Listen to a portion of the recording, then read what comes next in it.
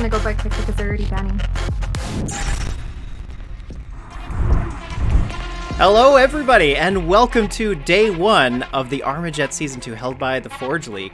I hope you're all having a great day so far. Boy, we have a lot of great stuff on tap today. And joined with me today is going to be Sapphire Sky. How are you doing, Sapphire? Hi, I'm doing really well. I'm very excited, Pilot, to see what happens. I mean, okay, we have a new game mode coming up, and this arena, this is where stars are made. If you were relatively unknown before in the scene, now people will know your name, even if you don't make it all the way to the end. So I'm actually very excited because we have a various amount of teams joining. We have 8 teams, and we have, typical Skyrose, Hammers Esports, and then we also have Fiery Tail, and XOZ, who used to be GG Easy. So they rebranded to XOZ, but then we also have what's it called, Terminus, we have Upsetters, we have Sweaty Synergy, and then we also have Team Salt that's going to be competing. So it's pretty exciting. We have a nice healthy mixture of old players, new teams, old teams, and it's pretty much anyone's game.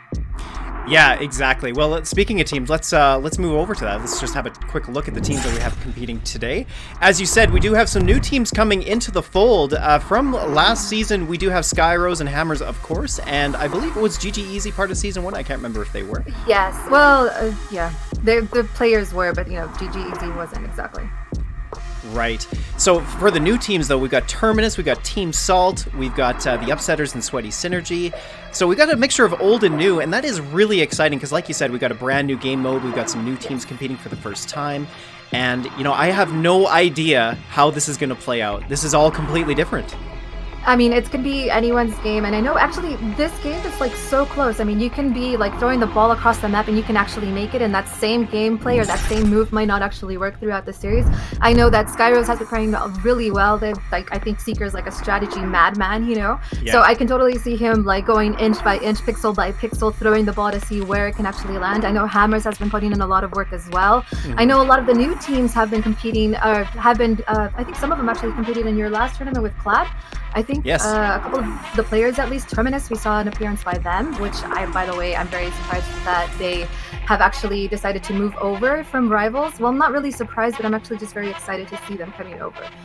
Yeah, I am too. They, like you said, they did come from Rivals. They are the top alliance over there. So these are some pretty skilled players, but Rivals is a strategic game. So ARMAJET's quite a bit different in that sense. But Battle Ball is more strategic than Deathmatch, and I think that's where Terminus might have a slight edge, and we're going to find out if that's the case. But yeah, it is exciting to see them here. So even though they're pretty new, they're no stranger to competition. So I feel they'll be able to maintain their composure as well. Can maintain it under pressure. Maybe not so much for Sweaty Synergy, Team Salt, Upsetters, since they are fairly new to competition per se. It's not necessarily against them, but we'll see what happens. Yeah, for sure. Well, enough about the teams. Let's talk a little bit about what's going to happen today. So, as part of our tournament, we have a lot of things going on. We have some incredible giveaways. We have some sponsors. We also have what I consider to be the most exciting part of this tournament, which is the charity aspect. We're going to be helping to support Mobilize for Australia. Sapphire, why don't you tell us a little bit about that? So in order for us to go ahead and donate, I think the bot is going to be propagating the link, but either way, it's hamf.am/MFA, and then use code Mobilize for Australia AJ for a free $1 donation towards the cause. And then something very exciting is that SPM Super Bit Machine is actually going to match the first $500. So that's actually really good news. And I think we also have various other games going out throughout this weekend. We have PUBG, we have, not us specifically, but other tournament organizers are going to be hosting PUBG, Fortnite, I think it was Clash Royale, Brawl Stars is also and Call of Duty Mobile as well. So if you guys want more information on that, you guys can go to Twitter and you guys can use hashtag Mobilize for Australia just for a little bit more details on that as well. 100%. And as you can see here on the overlay, we're going to be showing the donations live. And that is a live tracker. So as people donate, you'll get to see how much support we're getting. And like Sapphire said, SPM is going to match the first $500 worth of donations. So be sure to support that cause. It's going to be a really great part of the stream. Okay. So we also have the Omelette Bracket Challenge. That one was due right before the stream started, and I think you guys got a chance to get Omelette swag. We also have a snapback giveaway, so go ahead and tag your non-ARMAJET friends for your chance to win. And then, as per usual, we have clip challenges. So clip your favorite moments, upload them to Twitter, and make sure to tag at the Forge League for your chance to win some Paragon. Yeah, that's the amazing thing about this tournament. It's been a while since we've had something of this caliber. In fact, I've heard people saying since Like early four and a release. half. Yeah, Yeah, right? it's like 4.5 to 5 months almost. The last tournament, it was the pro scrims for Coda. Those ended in August. And yeah, it's been pretty much, fall and winter, the majority of it, that we've been away. So it's very exciting to finally get this ball rolling, And then Right? especially with Battle Ball, like I'm just super thrilled and everything. The Battle Ball has been really interesting since release. It's been out for just over a month now, and Yeah. I think the thing that, so a lot of people, when they heard about the game mode being coming out, not Battle Ball specifically, but just new game mode, a lot of people were thinking, is this going to be Fuel Frenzy 2.0? Yeah. And like Fuel Frenzy's decent, but compared to Deathmatch, I think Deathmatch was just always considered the best. But however, Battle Ball, I think could be the new premier competitive mode for ARMAJET. Like it's just so exciting. The amount of clutch plays that can come into the plays, like it's just incredible. The amount of like the dynamic gameplay and just the change it makes to the game overall is incredible. Yeah. You have that like the 10 seconds left on the timer and you just throw the ball or you're just running through all your like enemy team and everything, and if you just happen to make it, like, and that ends up winning the game, just moments like that. I'm expecting to see a lot of close calls in these matches, especially amongst the higher tier teams. But then the prize pool, we also have a $500 prize pool. So we have first place gets $300, second place gets 150, and third place gets 50. As of now, I do believe that this is the largest prize pool in an ARMAJET tournament. So I'm very excited for our players. Yes, right? Yeah. Yep. And not only a $500 prize pool, but there's 10,000 worth of Paragon up for grabs. That's going to be divvied out to all the teams. So every team participating today is going to receive Paragon. But of course, the better you perform, the more you will get. But yeah, it's incredible. This is going to be a fantastic tournament for sure. Definitely. So also our format, day one is going to be round robin, best of 3. And then we also have decider matches that will be played in TDM. So this allows for a little bit more versatility on the players. So it's not just, a strategy based when you're doing Battle Ball. And it's not just specifically focused on TDM where it's just, your mechanics are superior. So these two combinations, I think, do go ahead and provide kind of like a view of who really is the top team. So I'm excited for that as well. And then for every win there's 3 points, and for every 1 point for every loss there's 1 point. So this kind of helps us stay away from any draws, I believe. So the total amount of points that a team can have first day would be 18 points. Is that correct? I believe so. Yeah, 18 points is the maximum you can get. So 3 points per win, 1 for a loss. And each team's going to be able to play 3 series today, and it is a best of 3. So if you win every single game and you don't lose or drop 1 game, 18 points will be the maximum that you can get. Yes. So I'm going to go ahead and join the match. I think we've covered all of our basics. What do you think? I think so. Yeah, let's get ready and let's get this tournament underway. We didn't discuss the bans, but I know that it was taking place while we were going live. So I think, let's see, what are the results? Commander Goat is about to post them on. Match 1, Temple, Canyon, Magma, Snow Basin, Moon. I think the Quantum and the Thunderstorm were banned as primaries, and secondaries EMP and Incendiary. I'm a little surprised about seeing that Incendiary there, and then the Exo, Super Shield, and the Super Speed have also been banned. That makes a lot of sense. I think Super Speed is kind of like a second best compared to Super Shield. Super Shield's incredible. It is easily the best ultimate, I think, in my opinion, for Battle Ball. It just makes a lot of sense because it allows you to maintain your health as you're trying to dunk the ball, and it just works really well. Super Speed is kind of like a second best, I think, so that's probably why we're seeing that ban.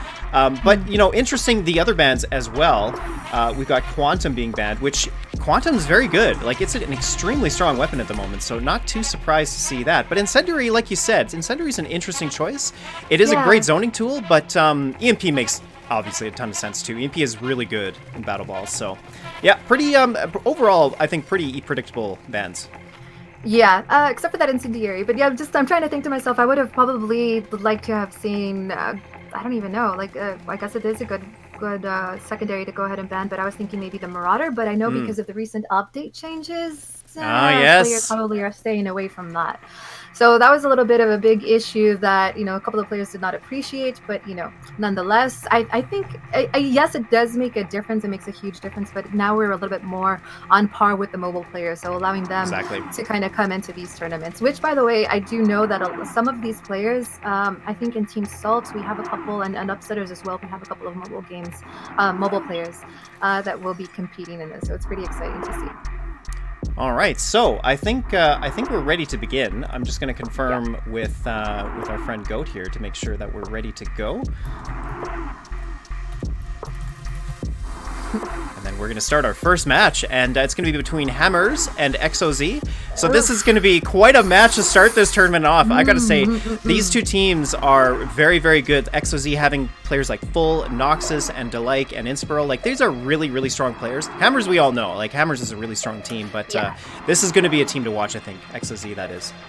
For sure. And Inspiral's actually in Australia, so he, I believe, is a player that has been affected the most with that update change. He actually has to take into consideration the lag as well, and so he has to adjust to the new time for that. So players to watch, I'm going to say Copters for Hammers Esports, and on the side of XOZ, actually, I'm going to say Argus. Like, he's been competing really well against all of the other players. I've been talking to a bunch of other teams, and I kind of asked them kind of like, well, who do you think would match really well with them and everything? And they said Argus is probably a key player to watch. Of course, you have Delight that used to be a member of Tribe, and he still is a member of Tribe, but unfortunately they are not competing this season, so he joined XOZ. And then, of course, you have Elsif, Lucas, Bolty, great players that are going to be playing. I'm actually not sure if it's not even Bolty, it's Billy the Kid who is playing. Sorry about that. But yeah, overall great players, and I feel that this is going to be such a tight match. Really, really. It's going to be exciting to watch. All right, well, we are ready to go. So, Goat, if you want to start the match, let's get this underway. Yes.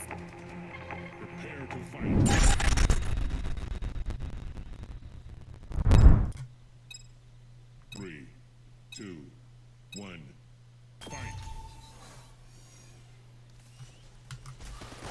All right, so the ball is up, and right now, XOZ gets the first capture. Agris is going to move through the bottom. He's going to try and get a sneaky goal from underneath, but of course, we've got two players from Hammers on the right. Copter's taking that wildfire to good effect, but almost gets it. Elsif getting the block. Very, very good save for him there. Elsif throwing it over, but doesn't quite make it, and it's going to go off to the side, and now the ball will reset. So a lot of movement going up. Everything always starts up on top. Typical Temple gameplay, especially in TDM as well. So it's no surprise. I said in my game. It's no surprise that everything's going up on top, but everything's going on the bottom now. And kind of interesting. My game is a little glitchy for some reason. Well, Full is taking the ball, and he's got a pretty good opening here. He makes a lob, but doesn't quite get there. Rocket Strike coming down will clear Hammers, and they are going to get a nice opening, and Noxus will get this shot. Actually, Delike's going to take it, and they get the dunk, taking the first goal, and XOZ goes up 1-0. Oh, man, Hammers has got to come back a little bit here. Yes, indeed they do. I'm not too sure why they're not really playing a little bit more cohesive. They're usually more like a wolf pack. Everybody's a little bit really dispersed, and I feel like they should be playing a little bit closer together. I agree with you. That was really close. A Full looked like he was going to have a clear opening to get another shot, but of course, Hammers did respawn just in time. That Wildfire Drone's doing really good work. Ball drops. Luke's going to pick it up, and now he's going to move through that center portion. Is he going to be able to get another goal and make it 1-1? We'll see. No. So Noxus picks it up. He gets a nice throw, but is a little bit short. Ooh. Will bounce up into it. No, it doesn't. So Lucas does pick it up. Teams are going to try and just cover this top portion, and that is a really good strategy, but it is pretty easy to defend. So we'll see if XOZ can get this 2-0 or if Hammers is going to even this up. So a lot of the gameplay that's happening right now is that I see Hammers getting the ball and just trying to throw it once they reach halfway through the map, and I don't think that's working for them. They're going to definitely have to change up the strategy if they want to go ahead and actually, do something right now. What's happening with XOZ is they're actually getting the ball and going towards the bottom, and I think that's actually a little bit more effective. If XOZ is able to stay a little bit closer together and kind of clear the way, I think I have a really good chance again of actually making another goal. I agree with you. That is going to be a really key point in this match. So Hammers picks up the ball again, but now it's just going back and forth constantly. These two teams showing that they are both really, really skilled, and they're just trying to get that lob through the top, and so far hasn't been effective. Maybe they're going to try and sneak through the bottom, but they're just going to continue to try and cover this top portion. Both teams doing a really good job of clearing each other, and neither team really been able to get a good, dangerous chance. But here we go. Elsif taking a lob. It's going to go off to the side, but actually Noxus does manage to pick it up. He's just going to throw it back and forth, and Hammers so far is actually making a great push here. Can they get the dunk? No. Oh man, that was really, really close. Billy Kid almost made a push there, but gets taken down by the Marauder from Full there. But now gets a lob, and Lucas picking it up. He's going to try and push forward. Timer's going to come down. It looks like XOZ's got this first game. It's going to come so close. Noxus gets another lob, but doesn't quite make it. And here we go. And match is going to end in. Oh, wow, that was really, really close. Great first match. I think they definitely have to change up their strategy. But yeah, these were great matches. I'm starting to think that the reason that they're passing the ball a lot, at least, is because it actually gives you XP. So that ends up increasing or getting your ultimate a lot faster. And we saw rain upon rain upon rain of those ultimates coming down. Either way, like I'm a little bit disappointed that Hammers wasn't able to make a goal here. They are a very strong team. So I was hoping, instead of probably a little bit more. I know that you can not necessarily walk up to the goal and and make it that way, but you can like try to hold on, I'm trying to gather my thoughts here.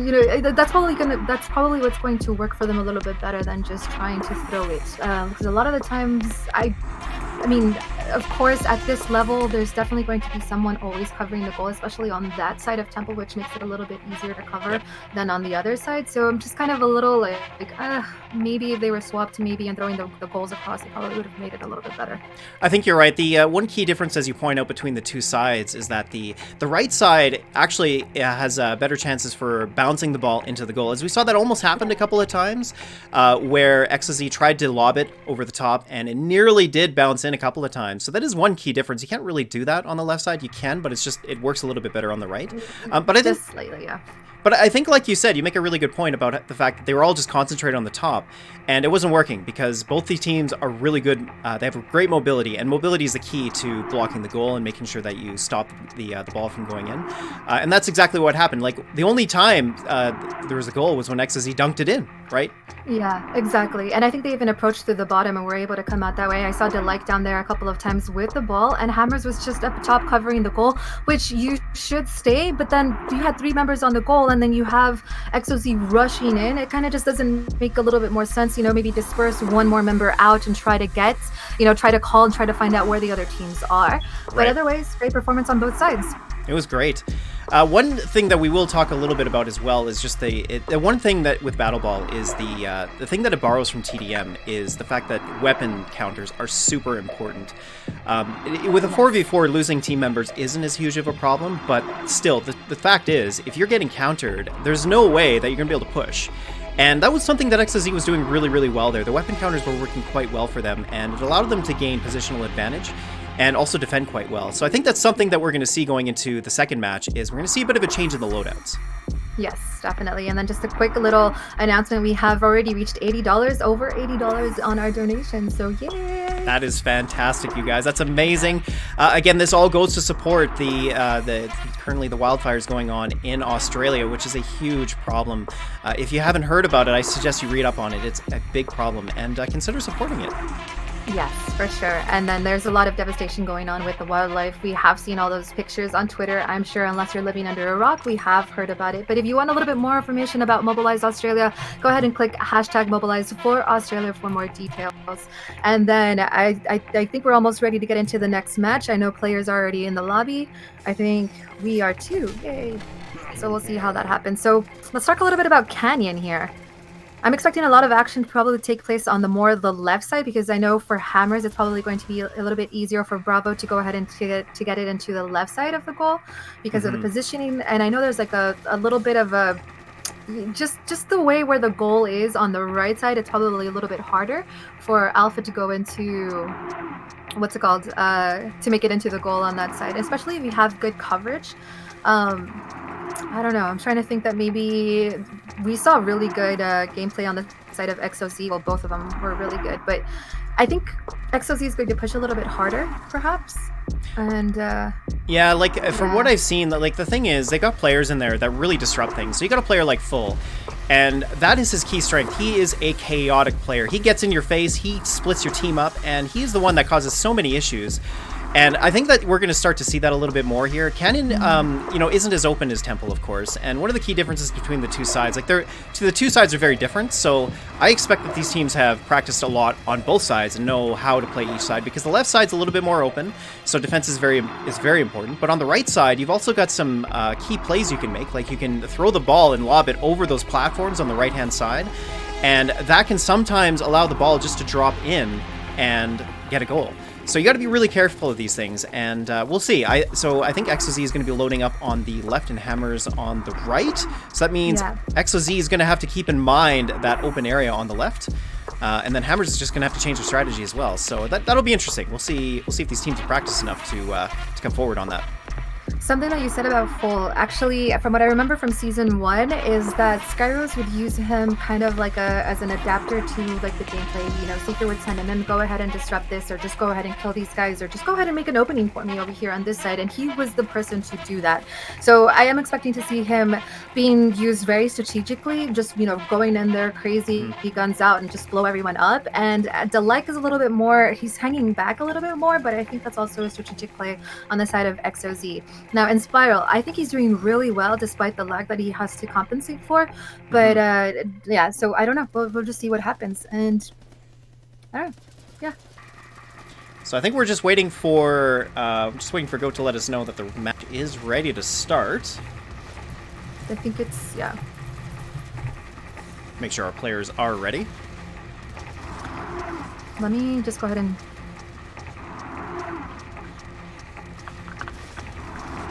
Let me do that. To have them hit R when they are ready. Okay, let's get going then. Nice. 3, 2, 1. All right, ball is live. We got the players going to make a push for the center. And it's not looking like anybody's going to pick up the ball right away. Both players just playing a little bit passively. But here we go. So almost gets picked up by Hammers, but they don't quite get there. Is the ball going to reset? Oh no, Billy just managed to pick it up. Inspiral's going to make a push. He's moving over to the right. Will he get the first goal? And it bounces, just about gets in. But Captors does manage to pick it up. That was a very clutch play from Hammers there. Well, yeah. So Hammers was able to pick it up, but in Spiral, just narrowly just deciding to go ahead and bounce the ball on the bottom, and it just didn't make it through. But he's pushing. That's a good sign. And, you know, Full is actually doing what he's doing. He's killing everybody around. He's, okay, not anymore. Delike is holding back, just kind of waiting for his teammates to spawn. It's a good play. You know, just waiting. You don't want to go in there by yourself, of course. 100%. Lucas gets that lob on the top platform, but doesn't quite make it into. Like just managed to pick it up with a sliver of health. Does die. Ball is going to drop down on the left side. And it looks like they're going to let it reset. No, actually, oh my God, Lucas gets it. Gets a dunk.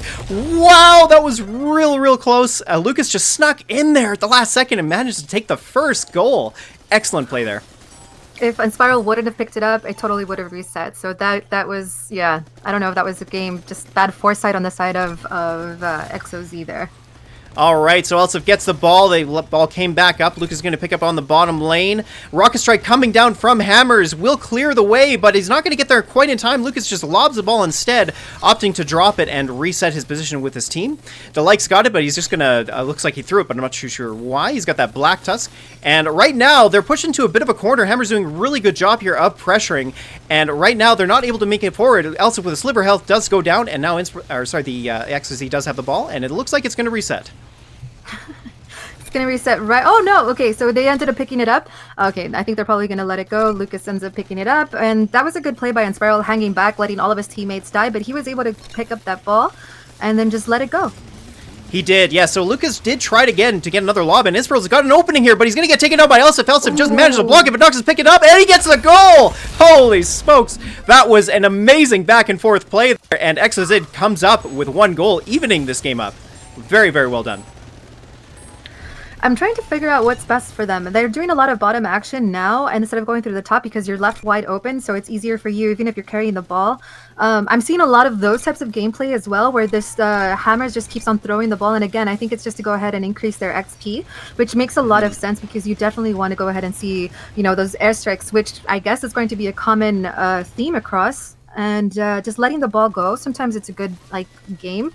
I don't know. It's very close. You guys have 4 seconds, 10 seconds to make a goal. It looks like we're going to have a draw. I think so, unless they can make a push here. Elsif tries to get it over there, but Delike picks it up, taking care of Elsif. Lucas is going to pick up the ball now. He's going to make a lob through the top, but Full with the shield picks it up, and now they're going to push over to the right. Look, and they got that Rocket Strike coming down at the same time. Ball gets thrown over to the platform, and Billy the Kid just gets there in time to pick it up. Very close there. Could have bounced in, and that could have been the game, but that's okay. So now Elsif is going to try and get the ball, gets taken down by Noxus with that Black Tusk. But Lucas here has got it. He gets a throw, but doesn't quite make it there in time. He gets taken down before he could get a good throw off. Inspro's going to try it, but Billy Kid with a half health, will he make it? No, he does not. My goodness, this is very, very close. This rocket strike should clear things up, but it doesn't matter. They're just going to lob the ball away. And now Copter's trying to make a push. Will he get it in? Oh my god, so close. Full was at the perfect place at the perfect time, because if not, that definitely would have gone in. And we've had a little bit of those plays where they're just so narrowly missed simply because the other team ends up picking it up. So great defense on both sides. Very, very good defense, and that's been a key in this matchup so far. Full got a shield. He's going to get the dunk, and there it is! XOZ takes this 2 games in a row. Who saw that coming? I sure didn't. No. Beautiful gameplay. Yes. So that means 3 points, 3 points. That means 6 points on the side of XOZ. Right? Because they ended up winning. Yeah, so these are best of 3. I'm actually very surprised that they 2-0'd. I don't know, maybe the pressure was on really hard on the side of Hammers, and that's why they, I don't know, they were doing really, really well. It's just, I'm also, again, they're just throwing the ball sometimes without, is there sense to it? And I'm sure that there is. I cannot see it, and that's something that I want to talk with Elsif about. Is like, why do you guys just keep throwing the ball? Because a lot of the times, I understand if you're trying to make it to the goal, but the other team ends up picking it up, especially on the top platform. I understand more on the mid platform, but on the top platform, I mean, I'm not too sure. I think like the biggest thing that I'm seeing so far throughout these matches, the first 2 that we've seen, is that again, like, weapon counters are so important. Once you got an opening, right? Like, once you got an opening for the goal, then you can go and dunk it. Because so far what we haven't seen is, you know, like, everybody making a push when they're defending. If they're defending, so far both teams have been really effective at stopping a goal from happening. It's really when XSZ's been able to clear them out and, you know, make a push at the right time and get that goal, right? And that's exactly what we're seeing. And the other thing, like, you talk about the strategy of these teams, like, you know, throwing the ball away has to be something they're doing intentionally, because all these teams have been practicing for this. And the team who comes up with the best strategies for Battle Ball is likely going to be the one who wins. Mechanical skill is really important too. But I really feel, because of the way Battle Ball works, that the strategy element is just as critical. So I think that's part of what we're seeing here. Like, Hammers is a very mechanically skilled team. XOZ is very good too. You know, not going to slush them in that way, but I think what we're seeing here is their strategy in general is just overtopping what Hammers is bringing to the table. So that's amazing, and they took the 2 games in a row. Incredible. And I think this is what we can expect to see throughout this tournament, guys. This is all new. We got new teams. We've got you know, a mixture of new and old. We've got a new game mode on our hands. It's going to be amazing. So I think on our next matchup, we do have Skyrose and Fiery Tail. So 2 old teams competing. We do have Skyrose, who is just masterminds. They're mechanically skilled. They've always been, I guess, you know, top 1, top 2, team top 3. They're always up there from past seasons, from what I remember. Full is no longer a part of them, so I'm actually excited to see if XOZ and Skyrose end up competing later on. Perhaps tomorrow, how that's going to play out. You know, it's kind of like an old team member. They know the strats. Well, not the strats, because strats obviously have changed for this game, but he knows what makes Seeker tick. He knows what makes the other players tick, and just likewise. These guys, they compete against each other. They play against each other in pubs, in customs, etc. So they know each other really, really well. Now, specifically for Fiery Tail, we have seen them play incredibly well in past seasons, but they've never quite broken into the top 3. I know that they do practice a lot. I know that they have been putting in a lot of time. It's just kind of like there's always something missing, and I can't really put my hands on it. Sometimes in this case it could be the strategy, in this case it could be the mechanics is theirs. When I've seen Chunkin play on casuals, he does exceptionally well. But I'm curious to see how they have prepared for these Battle Ball games. Yeah, that's the thing. So Fiery Tail, I know, has been practicing quite a bit, and I think, like you said, in past tournaments and past competitive events, they haven't been quite as successful, but I feel like here, I think they've got an edge, mostly because of the fact that Battle Ball is fairly new. So because of the fact that they've been practicing a lot, maybe they've been able to discover some strategies that could allow them to be more successful. And I think, based on what I've seen and heard, that Fiery Tail is actually going to be a force to be reckoned with in this tournament. They've been pretty successful in their scrims. I think overall they've been spending a lot of time just coming together as a team. And yeah, they should be pretty interesting to watch for this tournament. Speaking of Firetail being able to practice together, that's something that's Skyrose. That's a luxury that Skyrose does not have because they are split up between NA and EU. So from what I've heard, from what I know, is that practices and plays together, NA practices and plays together because they have like an 7 to 9 hour difference depending on the time zones. Right. But either way, Firetail is able to practice being comms together. They're able to read each other off really really well, and so we'll see how this matchup actually ends up playing with Skyrose. This is, I believe, they can only really practice together on the weekends. Right. But individually, they are all really, really good players. So I'm sure that they will find the mechanics, the communication, the synergy to bring all of that stuff together. But that is a luxury that Firetail does have, is that they have had more time to compete and play together than Skyrose has, or at least to prepare for these matches. Yeah, and actually a lot of these teams are split as far as the servers go. Like, I think pretty much every team here has an NA team and an EU team, at least most of them do. Some of them have opted to be just straight EU, but yeah, I think that is an important thing too, right? Like, I think Firetail has been spending a lot of time practicing. I don't know if Skyrose has had the same amount of time, so... Yeah, from what I know is that they have been practicing, but not together. You know what I mean? The regions have been playing together, but it's all up to the game. So I know we're getting the bans underway. So far, Seeker's banned the Gun Sentry. Oddsfish is up next to go ahead and ban. I'm trying to scroll up a little bit to see what else is left. Oddsfish banned the Sticky Grenade and the Havoc. Interesting. Typhoon has been banned. Interesting. The Sticky Grenade, which one do you think is interesting? The Sticky Grenade? Yeah, so I think the Sticky Grenade is a direct target to Braun, because Braun loves to run that with Dominion, and Dominion's really good in Battle Ball. Burst damage tends to be quite strong, because when you're defending or if you're pushing, clearing somebody in a moment's notice is really, really strong. So I think that's part of why we're seeing that. I think this is directly targeting Braun. I don't know if anybody else on Skyrose tends to run Sticky Grenade, but it can be pretty useful, so not surprised to see that. Yeah, it is interesting. So we see the Incendiary Grenade being banned again by Seeker, and then the Gun Sentry. Gun Sentry has been banned along with the Super Shield. Yeah, so Gun Sentry is really, really good. That's why we see EMP Grenade a lot, actually, in Battle Ball. Not only to slow people down, that really helps a lot, but also to deal with any drones and sentries, because you plop one of those down right where the ball spawns, and you're pretty much going to have a guaranteed chance to get that ball, and that's really important. So Gun Sentry makes sense. Of course, you could swap that out for Gun Drone. You could still run that. You could also run even Rocket Sentry with its pushback can be pretty effective. So there's lots of other choices there, but Gun Sentry tends to be the best one out of all of them. It makes a lot of sense to go ahead and ban it, especially against these two teams. I probably would have wanted to see.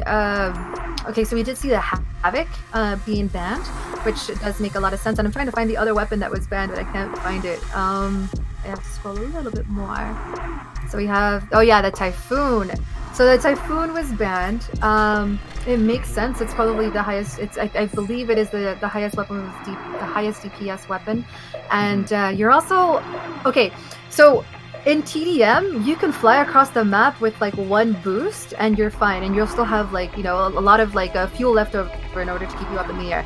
But when you have when you're playing in Battle Ball, you do have to take into account the weight of the ball. So I'm kind of curious to see why they would have banned Typhoon. And it's still one of the fastest weapons. I think it is the fastest weapon. I'm not 100% sure there. So I don't know. I'm just kind of curious to see why they would have banned it. So that had to have been a ban against a person.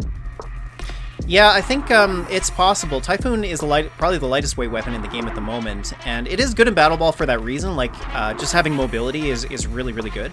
So I think it could be targeting someone specific. Something to mention, too, is that we're allowing bans on all weapons. So the 3 starter weapons are up for grabs. So Typhoon over Black Tusk, I think, is sort of the play here, and I'm not sure if this may be a gentleman's agreement or if it's possible that Typhoon is a direct target. I think you're right, though. I think it is directly targeting somebody. Let's see. So who would we keep an eye out? I guess probably on the side of Fairy Tail. I know Yobot has been doing really well. Hambone, actually. I hear that he's a great artist. If you guys are on our Discord on ARMAJET, he does these amazing drawings, and you can see his drawings on artwork. So he's, multi-talented. He's also a competitive player, and he's also an artist. So it's kind of like a little, like, just a shout out to him. But what I've seen is that he's been playing really, really well with what's called with the rest of the team from Fairy Tail. So Yobot, we used to see him a lot. I used to like Yobot and Vipensity, which I'm pretty sad that she couldn't play because of school. But Yobot and Vipensity, and I think in Coda, were amazing. I would call them the golden duo because they would just play amazingly well. So Nottleblock and Tropkin, also great players. On the side of Sky Rose, you do have Braun, Draco-san, Seeker, and Archer. Seeker is a mastermind, in my opinion. He's an older player, so maybe not as strong as the rest of the team, but, and the game's actually started, so I'll go ahead and give it to you. All right, so yes, the game did get underway, and so far, Skyros is up 1-0. Great dunk there, and we're going to see if Firetail can push back. Right now, Seeker does have the ball. He's going to make a push over to the left, and he gets another goal, so this is 2-0 within the first 45 seconds. Incredibly fast gameplay compared to the first match that we're seeing. Skyros is doing a really good job of taking advantage of Firetail's defense. That's something that I do see a lot from Skyros. They go ahead and attack. They have a on, and boom, that's it. You see, they know they're moving cohesively together. You see Braun and Archer slowly moving back along with the ball to make sure that they're able to go ahead and block it, which they do magically well here. Yeah, Braun here is doing a really good job. He's actually using the Velocitus, which is an interesting choice. Trumpkin's going to pick up the ball, though, and he's got that Thunderstorm, so he's in a pretty good spot, but Archer takes him down with that Quantum. Really great accuracy from him. Archer's going to push over with that shield, but doesn't quite get there. He gets taken down by Yobot, and now Firetail's got the ball. They do need to make a push. A minute and a half still on the clock, so they got time to even this up. Will they be able to do it? That is the question. So there's a lot of gameplay going on back and forth between the maps. It's pretty evenly sided on both sides, and the top and the mid. We do see Hambone trying to go through it, throws a ball, but just Archer ends up picking it up, and then you see Skyros coming in for the offense right now. Yeah. Oh man, that rocket strike was just so well timed, and I think that's something we're going to see throughout this tournament. Is rocket strike used to great effect. In fact, I wouldn't be surprised if we happen to see an entire team use nothing but rocket strike and just time them really well, clear the team out. It'd be really interesting.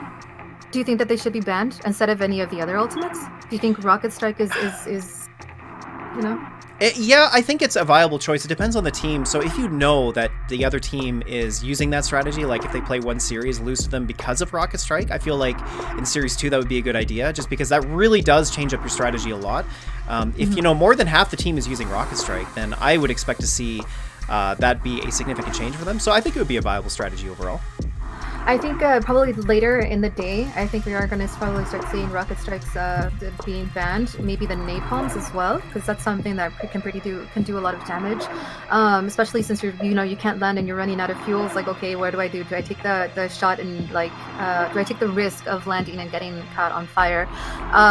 But so far right now, seeing the exo shield, seeing the super speed, I'm trying to see if anyone would probably even use trigger happy. It's something that we don't really see in games, and I think depending on the weapon that you have, it might be very effective against the enemy. Yeah, trigger happy is really interesting. I haven't seen it being used in Battle Ball actually at all, but it could be one of those hidden gems. Perhaps it's just something that people haven't experimented enough with, simply because, like I talked about before, burst damage is really good, and if you pair it up with a weapon, maybe even like Thunderstorm, for example, would be a good choice for that, just to give it some extra DPS, allow it to clear people a little bit quicker, but it is very good with certain weapons that are great in Battle Ball, like Locust, for example, is really good, Havoc's really good, and those work really well with Trigger Happy, so yeah, maybe, that could be a good choice too.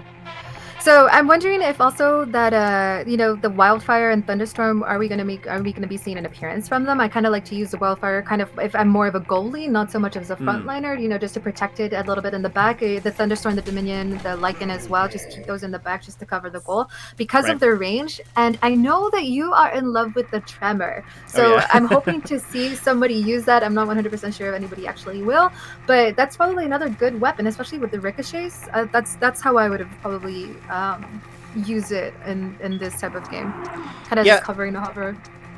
I think so. Like, yeah, so I'm a little biased towards the Tremor. It's my main weapon, and I think it can work in Battle Ball. The big problem with it is, Locust I think is a better choice in general because of the fact that it can push back and Tremor can't. But the thing that Tremor can do is, first of all, it can kind of act like a shotgun, so if you get some chip damage off on them, then you can still one-shot them. But what it really, really does a great job of is zoning the ball spawn point, because you can just sit there and spam the Tremor shots right where the ball is spawning. And it makes it really troublesome to actually push into it. So I think it can work pretty well. And, Tremor in general is actually a pretty good 1v1 weapon. So even as a defensive tool, it can work. It's just, I think it's one of the more challenging weapons to use. Not trying to, say anything about myself here, but I think just over the other choices that there are for Battle Ball, I think Tremor could be a good choice depending on the bans. But yeah, I think, like you say, I would love to see it for obvious reasons.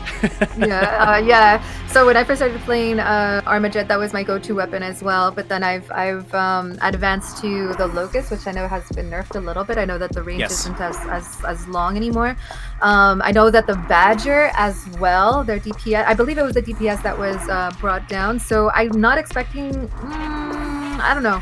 I'm not expecting those weapons at all to be banned, but I'm also not expecting to see them in any of the gameplay here. Well, speaking of gameplay, we're ready to go. So let's get this next match underway. Yes. Just gonna wait for our good friend Goat here to get things going. Maybe they're just waiting for everybody. Yeah, I think so too. And we're gonna be playing on Moon, so this is pretty evenly sided, I would say. Even the placements of the goals, for the most part. 3, 2, 1, fight.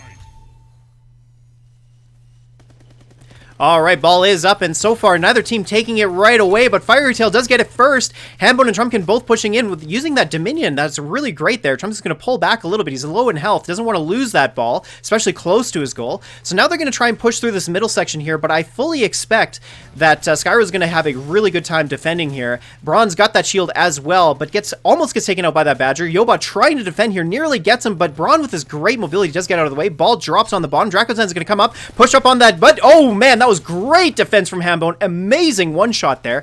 And we'll see, can they push through the middle here and get their first goal? And oh, what a clutch save by Seeker. Beautiful play. Seeker hanging back. I think he's more of a protective person, but he's actually trying to go through it, and I think he's about to make it in a narrowly missed it there. I was expecting him to hang back a little bit more than just go out and, make a surprise just like that. He did see an opening, and that's what he's trying to go for, but Braun gets a boost and gets that first dunk, giving Skyrose the first goal. Oof, that was a very close call throughout that first match, and you know what? That was really close. I think it could have been 1-1 either way, but here we go. So now the ball's back up, and it looks like Firetail's going to pick it up. Nuddleback's got that shield. He's going to get taken out, though, by Archer, using that Locust, pushing him back, and Trumpkin's going to try to push through, but can't get through the 4v1, and now Skyro's got the ball, and it looks like they're going to make a push through the middle here. So they ended up clearing, that's good play, they ended up clearing out the enemy. Archer ended up hanging back, they went through the top, and boom, just like that. Oh man, that is the thing about Battle Ball. It is so fast. The amount of pace to this game is just crazy. It can either be kind of slow like we saw through the first match, or it can be like this, where it just goes really, really fast. All right, so Seeker picking it up. He's going to make a push through the top once again, and it looks like he's going to try and get a shot off, but doesn't. Archer's got a clear opening, though. Yoba trying to defend, but can't. Archer gets a dunk and takes this game 3-0, meaning Skyro moves on. Yes, so it's been 2-0, so that means 6 points for Skyrose, and that was pretty fast. That was so very I fast. was expecting, I was expecting a little bit more, I guess, offense on the side of Fiery Tail. They did do really, really well on their defense. Not so much in this last game, as you can see, and I thought that they were going to make a little bit more of an adjustment towards Skyrose, but they did not, and then Skyrose just came in, plowed them down, and just made the goals. Yeah. And I think something we've seen here is the practice of these teams. So one of the shots from Seeker there, it was a pretty calculated play. You saw that he actually tried to lob it and bounce it off the platform into the goal and almost made it. That is something to keep in mind going forward, is that these guys know the angles. They know the places where they can shoot from. So got to watch out for that. Definitely, I know Skyrose, especially Seeker. He is, well, I'm going to say that, like, the entire team is, they are able to go ahead and just spend every day calculating their movements. Maybe not every day, but I know all day. So they are I don't know. They just when it comes to strategy and when it comes to like, okay, where can I go ahead and position myself and how fast do I have to come in and what like they're really good about take into account a lot of variables. Right. And as we saw here, they were able to go ahead and just just run through Fiery Tail, unfortunately, and then just start making those goals, and they were pretty fast. So I was expecting a little bit more of an even gameplay. Fiery Tail, they did show up, they did play their best, but it just wasn't good enough to secure a win or any lead. Actually, I don't think they made any goals. I don't think they did. No, and the thing to keep in mind, we are doing round robin, so each team is going to have a chance to play 3 series, which means Fiery Tail could easily come back. This is definitely not the end of the game for them, so I fully expect that they're going to meet and they're going to talk about what happened, and you know what? I fully expect to see a bigger push for the next one. But so for our next matchup, we're going to go into Terminus versus the Upsetters. Now this is going to be an interesting match because we have 2 brand new teams. So far, what we've seen is the old guard. Basically, we've got the original 4 teams that have been competing for a long time in ARMAJET, but now we're going to move into 2 brand new teams. Terminus, like we talked about at the beginning, is a clan from another mobile game where they are considered the top, and Upsetters is a brand new team put together, so this is going to be exciting. So it's Terminus, no stranger to competition, and we also have Upsetters. I don't want to say all of them are content creators, but I think the majority of them are content creators. I know Legendary, I know Clad is also Killer Penguin is also a streamer, but one thing to note, I think it's Tenshiki. Yes. He's an old school mobile player. Now he's on PC, but if you guys remember, I believe he went under the name of Hugh023 or Hugh something. I don't really recall. But he did make an appearance back in the first seasons, and I'm talking about like way back when, like over a year ago. And so he was a mobile player. So he's also no stranger to competition. Legendary and Clad and Cut, they've been playing really, really well. Killer and Penguin as well. I'm trying to see who. I know we have Kyle and Sicko Mode. Sicko Mode I have seen. I'm very familiar with Kyle. I haven't really seen him. I know Sicko Mode is also another streamer, so it's kind of like streamers versus pros here in this game, and I'm sure that the Upsetters might do some upsetting. And from what I remember on the Clouds tournament, Pontinki did actually a really good job when it came to covering the goals, so I'm excited to see how he plays here. I am too. That's the thing about both of these teams is they're not new to competition, so that's really good for them. But like you talked about Pontiki, man, he was insanely talented in the Clad and Jeff tournament. He was the MVP for that team. I talked to Draco about it because they played together, and he basically said, I don't think we would have made it as far as we did without him. And so I fully expect to see more of those clutch saves from Pontiki, also known as the Golden Glove Tiki. But like you talk about the Upsetters, we got I think OPX is on that team, and then Tenshiki as well. Tenshiki, like you say, he's an old school player. He's from way back in the day. He was on the original Hammer 6 team, which they consider their top competitive team.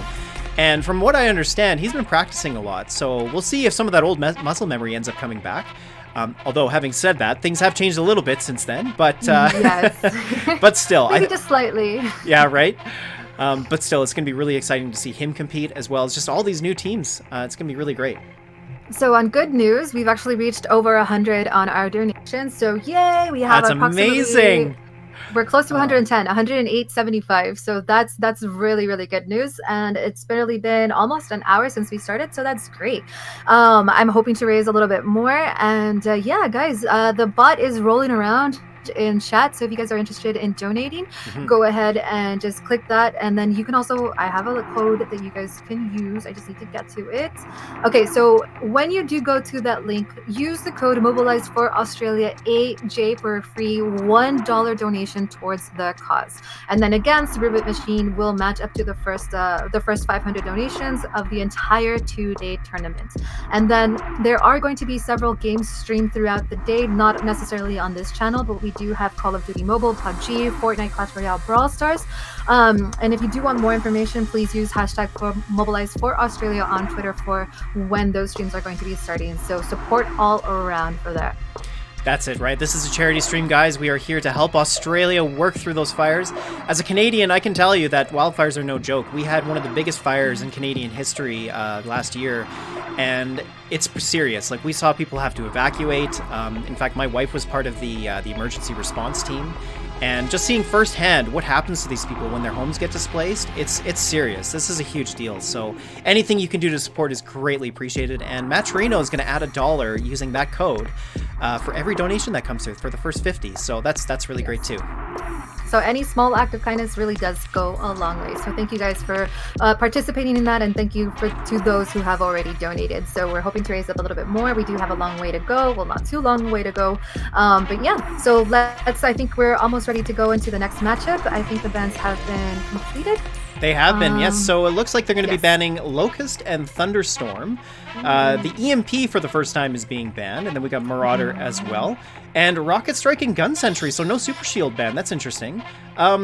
So I wonder, I'm curious about the Thunderstorm ban. I wonder if maybe that is just a sore spot for the other team, because I don't know what the Upsetters run. We're going to find out, of course, but it's an interesting choice nonetheless.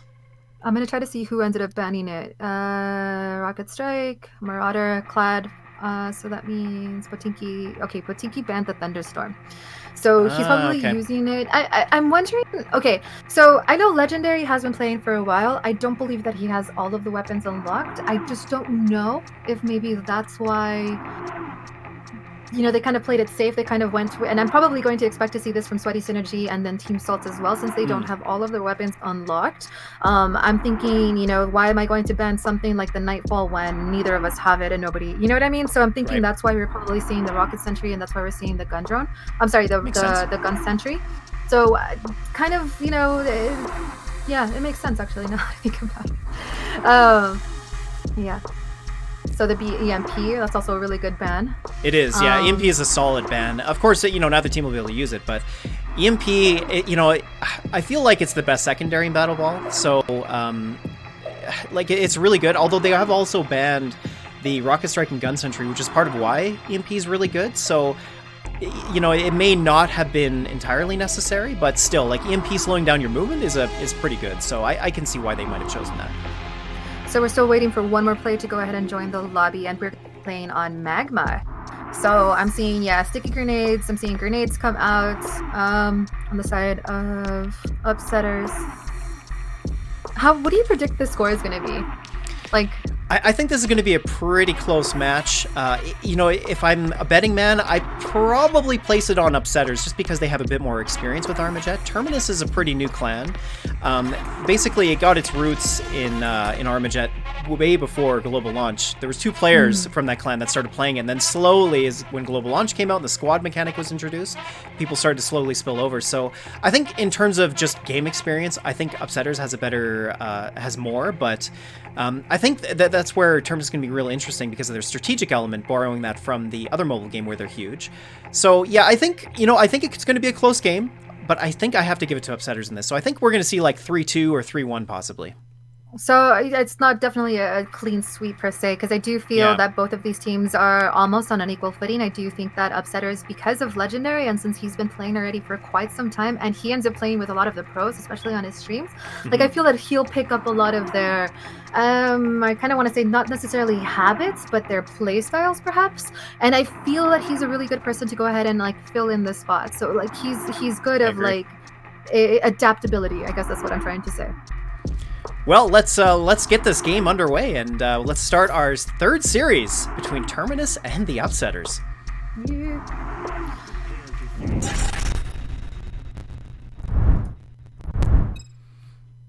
All right, here we go. Ball is about to come up, and there it is. Ball is live. Let's see who's going to make a push for it. So it looks like Upsetters is going to get it first. Makala trying to push through the bottom with the Black Tusk. Isn't going to quite get there, but it looks like he will now, but gets taken down by the nice defense of the Upsetters. Copycat's going to try and push in, but can't quite do it. So far, right now, what we're seeing is Upsetters doing a really good job of zoning that area, not allowing either team to pick it up. And so Terminus trying to pick it up, but here we go. Cut finally gets it. He's going to make a push through that bottom and gets it. Holy smokes, what a quick goal that was. And you got to be real careful of that lane here. That is a very critical point on the left side. So you got to defend that very effectively. Otherwise, you're going to see stuff like that happen. So I know that upsetters are staying more on their side of the map, which is smart. But then this is kind of like an unfairly advantaged map when you're playing this in TDM. But it's anyone's game right here on Battle Ball. But as long as you're not caught off guard and you're able to get through that those pillars on the right side, just like that, what Legendary just did. I don't know. Okay, so maybe 2-0. 2-0, and so far it's looking like it might be a clean sweep for the Upsetters. They're doing a really good job of finding openings and just taking them and getting those goals. So this is becoming a big problem for Terminus. They got to really make a push here, so they got to be real careful. All right, Maclo does pick up the ball. He's going to move back. He's very low health. It looks like OPX is going to take him out, though, and he does. So ball's going to get lobbed, and Tenshiki looks like he's going to pick it up. Actually, no, Killer Penguin with the shield, and he's going to throw it over there. So it looks like Terminus is going to continue to hold the ball for just a little bit longer. Will they be able to make a push here? He's going to push through those rocks. Maclo moves for the bottom, gets a throw, and he goes in! Oh, what a great shot from the bottom. Beautiful play by MacLeod. That was a very clutch play. Yes, I do think that he got a little bit lucky there on that shot because, you know, there were a couple of members around Terminus were around there, but I guess they just weren't expecting it, so that's a great shot. And, oh my goodness, very, very close. So Tenshiki did miss the dodge, or miss the ball there. He could have got it, but didn't quite get there. That gun drone's causing a little bit of problem, but it does get taken out. Tenshiki takes out with his Black Tusk there. Cloudcut's got his Tremor loaded up. He's got the ball, but he gets taken out. Killer Penguin's going to push forward with that OPX drone, and he gets the throw, but gets the final goal. And there it is, 3-1 in this first match. Nice. So we saw the Tremor. We did see the Tremor. That's yes. exciting. That was a good. I think it was Clad who had it, and that's actually I don't know. I'm actually glad to see it. That, you know, it is viable. Again, these aren't the top exactly top tier teams that we're fighting against, like Hammers or Skyrose or Fiery Tail that have more experience in this. But it is a viable option here, especially for zoning, just like you had said earlier. So I'm actually pretty excited about that. And oh my God, narrowly missing that last one on the side of Terminus there. Well, second to the last attempt. It was really close overall. In fact, that the game did look like it was basically all upsetters, but as we saw what happened there, Terminus started to regroup themselves after that second goal, and MacLeod was able to come in and just sneak in a goal.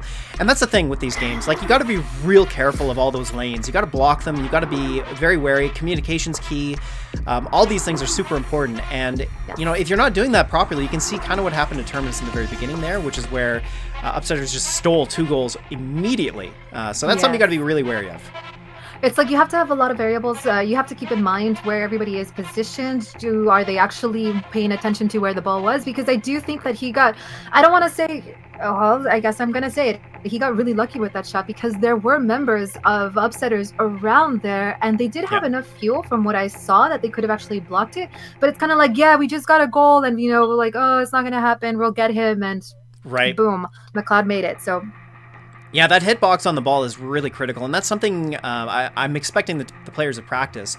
Something that, like, you know, we talked about how Pontiki's so good at the saves. Well, it's just because, you know, you have to have a real good awareness of where you need to position yourself to make sure that you do grab the ball. Because, like you said, it was a bit of a luck. There's a bit of a luck factor in there because, you know, it wasn't very much room for error for the ball to get through. So, you know, one slight little boost downwards probably would have stopped that ball from going in. But, you know, just a little bit, right? This is a game of centimeters. You know, this is a very, very close game. Which is just like it gets so annoying because you're just like, oh my God. Like, well, not annoying, but it's just nerve-wracking. You know what I mean? I'm like, I always say that by the end of these games, I'm not going to have any nails left because I'm just here biting my nails. So I can only imagine what the audience is feeling, especially if you're rooting for that team, and then all of a sudden they throw it and they just like, you know, just like grazes it and it still doesn't make it. So it's just like, But yeah, so I think we're almost ready for our next match up. Yep, so the room is created, so we're going to get our players in, and then we're going to jump into match number 2 of Series 3 with Terminus versus Upsetters. This is, again, so you know what, the thing is, they've got time between matches to talk about what went wrong, and I fully expect that Terminus is going to be doing that. Upsetters likely going to stick to the same strategy that we saw from before, you know, using a lot of Black Tusk, Typhoon, maybe even Tremor. Maybe we'll see some more Tremor from Claddencut. That was really nice to see. So just a little announcement, we've reached almost 125 on our donations. So I know we're getting there. That's amazing. Well, we've only been live for about an hour so far. And to be here already, I mean, we got 2 days full of content, guys. So, you know, and I think there's probably still more of those code usages left. So make sure you use them. And by the way, not only that, Mobilize for Australia, the Matcherino charity event, is going on with multiple games, not just us. It's going to be COD Mobile, it's going to be PUBG, Clash Royale. So there's quite a few other places if you want to get even more support in. You're more than welcome to do that as well. Yes, definitely. So I think the players are almost ready. Everybody is in, and we are going to be playing on Moon. And it's one of the most evenly sided maps, I'm going to say, especially... I don't know. I was thinking about TDM, and we actually haven't had any of the decider maps played yet. So far it's been a pretty... Right? We've had all games 2-0. That's right. Yep. So, yeah, one important rule to note is that if the games do go to a third, the decider match will be on deathmatch. So the first 2 games will be battle ball for sure. And if they 2-0, they don't need to go to the decider match. But yeah, if it goes 1-1, so if Terminus comes back here, that means they will have to beat Upsetters in a deathmatch to take the series. So we'll see if that does take place. All right, but we are ready to go. So let's get this game underway. Oh, wait, hold on a minute. Oh, never mind. Sorry. We're here. Yeah. Or maybe we should hit ready when we're ready, like to let them know. Or that's okay. I think as long as we let Goat know. Commander, yeah. I don't know what to call him, Commander Goat or Goat? I think he prefers either, but yeah. Commander, yes. Right? We're ready. Yes. So a lot of back and forth action definitely on this map, and I think as you see, Potinki just looks so cute throwing that weapon up and down. The graphics, by the way, in this game I'm in love with. Right. I finally unlocked the Pyromaniac on Wildfire, and I'm super happy about that. So I'm just gonna have it in my loadout just because I just absolutely love it. And yeah, it's awesome. Yeah. All right, Goat. What's your favorite skin? My favorite, ready, probably the Calavera yeah. for the Tremor, I would have to say. Ooh, yeah, that's nice. I mean, I love the Tremor, but the Calavera just looks so freaking good. Yeah. I actually don't have it. I'm kind of disappointed in myself, but yeah. I think we're just waiting. Oh, we're ready. 3, 2, 1. All right, here we go. Ball is live. Let's see who's going to pick it up first, and it looks like it's going to be the Upsetters. Henshiki trying to push him with that Dominion. Doesn't quite get there, and it looks like Terminus is going to try and zone that area a little bit better, but Legendary does pick it up. He's going to move through the top. It gets that shield, but almost gets taken out. Nice concentration of firepower from Terminus on the left-hand side there. And now OPX got another shield. He's going to move through the top, but gets taken out by Bambi and Pontiki. Really great defense there. Maklo going to pick it up, and he looks like he's going to make a push. Will he get through it? Gets a throw off, but Claddencut is there to save the day. So Claddencut is definitely keeping an eye open for the ball and where it is and its location. He's doing a really good job of clearing out the enemy, or at least pushing them back with that Tremor. I'm expecting them to be a little bit more forceful. They seem to be a little bit more hesitant in just going forward with the ball. And yeah, I don't know. I'm trying to think that maybe they should be a little bit more pushy through the team, but it's just not working for them. Well, just like you were saying there, Ledge did try to make a push, didn't quite get through that top portion. Yeah. So far, that's the only strategy they've tried. I would expect to see them move through the bottom, but let's see if that takes place. So Tenshiki gets a ball, he's got a clear opening, bounces it off, and Tenshiki actually dies, losing the ball. That was very, very close. Almost got that first goal. Bambi's going to drop the ball over. Very good play there, of course. But now Upsetters in a really good spot. They got to defend here. Can they get through? And no, they can't. So the ball does get dropped. Terminus is going to pick it up here, and it looks like because they got a 4v1, they're going to be able to control it. And Maklo with the sliver of health is going to move forward. He gets healed up. Is he going to move through the bottom and get through? No, he doesn't. He does get taken down, and now Upsetters is going to make a push over to their goal. Ooh, okay, so right there. I was expecting a little bit more action on the side of... Never mind. I'll just stay quiet. Boom. Done. No, that was a very, very close moment there. Ledge just got in there at the last moment. Yeah. Had just enough health to dunk it in. So that was really, really close, and does give them that first goal. So those are the moments that we were talking about earlier. That's just like the sliver of health. That's all that you need in order just to make it through, and that's what he did. I'm starting to see that they're playing really, really well. Upsetters, they're like on par. They're playing together as one cohesive unit moving around the map. But for some reason, it's just, I'm expecting them to be a little bit more aggressive. And even though they have been, they're just not making it. So that to me says that Terminus is actually really good on the defense. And as you can see, they're hovering around the goal there, trying to stop them. And they know that they're coming in from the top. So they're leaving their bottom open, which, you know, if I was, and I think Killer Penguin's going to do it. Nope. So if I was on the side of Upsetters, I would just go through the bottom, but you know, they just keep focusing on the top. I agree with you. I think going through the bottom would be very good, but Tenchiki does clear the way. He looks like he's going to get that next goal, and does! So now Upstart up's 2-0, and there isn't enough time left on the clock to get those next 2 goals, so looks like Upstar's going to take this 2-0. So one thing that maybe they should probably disperse a little bit more, instead of having 3 players on the top and 1 on the bottom, they probably should have opened up a little bit. And they probably, because, they all just died right there. And that's it. Round over. That's it. That is all she wrote. So, you know what? I think what we saw in the beginning of this match was that Terminus did a really good job of concentrating the defense. And that is really what was working out well for them. But unfortunately for them, Upsetters was just able to continue to push them off. And as soon as that happened, they were backed into a wall. And then now they're in a position where they can dunk. And that's exactly what we saw. However, I think, like you said, an important point to make here is that on that map, on Moon, on the left side, going through the bottom is very viable because you got that jump pad on the left-hand side. And so you can go through the bottom, boost up from the jump pad, and get a dunk. So I agree with you. I think that would have been a viable strategy for them to work. But, hey, they won, so... Yeah, I mean, whatever worked, right? I don't know. I feel like they were just clustered at the top. I'm talking about Terminus here, where because they were trying to beat, or they were trying to block Upsetters trying to come in through the top as well. But then you only had 1 player on the bottom, and I feel like if they would have done like a start from the top and then move to the bottom that way, they probably would have. Well, I mean, they ended up winning anyway. But that's just also another gameplay. And this game was really left-sided. We really hardly saw any action on the other side.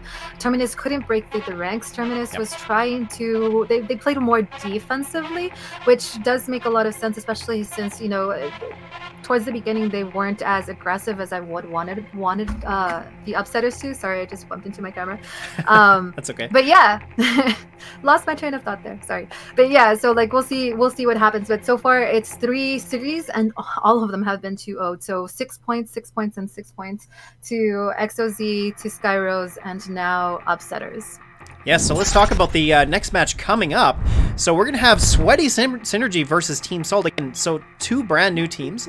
Team Salt, in fact, was a last-minute addition to the matches here, so that's really great to see.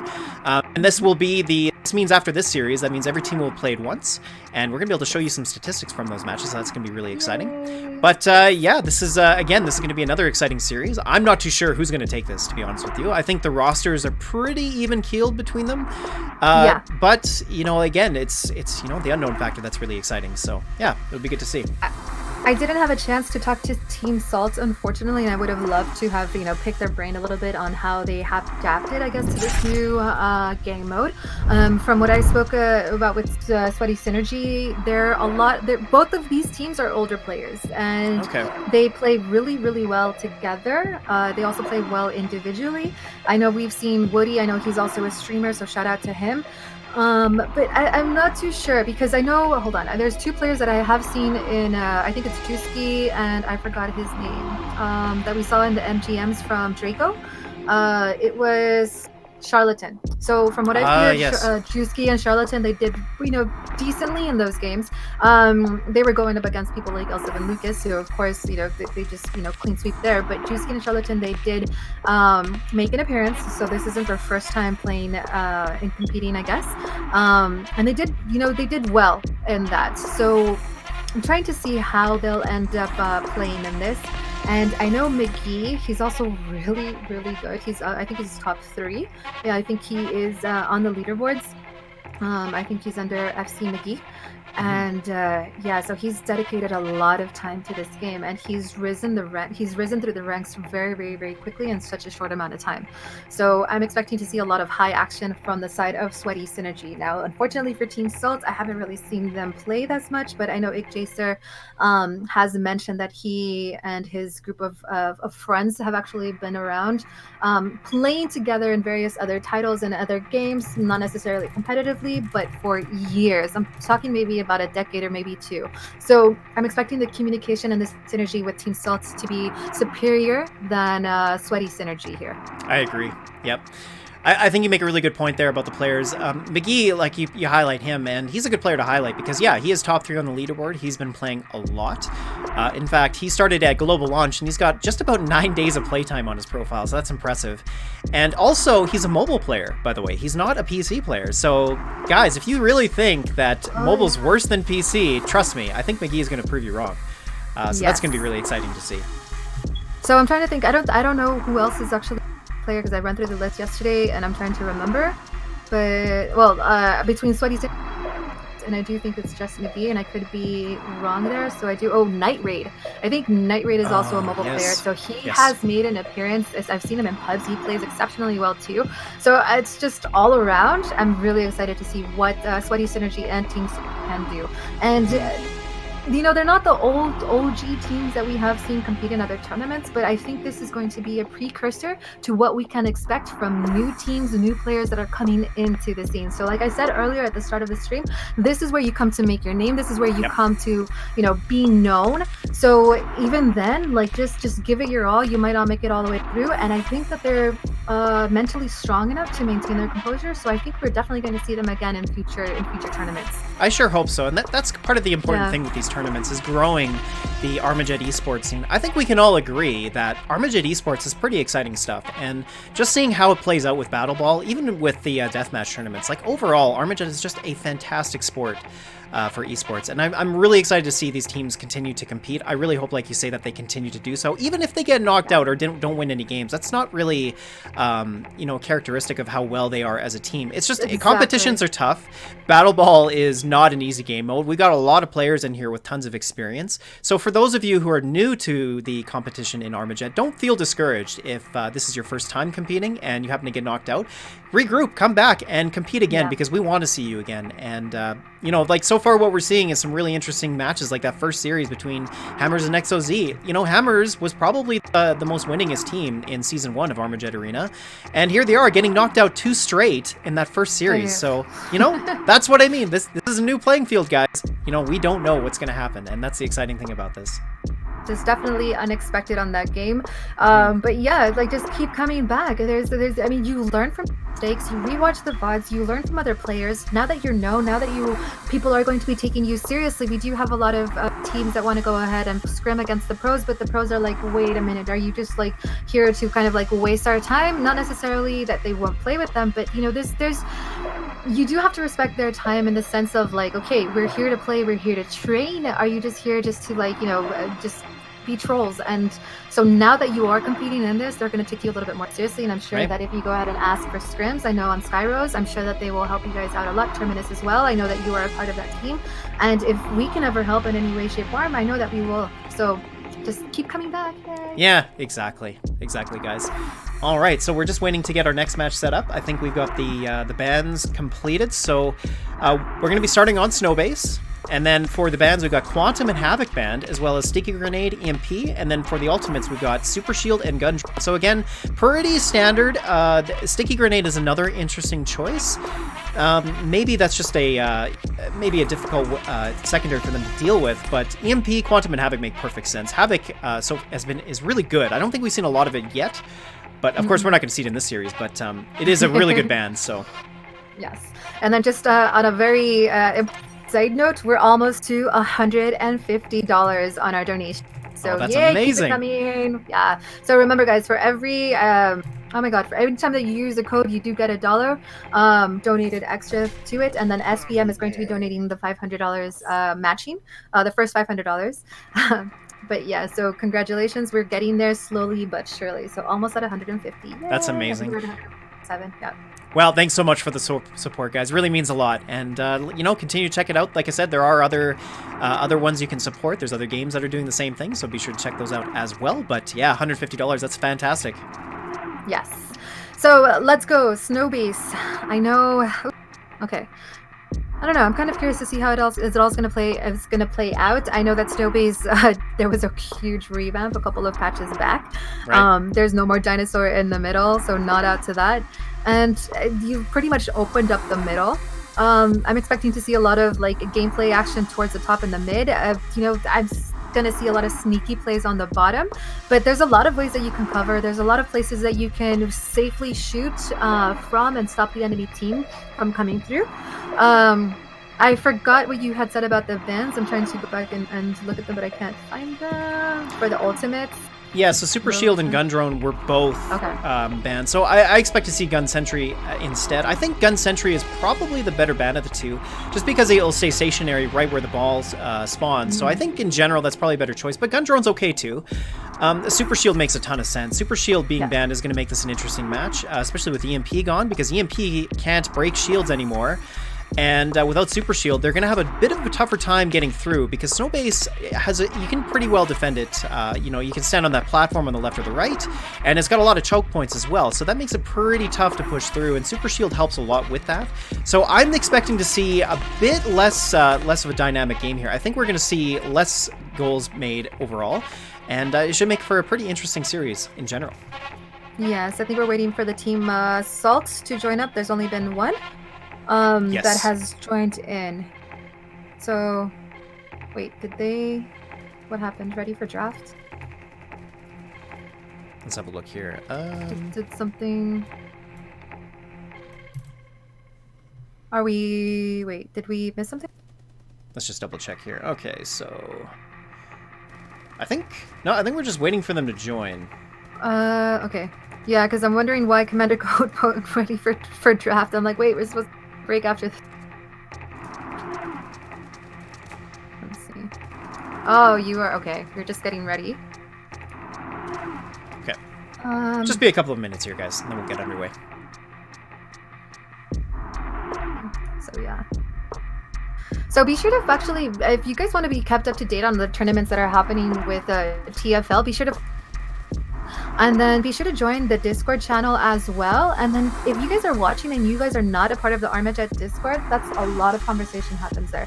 So if you guys are ever looking for a team, players to watch, or just players like, you know, streamers to go ahead and learn from, you do guys have Draco, you have Captain Benzi's videos. I know Average Guy, he has a lot of videos out there as well. So if you want a little bit more information on how to play the game, on what to do, I know Captain Benzi does a lot of videos that are very useful to a lot of new players. Also, just Draco, he's a great streamer. He also does MGL tournaments. I believe Legendary will also be doing tournaments in the future. That's something that he still has to, I think, program for it. But yeah, we'll definitely see you guys hopefully speaking to us also in the ARMAJET Discord. So if you guys want to be kept up to date with the latest information of ARMAJET and SBM, be sure to go ahead and follow the Twitch channels, Twitter channels, and the Discord. I think we're just waiting still for one more person, and I think he's in the lobby. He just hasn't joined yet.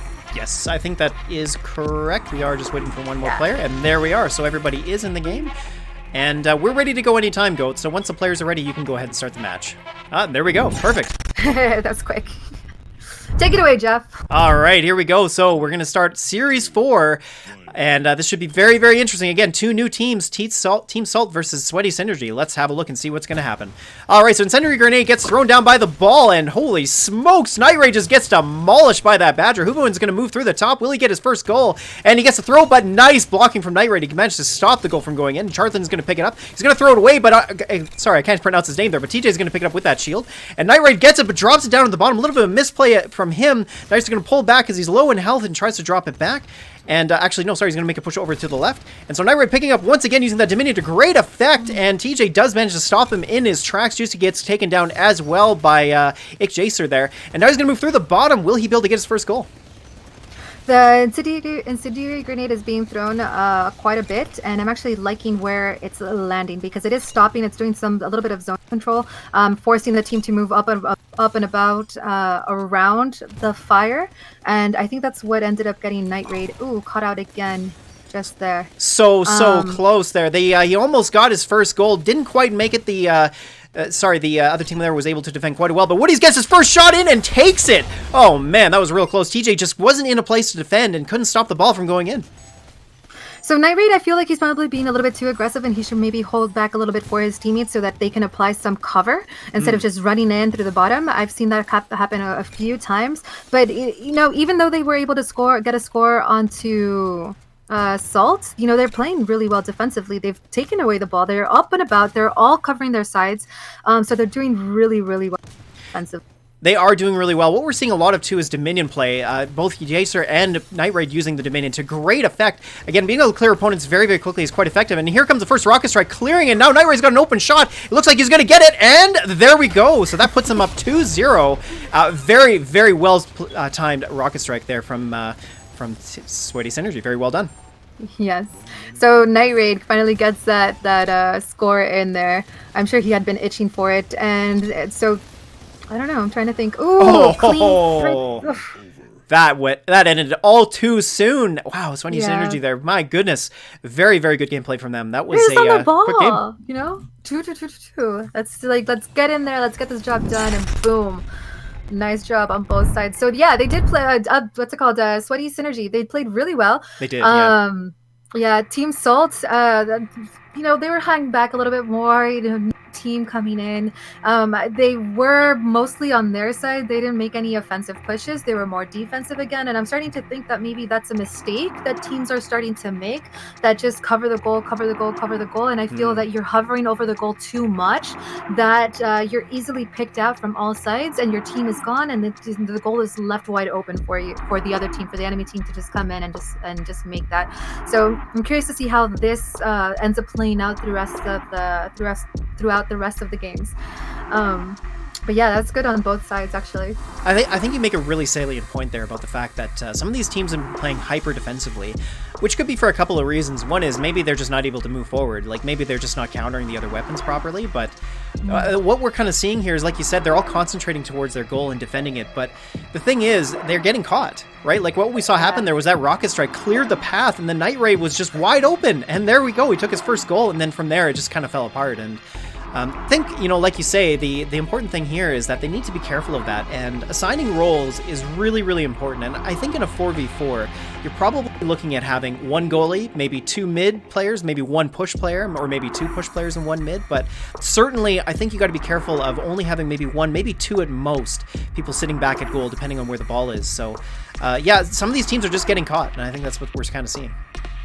I'm starting to wonder, are we going to see more offensive plays, perhaps? I know that you never want to leave goal like out in the open for the other team to just come, but I mean, if you strategically place your players all around, and you know, maybe one hangs back and then one mid and then two frontliners, I think that would be an effective gameplay across all of the maps. I know that, you know, some maps might be a little bit more successful than others, right? But just probably try to spread out your team just a little bit more.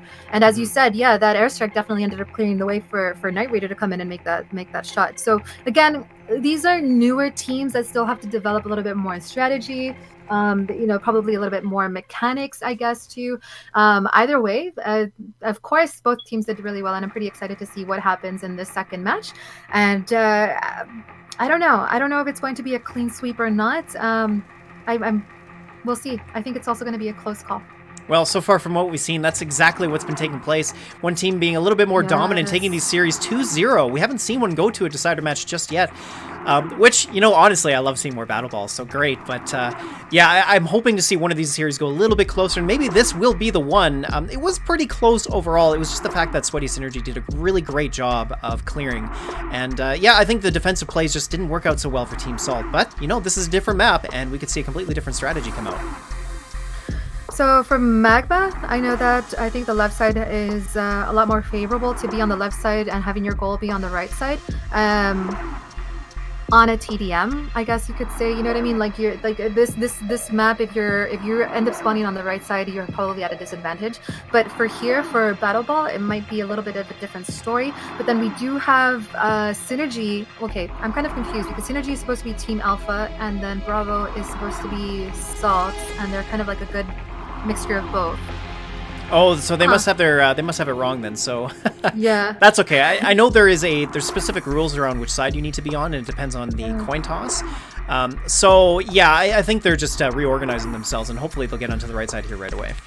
So something that we actually haven't touched on has been server advantage. I know that. Yes. Yeah, I'm thinking both of these are actually. I think both of these teams are NA. Sweaty is always alpha in this series. Yeah, okay. Yes, so they I are think it was both just NA. the players. Yeah, so I think the players just ended up just joining the wrong team for now. But yeah, both of these teams are NA, and I'm assuming that both of these teams are going to continue playing on the NA server instead of the EU server. Okay, so here it's really just all about movement. It's all about there is no server lag, no distraction from that, and it's really all mechanics. It's all strategy. It's all offense, defense, and the best team will definitely win in this one. I think so. Yeah, actually, just to capture that again. So the teams here. Let's just list them off again. So the teams here, and you can see the flag next to their names. We got 3 EU teams and then 5 North America teams. So the way the server advantage works is each team has submitted which server is their home preference. And so, like you say, Sweaty Synergy and Team Salt are both North American teams. So yeah, I think we're going to see the same server for both of them. But for other teams, if you do get home advantage and you are an EU, that means that if you're a North America team, you're going to have to play on the EU server as well. So yes, that is an interesting difference in this tournament. It's definitely worth noting, especially when XOZ and Spiral plays, because he's playing in Australia, so he does have to take into account his gameplay and his mechanics and he has to take into account the lag, basically, that's going to be coming out of it. Either way, I think we are about ready. At least we are. I'm sure that the players are ready to go too. Yeah. Yep, let's get underway. All right, here we go. So match 2, Series 4 between Team Salt and Sweaty Synergy is about to get underway. Let's have a look. All right, here we go. So ball is live. We are here on Magma, and it looks like so far neither team's going to pick it up. And Hubon does pick it up. He's going to make a push. He's got that Badger equipped. He's going to make a push through that bottom there, but can't quite get there. A little bit low in health. He's at half and gets taken out. Night Ray with that Dominion doing a really great job once again clearing people out. Drops the ball. Woody's going to pick it up. They got a clear shot, and there it is, getting the first goal. Really, really well done. So I don't think he dropped the ball on purpose. I think he actually tended to pass it and it just like ricocheted off the wall accidentally. But you know, either way, they ended up scoring it. Why did he just throw the ball? I'm not 100% sure there. I think it's okay. So one thing for you guys to keep in mind: if you keep passing the ball to your teammates, you do increase experience. So yes, that's right. Yeah. So okay. And in order for you to increase experience, not only getting deaths or kills, it increases your ability to get your faster. So I think that's what's going on, and I think that they have caught on to that.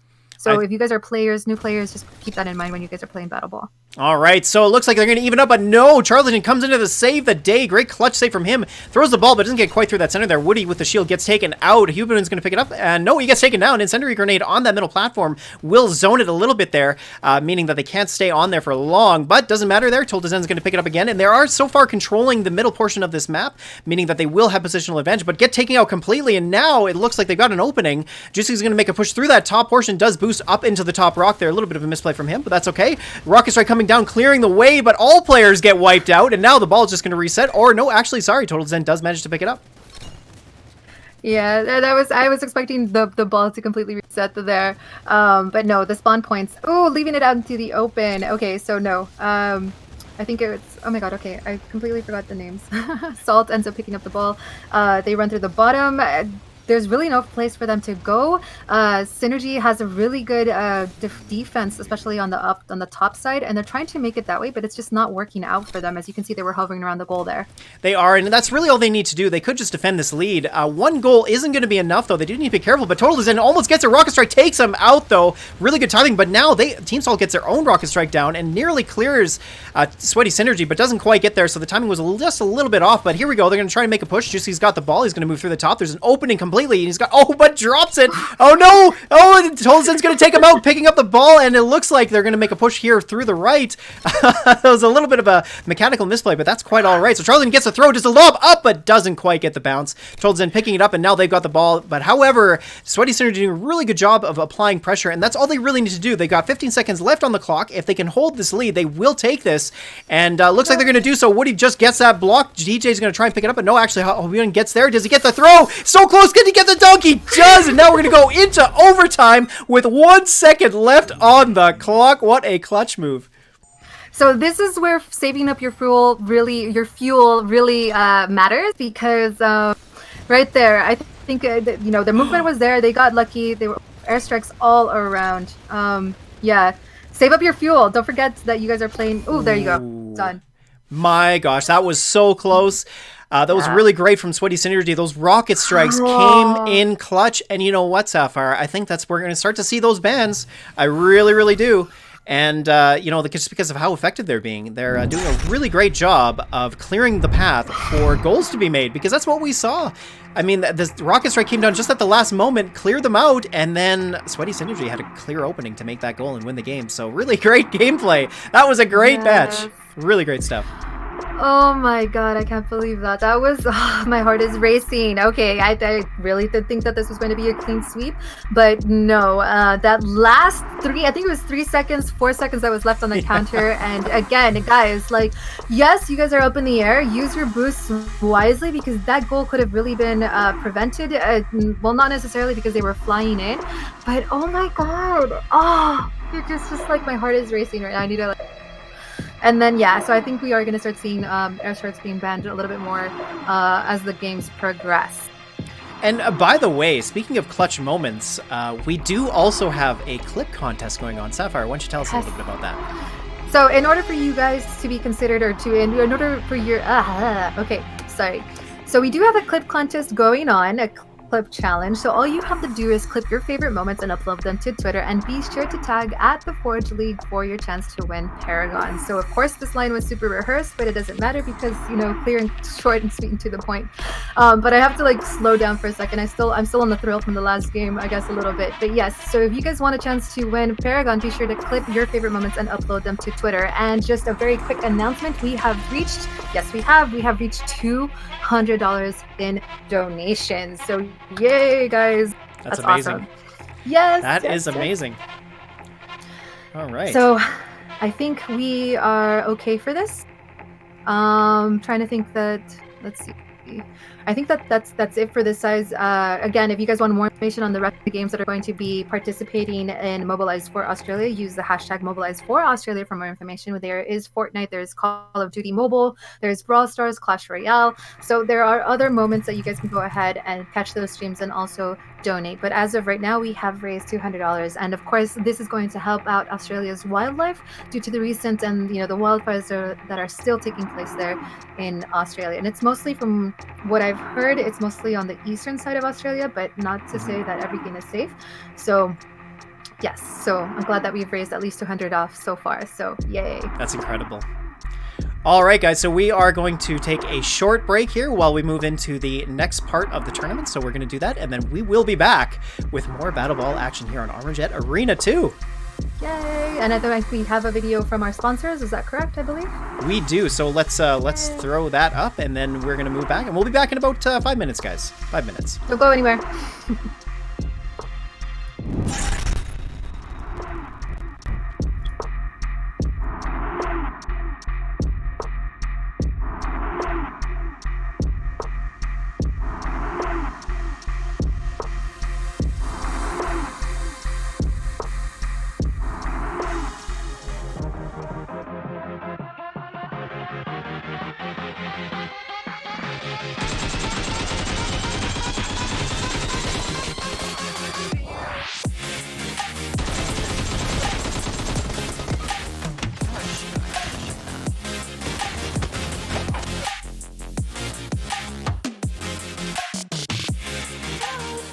Look, you don't need to be a streamer or a famous YouTuber to share your gameplay with Metal. We make it as easy as possible to create and share gaming highlights. All you have to do is start up any game, press a button, and Metal will capture the last section of gameplay and then give you a link. It really is that easy.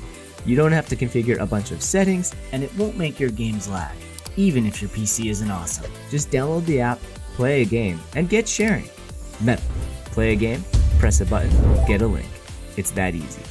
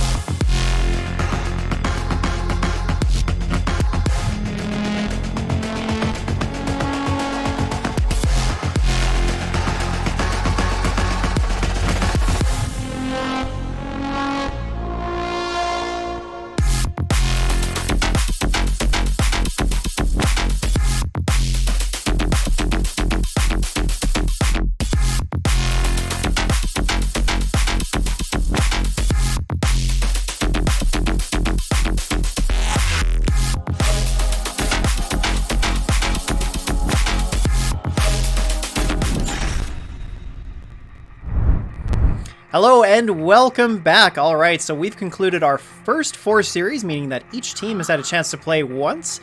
Very, very exciting games so far. All of them going 2-0, none of them needing a decider match. I'm interested to see how these teams adapt their strategies as well as their loadouts to try and come back in this next part of the tournament. What are your thoughts so far, Sapphire? Great showmanship, I guess, from everybody. Everybody has definitely games. There's a lot of defensive plays, a lot of offensive plays, but it's pretty much like even footy. The teams that have been winning have been very offensive, and the teams that have been not doing so well per se have been sticking a little bit to more of hiding behind just being a little bit more defensive on their strategy. So I'm expecting hopefully that to change up a little bit, to be not so afraid and actually go and play a little bit more aggressive to see if that might work and they're able to go ahead and score some goals there. Either way, again, just really quickly, we have reached over 200 in our donations for Mobilize for Australia. And the stats, I'm trying to find them and I can't see them because I think I'm looking at the wrong place. So sorry for that. There we go. Okay, so XOZ has 6, Upsetters has 6, Skyrose and Sweaty Synergy also have 6, and Hammers Esports. So it's definitely one that we weren't going to expect to lose 2-0 there. We're probably expecting that at least win a game, or if not both of them. But yeah, we'll see how this goes. They're not out just yet either, so. Not at all, no. So they're going to play, each team's going to get a chance to play 2 more series, so they are going to have a great chance to come back. Losing the series is definitely not going to be the decider for this first round robin for day 1. Also, one thing important to note is that it's going to be the top 6 teams that move forward, so that's something that we'll have to look at as we move through the round robin to see where teams are standing, to see how much more they need to win in order to make sure that they secure a spot for day 2. Having said that, though, even all teams here are going to receive something. So all the 8 teams competing today will receive some form of Paragon for their efforts today. But yeah, you will need to make top 6 to move forward.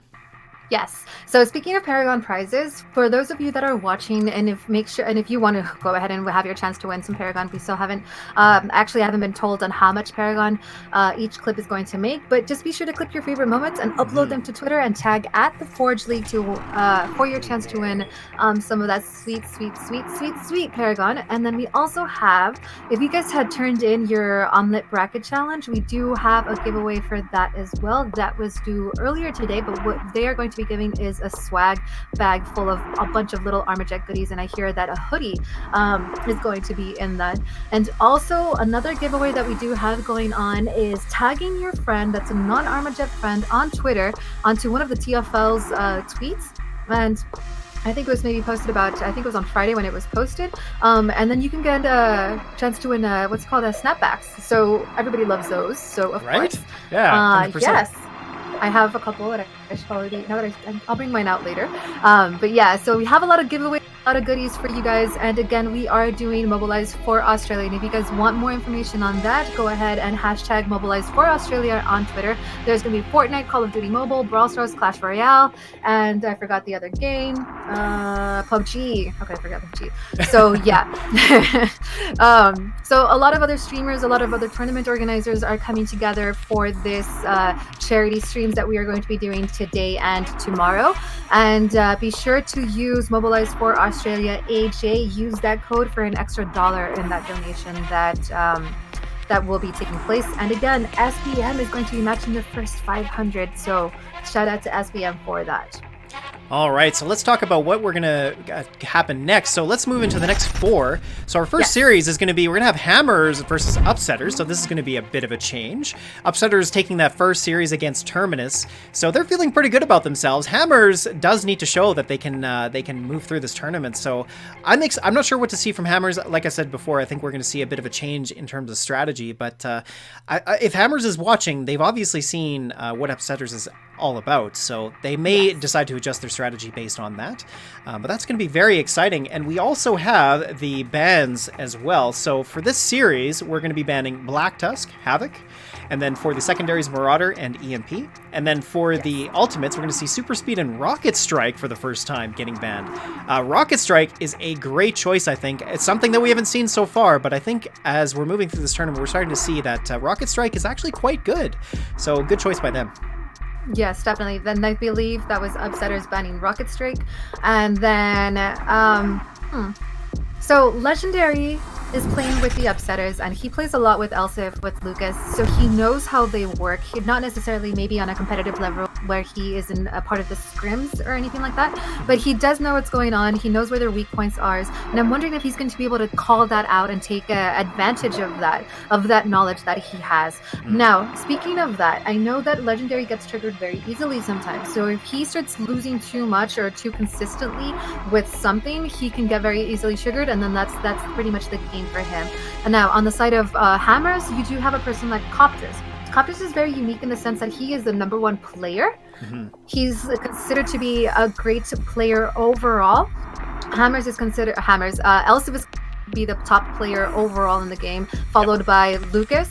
But Copter, something that's very unique to him, he can get a weapon and he just practices it to death, basically. So you have seen him play the Ripper, you have seen him play the Velocitus, you have seen him play the Venom, and he gets all of these off-the-wall weapons and he goes ahead and competes with them just to show that they are viable weapons. Sometimes it works, sometimes it doesn't, because a lot of these weapons, especially the higher tier weapons, are easily countered by others. So I'm expecting to see a lot of change from him coming up, but he's definitely a player to keep an eye out for this matchup.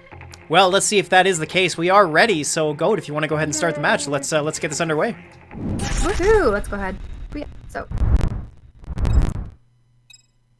3, 2, 1. All right, here we go. So the first match of our next series here, we got Hammers versus the Upsetters. Let's see who's going to come out on top. Neither player really making a push for the ball just yet. Hammers is going to get it, though. They managed to clear Upsetters out of the way. Lucas picking it up. He's going to make a push through the top, throws it up, but Cottoncut picks it up. He's got his Tremor. He's going to move through the right there, but doesn't quite get there. Lucas picking it up, and that shield drops the ball through the bottom.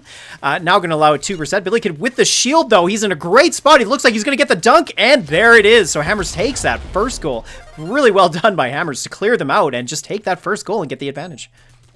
So Lucas going up and around and backwards. That was a great play, dropping the ball to the bottom, allowing for and pick it up, and just went right through them.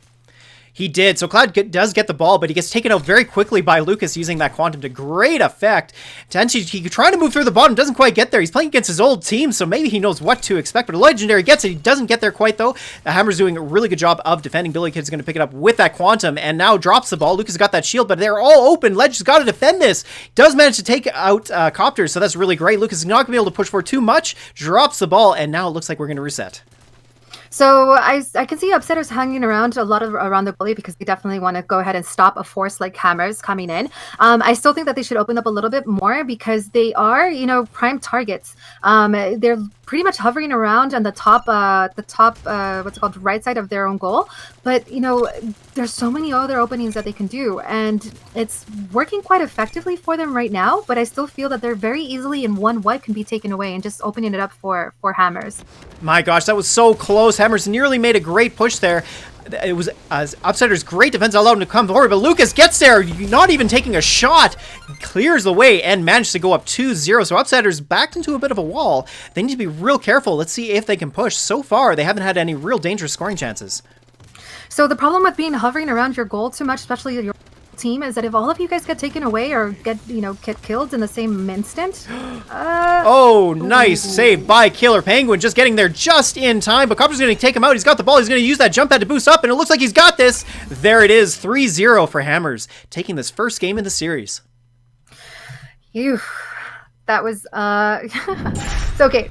So I guess to finish my thought, and basically what ended up happening here is that they were hovering around a little too much. So Hammers was able to come and kill all of the members off at the same time. And by the time you respawn, they've already got a goal. So if they would have been a little bit more spread out a little bit, maybe running away from all of the action, you don't necessarily have to hover there and stay there. But your back is up against the wall. I mean, that's true because you do have a team that has the ball currently and they're charging towards you. So what do? Your instinct is to stay and defend. But what if you separate yourself a little bit and try to get away from all of that massacre? Because even if it really only takes one person to throw the ball and one person to stop it. So if one of them were left behind, might have been a little bit of a difference there. But either way, Hammers did such a good job there. And Very, very aggressive. They definitely did not withhold anything back there. They did not. No, they're showing everything now. They're, dropping that first series, clearly they are fired up, and that's what we saw. They did a really good job of pushing. Upsetters, though, they did a great job of defending, but it just wasn't quite enough.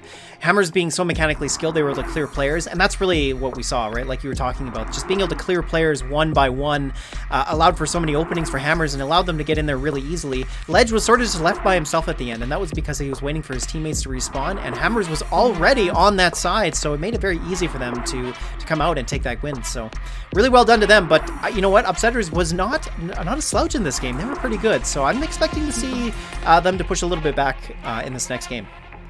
So let's go ahead and talk about Temple really quickly. I know that there was a discussion in our Discord server about intentionally delaying the game, especially on Temple, because Temple is the only map that you can really do this on. That's so right. I personally think that it is a viable option, especially in like a 1v4 situation. But that's really about it. If you guys are out there, and this is going to the public right here, to our audience that is watching, if you are intentionally slowing down this game because you have a lead of 1 point per se, and you're intentionally slowing the game, that's kind of rude. You know what I mean? You're gonna want to keep this game going. Yes, winning is the point of these games, but winning really isn't everything. I kind of agree that, you can throw the ball away in a 1v4 situation, but there's so many other options, go up and around, throw the ball, throw it into the other direction, something else. So I know that this is going to be quite a bit of contention, I guess, for a lot of players. But what are your thoughts on this? I agree with you. So that is an important note to make on Temple. It is the only map you can do that. So it will drop through the vines on the left side as well as on the left and right hand side of the map. And we do have a rule in place to ensure that nobody is going to intentionally delay the game. So like you said, if you're up 1-0 and you just continually grab the ball and throw it off, that's against the rules. So make sure that you're not doing that. It's just, it's just not a fun thing to do. And that's not really what we're here to see. So yeah, certainly that is something. It is a viable strategy as far as, like you said, if you're in a 1v4 situation and you happen to get caught, then certainly, I mean, throwing it off could stop the team from scoring, but there has to be a lot of care taken to make sure that you're not doing it just to delay the game. Mm-hmm. So yes, you do want to go ahead and win these point of these tournaments, but what I'm talking about is more of like a casual gamer. You're in public, you're against other people. I mean, really, it's just a game. You know what I mean? Yes, it is important, but it's kind of a rude game. Your name is going to stand out to these other players, and they're not really going to want to play with you. Now, in a tournament setting, yes, it's definitely an intentional play, because there are, at this level of gameplay, yes, you can do something about it, even if you're the only person left, because you can throw the ball, try to go over, around it, pick it up again. Who knows? There's so many options with it. No kidding. All right, so let's just see where we're at. I think the players are all loaded, and I think we're ready to start. So go whenever you're ready. Go ahead and start it. All right, here we go. 5 seconds on the clock. Let's get underway and get into match number 2 of Series 5. All right, ball is up, and let's see who's going to take it first. We're seeing a Venom from Hammers. Interesting choice. Also picking up the ball first. He's got that Havoc. A little bit lower movement speed, but Claddencut gets there in time, stops it from coming out, and now he's going to move forward, drops the ball. Lucas has got a clear opening, though. Can they defend against him? That's the question. He lobs it straight up. Will it get in? No, just a little bit too far to the right, almost bouncing off that platform, but now clearing them out, and now gets that first goal. So here we go. Hammers up 1-0. So just like in TDM, this a lot of gameplay happens in the beginning, will always happen at the top. And I guess it's because just left wide open, everything can happen. And we had Legendary just leave the game. It's a 3v4 situation. And then just to keep in mind, if we're not sure exactly what happened there. It could have been a disconnect, but every player is responsible for their own connection here. Yes, that's right. All right, so Lucas gets the ball. He moves back, low in health. Claddencut nearly takes him out with that tremor, passes it over to Elsif, nearly making it, but it bounces in, and there we are, 2-0 for Hammers. That was just a great lob from Lucas. I'm not sure if that was calculated or not, but hey, it worked out. So, unfortunately, with this 3v4 situation, and especially the fourth player that left ended up being on the Upsetters, I'm not too sure exactly what needs to happen. They can't. This is such a wide open map. If you do leave your goal wide open just by moving slightly, like, I'm not 100% sure what they have to do. Like, they just have to protect the goal, but there's no way. You have to try to be on the offense here. Yeah. Yeah, I'm not sure what's happening. So it is 3 players for the upsetters, and that is a big disadvantage for them. So unfortunately, like we talked about, connection problems are your responsibility. So I think we're just going to continue to move forward. So here we go. All right, Lucas drops the ball. It's going to go. It looks like he's going to move through the vines. No, actually, he's going to pick it up again. Tenshiki comes to the bottom to stop that from happening. Use that Dominion, and he's going to be able to block it. Ball is down. Now it's going to drop. Copter's going to pick it up though, and it looks like he's going to be able to move forward. He's got that Lycan, and Lycan is actually a pretty good choice. So I like to see that. It's able to push. But here we go. Tenshiki clears him out with that Dominion, getting a nice one shot. Billy the Kid's gun sentry comes down and manages to take it. So here we go. Ball is going to reset, and now we're going to see if they are able to push back. So there was a couple of moments there that they could have actually taken the game already, and feel about that, because are they just prolonging, the death? The inevitable, yeah. Yeah, and I don't know. We'll see. Else if, dropping the ball, Cloud got it. There's not much really that can happen. It's 30 seconds left to go, and it's a 2-0 lead. And even if the ball ends up being made into a goal, by the time it respawns, still game over. Yeah, there's not enough time on the clock left, so of course this is going to be a victory for Hammers, and that means they will take the series 2-0. We will confirm that, of course, with our officials here. But yeah, it looks like they're going to take this. 10 seconds left, and that's going to be it. And will they get the third one? Yeah, they do. There it is.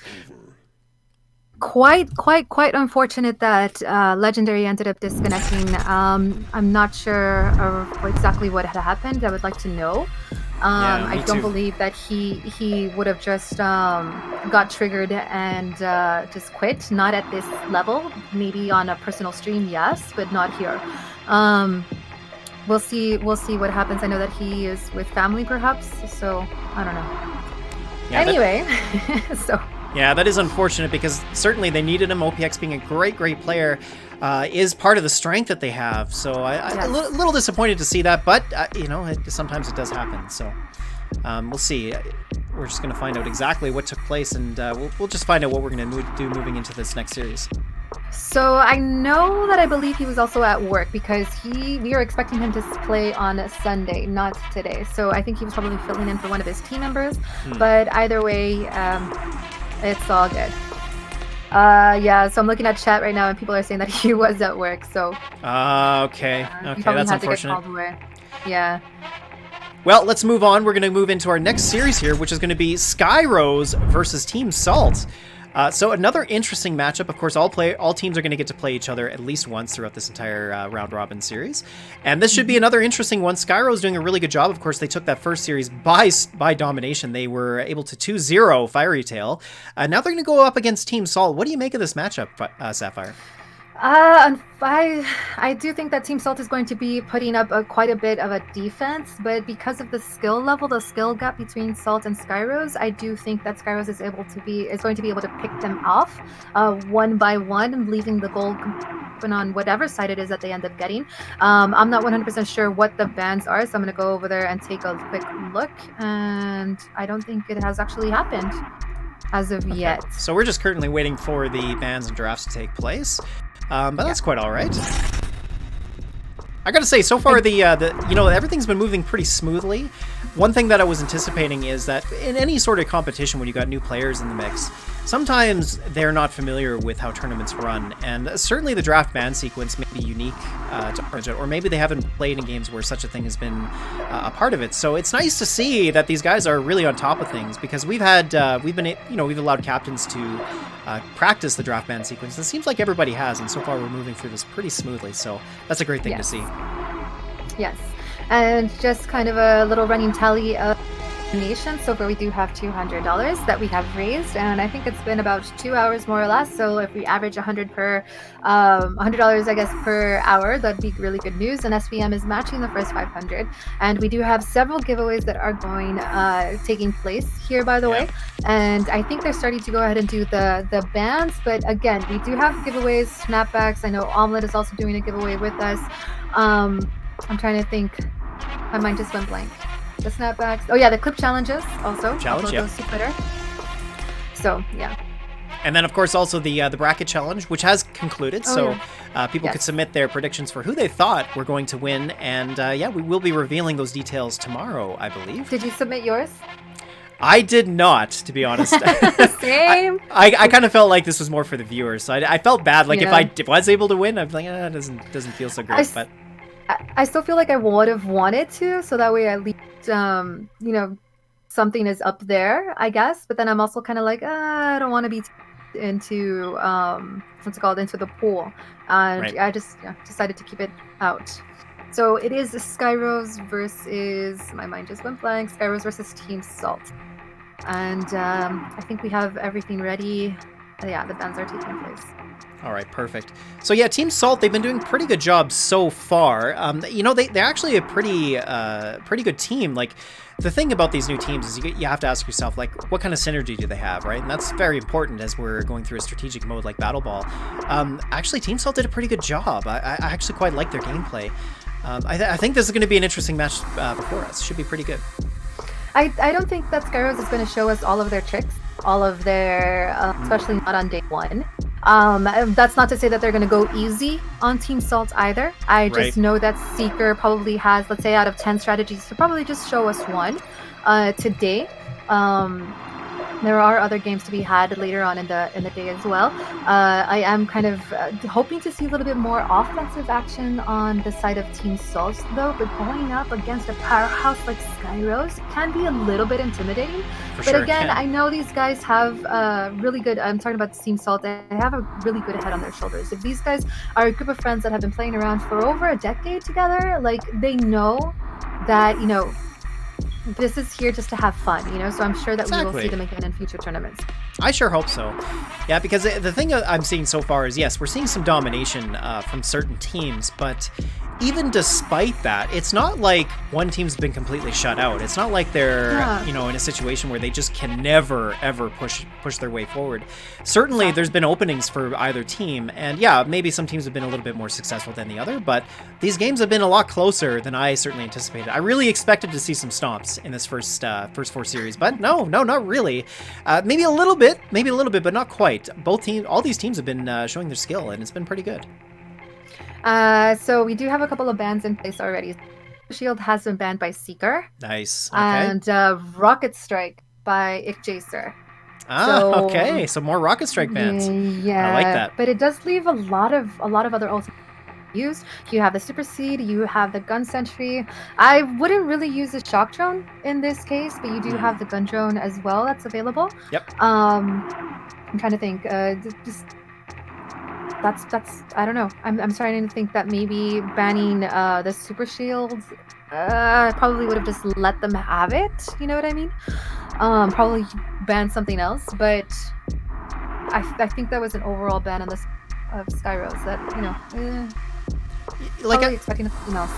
Yeah, as we move through this tournament, like the bans are going to be really interesting. First of all, this is the first time a Battle Ball tournament has had bans in it, and I think bans are a very important element of the tournament. Seeing the choices are really interesting, and we're actually starting to see some developments. Like, maybe you're right, maybe Super Shield isn't the best ban target. Maybe Rocket Strike so far is maybe the best one, because seeing them, it's a great tempo play, right? Like, so the rockets come down, they clear the path, and then if you're in a great position and you time it well, you're going to have a great opening to get a goal, and so far that's what we've seen. So maybe letting Super Shield, like you say, maybe that is a better choice. I'm starting to think it probably is too, simply because it'll allow you to survive at a Rocket Strike, and then if the other team, imagine both teams have Rocket Strikes, like both teams can be pretty much like gone in an instant. Yeah. And if you're not under cover when that happens, I mean, I don't know. It's just by the time you guys restart again and spawn, it's kind of like ugh. So Snow Base, Moon, Canyon, Temple, and Magma. The Badger has been banned. Interesting. So Badger. So both the Badger and the Havoc have been banned. That's really interesting. Badger especially. So we're going to be on Snow Base in the beginning, and Badger's not bad on Snow Base. Havoc is amazing on Snow Base. So that seems to be a good choice overall. But Badger, even with its recent nerfs, so like, how do you feel about the weapon? Have you had a chance to play it after the nerfs? After the nerf, no. I was able to play Locust for a little bit, but not the Badger. I typically leave the Badger for Bruce. He's, a Badger main, and he had played in other tournaments, and he's very well for that. But I tend to stay away from it simply because I'm very scared, and I know that the arc and everything, it's a great weapon to have, but I am The Badger. Oh my god, I just hate going into a pub and then all of a sudden seeing, even if it's just one member of the other team having a Badger, I'm just like, oh my god, no. But it's a great weapon for sure. So I can Yeah. see why it was banned. Yeah, Badger is very good. I think I've had a chance to play it after the nerfs, and I still think it's very strong. So it was pretty significantly nerfed. It wasn't a small nerf. The range and the splash radius for the damage was reduced. I believe. So now you have to have direct hits, right? Pretty like you much. Have to have yeah. Pretty much. Like, you can still get AoE damage with it, but it's not as easy to do. And I kind of like that, because part of the problem with Badger was the fact that it had such good reach. So in Magma, for example, you could just sit on that far left rock and spam the Badger, and that shot would actually almost reach the floor, which is insane. Like, you look at a weapon like Havoc, and Havoc has nowhere near that kind of range. The only reason Badger does is because of the fact that its VMAX gets increased as it goes down, right? So it gets affected by gravity. And as a result of that, in certain positions on certain maps, Badger was just an insanely ranged weapon. Like, you could just sit in the back there and clear people out. And you didn't even really need to worry about where you were. So now, with less range and less splash radius, it's a little bit more risky to use. But having said that, even after that, it's still very good.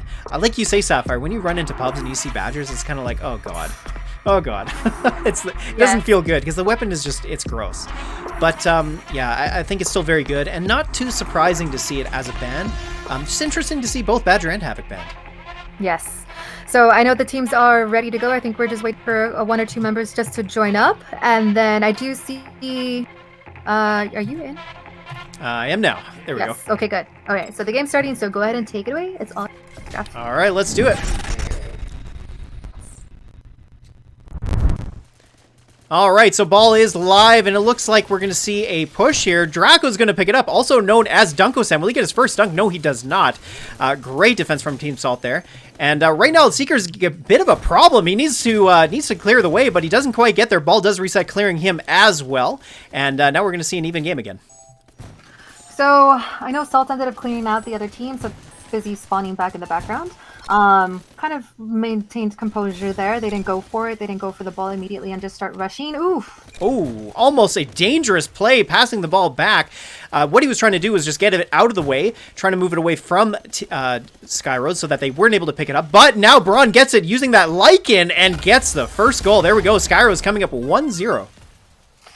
Well, there's nothing much that could have happened there. They were pretty much caught off guard, and the whole team ended up just going ahead again, being too close together and being able to be taken out one by one, leaving the goal right there wide open. Oh, yep. Just like you said, very wide open. Seeker knows his angles on this map, so he's a great shot. And no question there, they go up now 2-0, and we're just over a minute into this match. So I know that Skyrose is being very offensive here. They are, most of the game is taking place left side of the map, and like Salt has to really pick up their speed. Seeker with that what's it called, that rocket sentry placement is a really good place. But again, like I don't know, maybe going through the bottom instead of the top if you see the rocket sentry. So close. It just skimmed the top of that goal, and I thought it was going to go in, but almost did, and it didn't, so that's great. But now they got it. Dunko-san almost gets it, but no, he doesn't. Whew, that was a close call there. Team Salt gets it, but Archer comes in, saves the day, and there we are. 3-0 for Skyrose in this first match. Oh my god. Holy smokes. Okay, so yeah, this game pretty much ended up taking place on the left side of the map. They had to be very defensive because, you're having a force like Skyrose. Yes, it is intimidating, but they were just really strong, and they were just coming in, but just keep banging on you, and there was nothing that you could actually do. Like, you really had to just, I guess, I'm totally out of focus here. There you go. Like, I don't know. I'm thinking defensively they tried their best. It still wasn't enough for them to go ahead and try to take the ball away from Skyrose. There were a couple of instances where they were they had the ball in hand, but then they were running through the top when there was a rocket sentry killing, like I think they ended up getting 3 or 4, not 2 or 3 members of the other team. But you had bottom completely open, and a lot of these snow-based games are starting to take place in the top and in the mid, nothing on the bottom, and I'm starting to wonder why. Is it because you're in Eternal and you can pretty much be picked off? But there's so many other, like, just you can't really run in full force. Release a drone so he can be protecting on your back. There's a lot of things that can actually take place, but that's something that I'm starting to see a lot, especially in these games with in snow base. The top and mid are being used a lot more than They are for sure. Well, the bottom's a little bit trickier to get through because of that platform. It's a great block, so it's a lot easier to defend the bottom portion that is the top or the mid. So I think that's why we're seeing that a lot more. Also, from the top, like, it's just easier to just make lobs. And, you know, like we've seen in some of these games, if you're not quite there in time, or, you know, if you're not really managing the hitbox of that ball well enough, you're not going to be able to get there in time, and maybe that ball slips through and gets a free goal, you know? Like, that's kind of what we're seeing. And Skyro's just doing a really good job of using angles to their advantage, knowing exactly where they need to shoot from and how to get that ball in there. Yeah, I think that's why they're going through the top. So I think in this next game, that's what Team Salt's got to be really wary of that. They got to, you know, be wary that they know all the angles. They know exactly how they're going to score from every part of the map. And they've got to make sure that they're defending those lanes quite well, because, yeah, stuff like this is going to happen where they just get 3-0'd within a minute and a half. That was crazy. Yeah. So we just had the final member of Team Salt join, and normally some of these players that we take a little discussing a few of these talks and everything is because we are waiting for players to join in the lobby. So just to keep the audience just known for that. So sometimes we do tend to talk a little bit more because we are waiting for players to join in. So I think everyone is here. I'm ready, Jeff. Are you ready? Let's do it. All right, here we go. So match number 2 in Series 5. Let's see who's going to take home the victory. Will it be Skyros? Will they do 2-0 again in the series and take it on? Let's see. All right, so Skyros is pushing through the bottom, and no player picking up the ball just yet. Team Salt trying to defend, and there we go. So Braun does pick it up, throwing it away. He's using the Iron Bark, a very interesting choice, as it is quite a heavy weapon, so he doesn't have mobility. He's going to try and go through this bottom. Will he be able to make it? So Tenderloni is there defending as well, but that leaves an opening at the top, and will TJ get it? Yes, he does. Nice boost there just to manage to get it there in time, stopping that goal from going in. So TJ definitely strategically waiting for the ball to go ahead and be shot to him, and he's just waiting for it. There's nothing wrong with that. You don't always have to be a star player in battle ball, because the point is to make the goals, not to get the kills. And of course, he did a good job staying back. He did. So Seeker throws this ball. He lobs. It's going to go through the bottom. Of course, going to be away from all the players. It's going to reset. So there we are. And this has been really good so far. I like to see this from Team Salt. They're doing a better job of defending. I think Skyros is not countering them quite as well. We saw a lot of Lycan usage. So let's see if they decide to switch things up. All right, Seeker picking up the Quantum, does get the ball. He's going to move up through the top. Archer's got that shield. He drops it, though, and now he picks it up again. So nice passing back and forth between the two teams. But here we go. Archer's going to make a push and doesn't get it there. And TJ doing a great job of playing goal. He throws it over to Tenderlonius, and now he's going to be able to make a push through over to the right. Will he make it? That's going to be the question. So throwing it at the bottom, I don't know what exactly was planned there, but it pretty much gave it to the other team, because by the time they respawn, and unless they get Draco, and it looks... Oh, man. Insane. That was so close. Dracos had nearly got it, but just got taken out just in time. But however, Seeker's got an opening here, and he's going to get it. Oh, just misses just short. Holy smokes. Game of inches here, folks. This is getting real close. Oh, it gets the dunk as well. Braun getting taken out by TJ. That was so close. I can imagine Seeker being a little bit upset missing that. And then again, you know what I mean? Like, it was very, very, very close. It I was. can see how that would be a little bit upsetting. For Yeah, sure. because that would have been a guaranteed goal. Okay, so we have a minute left, and Skyrose still hasn't... Never mind. They have. So Dracos had moved through the top, and the problem there was that Team Salt was just respawning, so they didn't have enough time to get there and defend. Yes. Sorry, I was just like, they haven't scored and it's a minute left. I'm kind of a little bit surprised. So I don't know if I'm starting to think that maybe, they are still being very aggressive. And I think this just goes to show that Team Salt is actually doing a very good job playing defense here. But they That was very, very close. So Seeker did a great job of identifying going through the bottom lane and using the jump pad to his advantage. Unfortunately, although Team Salt was there to try and save the day, they just couldn't get there in time. And all right, so will they get that third goal? That is the question. Seeker making a lob over the top. Will it bounce in? It's so close, but no, it's going to drop down. Turbo is going to pick it up, and he's got the ball, but he's going to throw it over to the right. Braun's got full health. So does Archer with that shield. And now with that Velocitus helping, he's going to get it. But now Tenderlo is coming and getting the save, but it's too late. There's got 2-0, not enough time on the clock. Will Tenderlo just get one anyways? Oh no, it looks like they're going to be shut out completely. Skyro's going to take this with 2 goals on the clock. He gets the final throw, but it won't get there in time. And there we are. Skyros takes the second game. That was close. Okay, so Seeker's last attempt to go ahead and make a goal, didn't happen, but still, the clock ran out of time. The timer ran out, and yeah. So this just goes to show that Team Salt is actually a team to take into consideration, because it's what, 2 minutes have passed and Skyros hadn't, a team like Skyros hadn't secured a goal. You know what I mean? Like, so Team Salt definitely showed up this game, and I'm very, very happy for them. So it's pretty exciting to see. The thing is, so really the way to look at these matches in terms of which team's doing well, you got to look at how hard it was for Skyrose to actually push them off. You know, Skyrose, it wasn't an easy game for them, for sure. Team Salt did a great job of defending. The problem was that they just couldn't push over, right? Like, they couldn't get through that middle portion. Skyrose just kept putting the pressure on, but that was the thing. They had to pressure them. It wasn't like they were just clearing the way and getting easy goals. I mean, it kind of looked that way, but it really didn't play out that way. It was actually quite a close game, and I agree with you. I think Team Salt's going to be a team to continue to watch throughout this tournament. Definitely. So Team Salt, they were trying to be more of, but they really didn't have the opportunity to become a little bit more offensive, because then you did have Skyrose securing mid very, very, very well. Yes. But again, it took them 2 minutes to score. You know what I mean? So that again goes to show that Team Salt is definitely a force to take into consideration against these. So again, you play these tournaments to make your name known, so that you can go ahead and say, hey, I competed, I was here, this is what I have to offer. So stars are born in tournaments like this. So it's very exciting to see them go ahead and compete here, and then hopefully stick around for other future tournaments. So we, I think, are ready to go ahead and move on to the next series, which is going to be XOZ versus Terminate. All right, so XOZ so far showing themselves to be a very, very dominant team in this tournament. They're going to go up against Terminus, one of the new teams here. So the question is, how is Terminus going to adjust? I know that they've played against each other, so these teams are familiar with each other. And so I got to expect that Terminus is going to try to come up with some unique strategies to try and deal with what they've played against so far. The question is, what is XOZ going to bring to the table? Will they change things up, try and throw Terminus off their game? That will be the question. So I know that we have seen Patinki, and I keep calling his name because in yours tournament with Clad, he did exceptionally well by covering the goal and everything like that. What is it that you had called him? You had called him Golden Gloves Patinki? Yeah, I pretty much. Something around that set. Yes. So I don't know if he sticks back and is able to go ahead and cover the goal, and I think Temple is probably one of the best maps to do that in that I saw him play.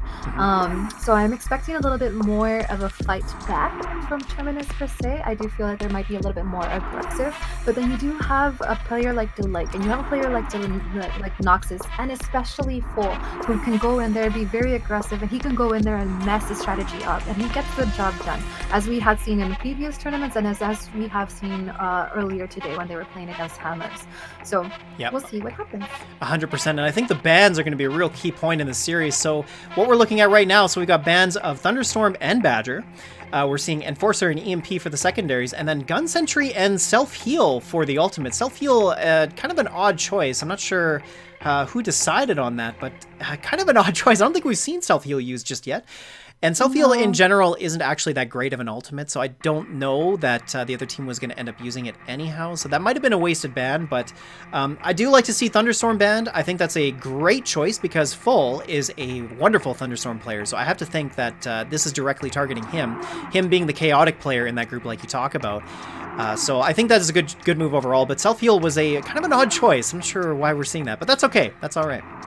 Okay, Noxus was the one who banned the heal, and I'm wondering if he's going to do it up against a specific person. You know, because sometimes these bans aren't necessarily for a team, are more towards a person. And the self-heal, I think, the way that I would use self-heal would be, I have the ball, I'm close to reaching the goal, and I'm at the very last moment, go ahead and press that self-heal, and it'll give me enough time, enough life to go ahead and still not throw the ball, but go ahead and dunk it. So that's really how I'm seeing it. Maybe even towards the end by more of a defensive strategy, but I don't know. I'm just wondering. Yeah, I think you could be right. It could be targeting a specific player. I'm not sure who would be on Terminus side, but again, Terminus is not as experienced as XOZ is in terms of competition. So, and then the fact is they have scrimmed against each other, so the ban could be a very specific target, I think. Yes, we're still waiting for 2 players to join our lobby. One on each side, just to know. And then again, we are having a donations for Mobilize for Australia, and we are still at 200. So let's see if we can go ahead and reach 300 by the end of the hour, the next hour. So it's going to be, so about an hour. Let's hope to raise another $100. And again, there are going to be games, PUBG, we have Fortnite, there is Clash Royale, there's Brawl Stars, and I know there's probably one out there that I'm forgetting, but it's okay. So let's go ahead and, there's streams going on today and tomorrow. So let's see if we can go ahead. It's Call of Duty Mobile. That's also going to be playing. So for sure, let's see, watch more streams. And again, if you want more information, go ahead and have or hit hashtag Mobilize for Australia to find out who's streaming when, where, etc. So be on the lookout for that too. And that's what I love about this, right? The esports team is trying to support something as important as Mobilize for Australia. So it's really wonderful to see you guys. So make sure you go out and provide your support. You know what? And remember, any donation is welcome. It doesn't have to be a big, $20, $50 donation. $1 is great too. And although I don't know if there's any more of those codes left over, Mobilize will add $1 to, Matcherino will add $1 to every donation, regardless of how big or small it is. So if you decide to donate $1, Matcherino is going to double that for you. Yes, so I believe the code, if it's still available, it's Mobilize for Australia AJ for a $3 donation towards the cause. So we are still waiting for one more player to join, and that is going to be on the side of Terminus. And I think they have just entered the lobby, so we're still waiting for them to join the team. And as soon as they are ready, we will get it started. Perfect. All right, so go. Once they're in, let's get underway. Here we go.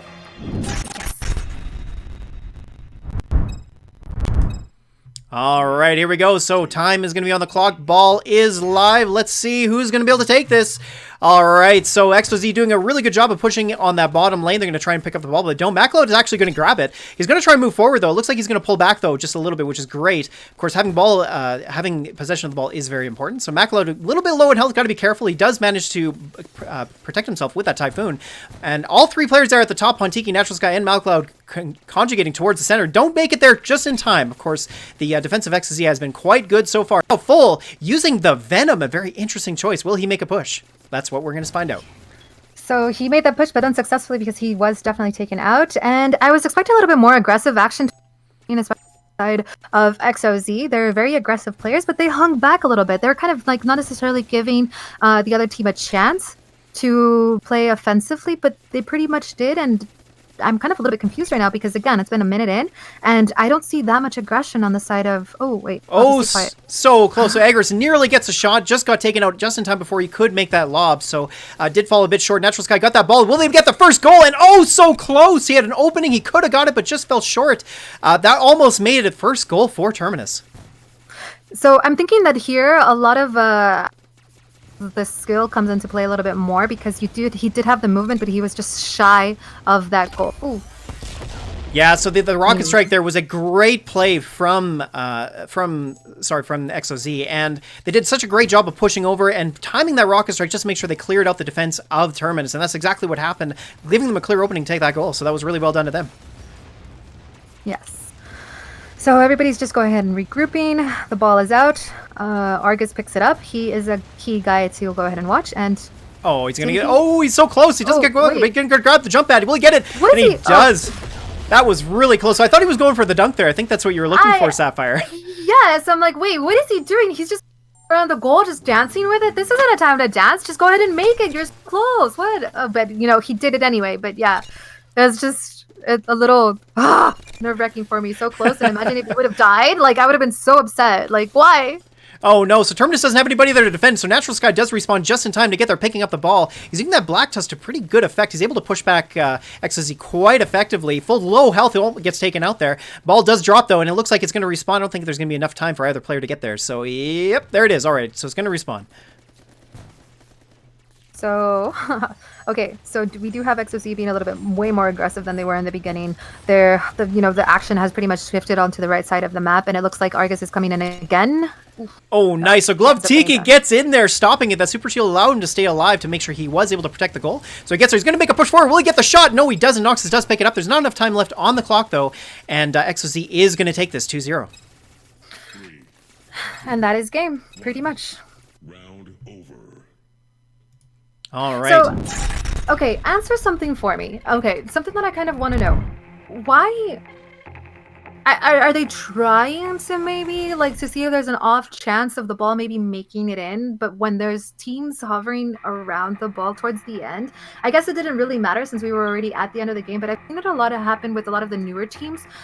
Just throw the ball and try to make a goal, but there's players there. Like, they can be blocked. So I'm not really sure why they're starting to do that. I'm starting to see if maybe they get into a panic situation, perhaps, and they're like, well, let me go ahead and get rid of the ball.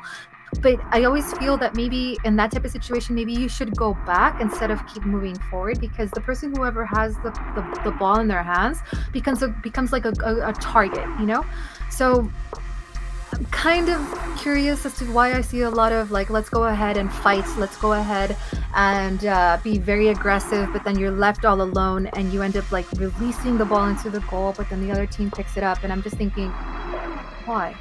I think a part of it, so I think part of it could be that they're trying to be strategic, but I think actually another part of it is that, so Battle Ball takes your secondary weapon, right? And I think sometimes players might forget that they have the ball and fire their secondary. Because I agree with you. I think it's been a bit unusual to see some of these plays where they throw the ball and it's almost like they're giving it to the other team.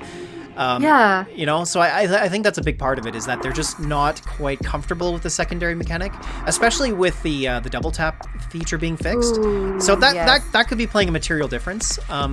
I do think that it could be as well just nerves, right? Like we're in a uber competitive tournament here. Like this is a big prize pool. This is a pretty big deal. Also the most competitive tournament in ARMAJET in a long time. So there could be nerves going on here. I think some of these teams are just not used to competing in perhaps a format like this. And maybe it's getting to them, but overall, I think like you say, it's a bit odd to see some of these plays take place. So I do feel that maybe they're expecting their teammates to come in and clear them out, but it's just a little odd for me to see, because I've actually seen it in also the higher tier players. Some of them play it as well, and I know we are almost ready, I think, well, no, we're not, we're still waiting for other players to join in the lobby, but we are going to be on Temple this time around. So that last game, I was actually really happy because I did see Terminus play a little bit more aggressively. They they were out and about, they were spread out, they didn't necessarily die all at the same time, but there was a few moments that I was just like, I wonder, it could come down to nerves, like you had said earlier. Yeah, they did come a lot closer in that compared to their first series. I feel like they did a really good job of they had more scoring chances for sure. Natural Sky almost nearly got that first goal. He was just a little bit under. So that game could have very easily been 1-1 at that point. But overall, I think they still need to regroup a little bit. I think just in general too, XOZ is a very good team. They are really good. I mean, they beat Hammers, Yes, yeah. So I don't know if that was probably a lack of preparation on Hammer's part, and then XOZ, playing a little bit better. I know Delike is a star player on Tribe.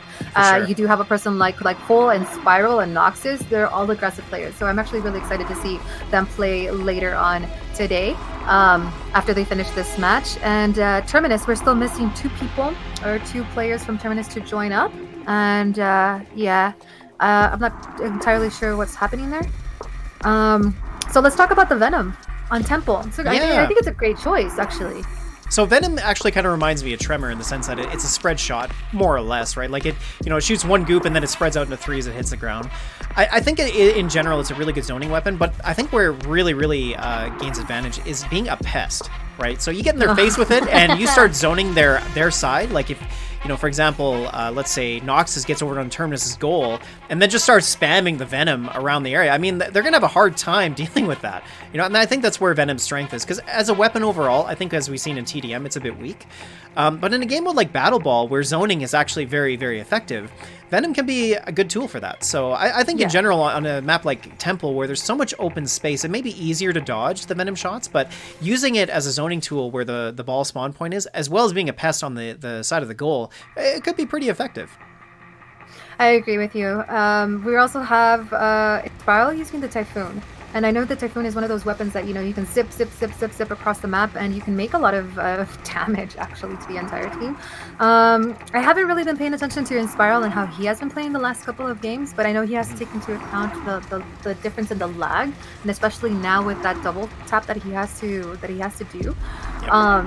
it can be a little annoying. So I see a bunch of airstrikes coming out. So oh my god, that would be just so horrendous to see, especially towards the end. Just rockets falling down the sky. You know. I think we are just waiting for. I think actually everybody's in. So I'm ready if you're ready. Let's get this gun underway.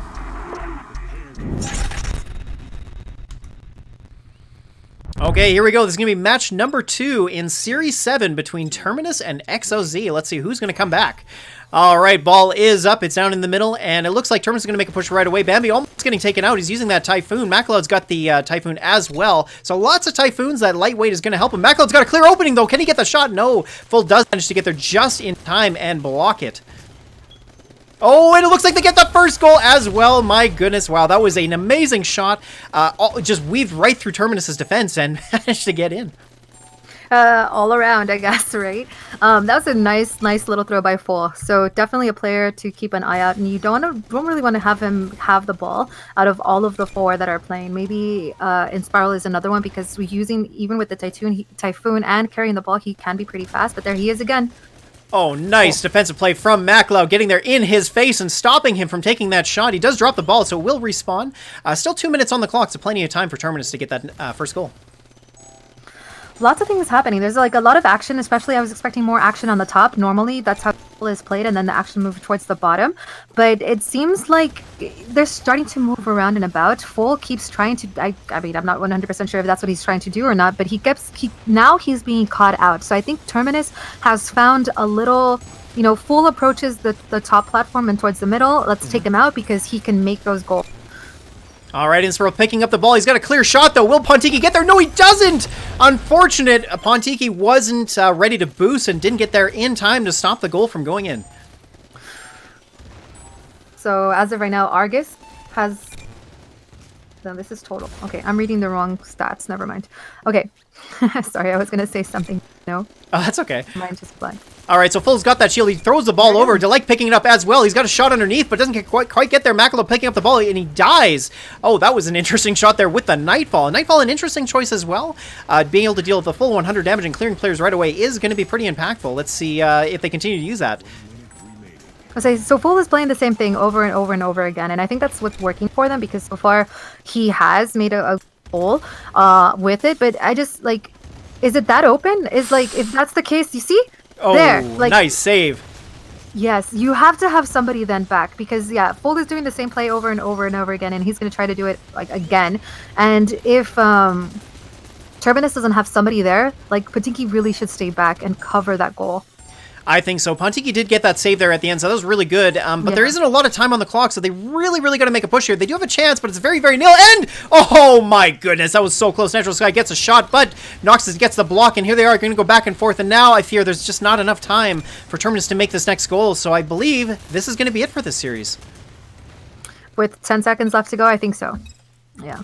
Yeah, here we go. So Delight gets the lob, and of course Pontiki does pick it up, but it doesn't matter. This game is over, and as well as the series. Yeah. Well, GG's to them. They definitely tried their hardest. I think they should have had one person stay behind in the goal a little bit more. They were spread out. They had good offense. They had good defense. We did see an even exchange through both sides of the map. But, you know, Full, like, he did the same thing. He just, you know, got to mid. The platform, you know, jumped up, threw the ball, and it was sometimes, like, wide open for him to take. So, yeah. Patinki, though, in the last catch, that last save, that he just excellent play. Good, awesome save for sure. That's the thing about him. Pontiki is, you know, he hasn't played a ton of ARMAJET, but you can tell, like, if he continues to hone his skills, he's going to be a dangerous player to watch out for. He's really good at just identifying a moment to get in there and stop the ball from going in. And we did see that happen once, and it was unfortunate that first goal he couldn't stop. He was there, but he just didn't get to get in front of the goal in time. But still, like, these guys, I gotta say, like, compared to their first series, Terminus is doing a pretty good job. I'm seeing improvement overall. So I hope that if you're here and you're listening, that Terminus don't be too discouraged, because I'm seeing improvements throughout this tournament. I hope you'll continue to compete, because I think you guys are going to be a team to watch out for. But yeah, XOZ just, again, being so dominant. So one thing that I do have to note on the first game, XOZ Argus was the primary goalkeeper, and in this game it was Full on Inspiral. So I'm yeah. So what's happening here is that they're they're pretty even team. You know what I mean? Like, you don't have to necessarily focus on one person because he always has the goal. You have to actually focus on all 4 players. Delight is the only one that hasn't. Delight and Noxus, if they've been playing, they are not the ones that have made any goals. So just be careful for future teams to keep an eye out, especially, I mean, when you go up against XOZ, keep an eye out for that, because that's something that, you have to be very careful, because all 3 of them can go ahead and make the. For sure. Well, speaking of future teams, let's have a look at our next matchup. So we're going to move into Series 8. So this is going to be at the point where all teams have played each other twice. So this is going to be Fiery Tail versus Sweaty Synergy. And this is going to be a match to watch, because I think in terms of skill level, these are 2 pretty similarly skilled teams. The advantage for Fiery Tail is that they've been practicing together, and they're a team that has been together for a long time. Sweaty Synergy is a bit of a new team, so really what this comes down to is how much of these teams practice for Battle Ball, and how good is their communication, because I think that's really going to be the telltale sign in this series, is that whoever's got the better comms, who's ever got the better strategy under their belt, they're going to be the victor, because I don't think mechanical skill should play a huge difference. I think both teams have pretty similarly skilled players. I would probably disagree a little bit on the side of Fiery Tail, since they have the competitive advantage in which they have played in tournaments. So that's an advantage that they have. So they're able to maybe maintain their composure a little bit more. I know Sweaty Synergy has just started playing maybe in the last couple of weeks, maybe last month, as soon as Battle Ball came out. But that's probably the only disagreement that I have with you there.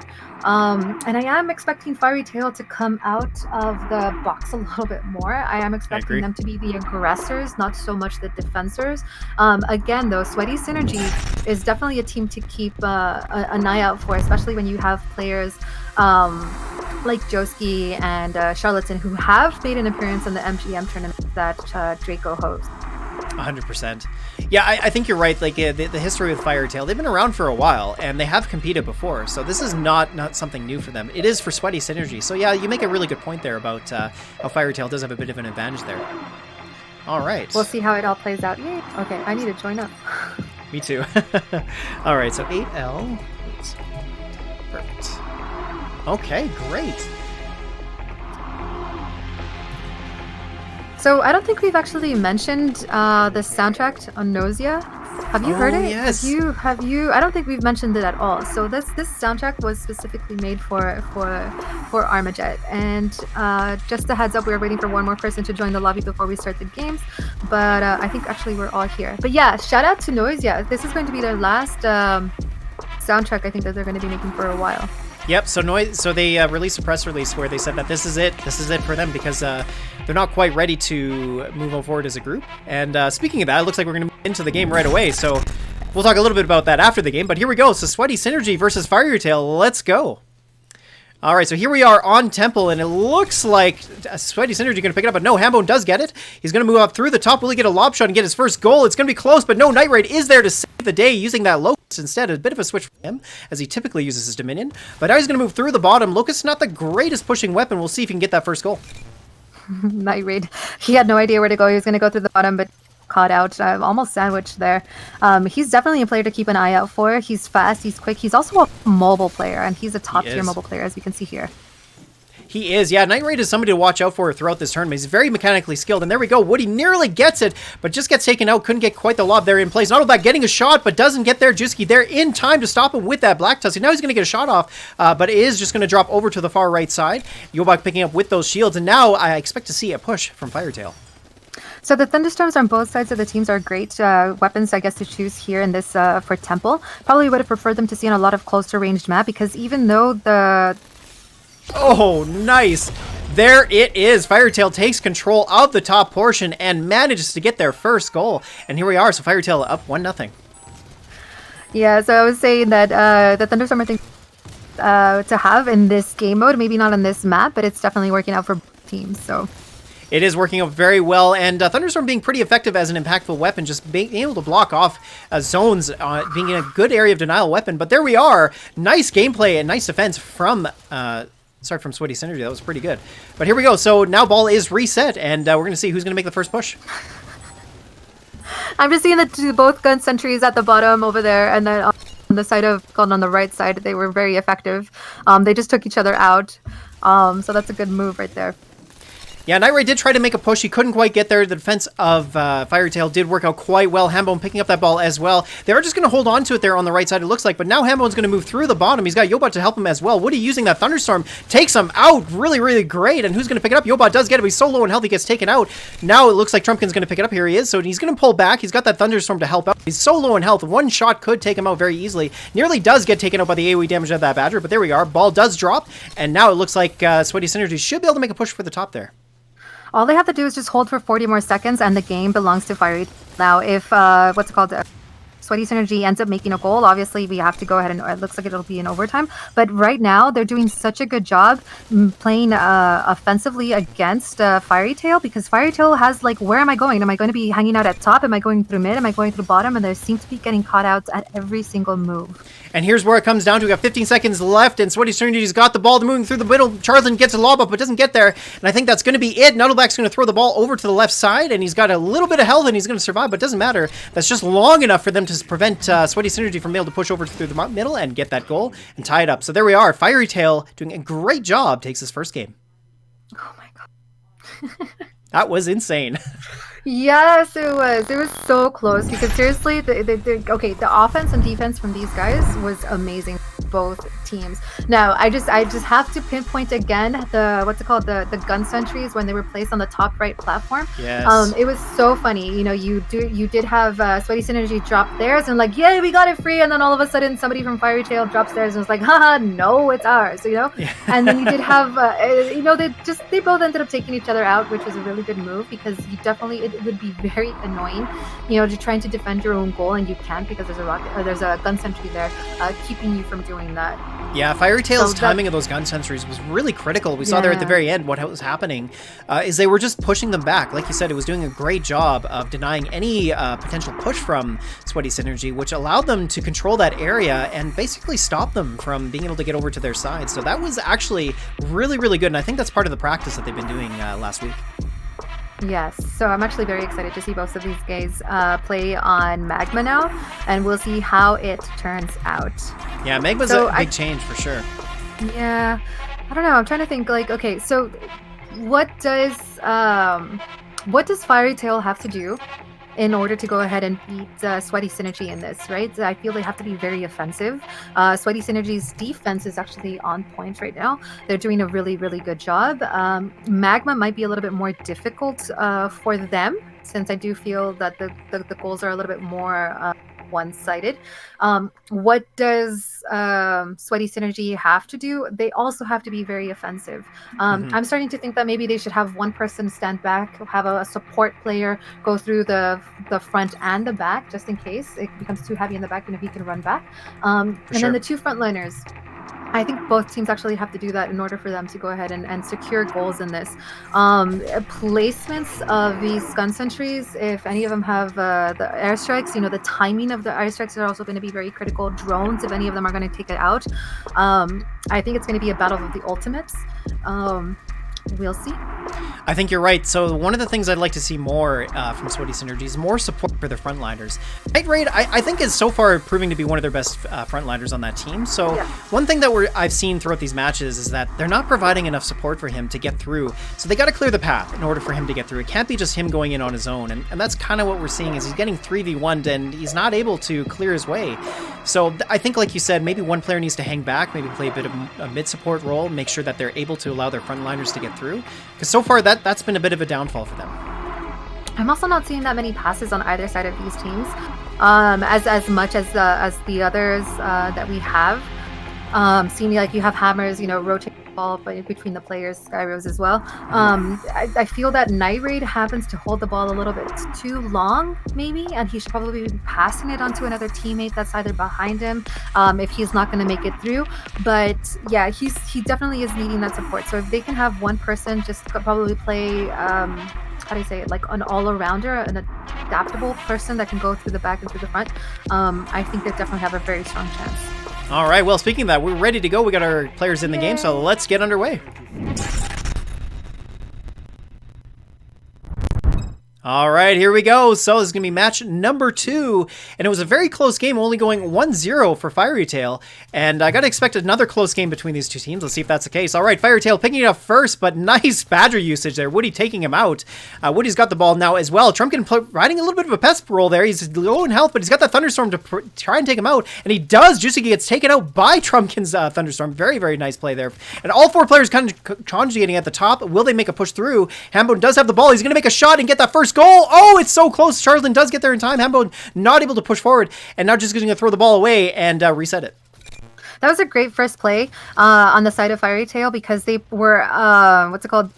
They pretty much sandwiched the entire team there, and they were caught off guard on that platform. So they were able to take everyone out there. They were, yeah. So Yobot's got the ball. He's got a Locust as well. Locust still being quite an effective weapon, even after his recent nerf to his range. Locust having that pushback is very, very good for Battle Ball. But Woody comes down, suddenly clearing him out. Nuttleback's got the ball, but it doesn't matter. They're at such low health, and of course that Gun Sentry is going to make sure that ball doesn't get picked up, and now it will reset.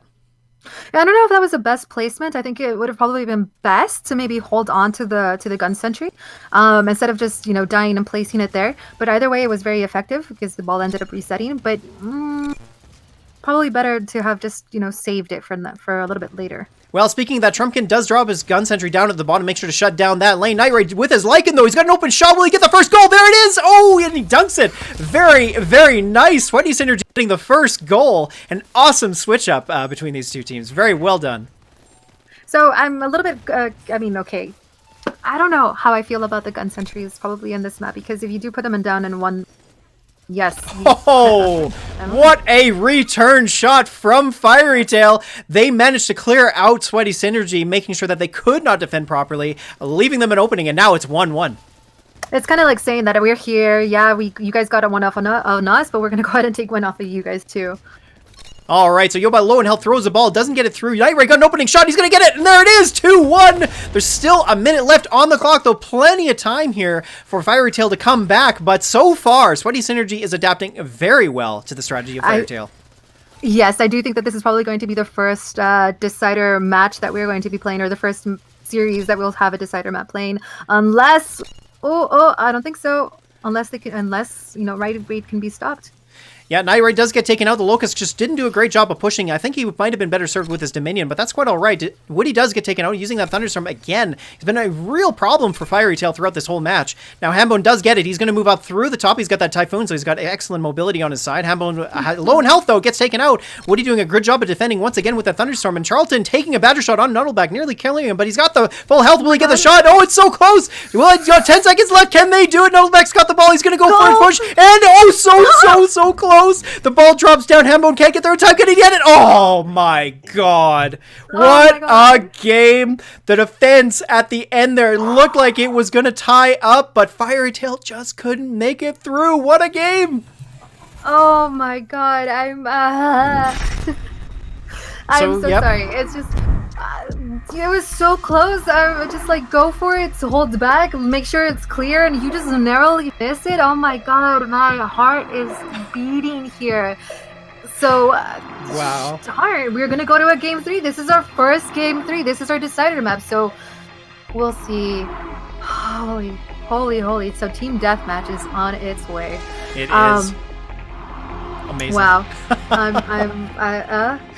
It was close. I really thought Fiery Tail was going to tie the game up there at the end. Hambone had the ball, and he had enough health to make it through, but I think what happened was they didn't manage their boost, and they were a little bit panicked because of the timer on the clock.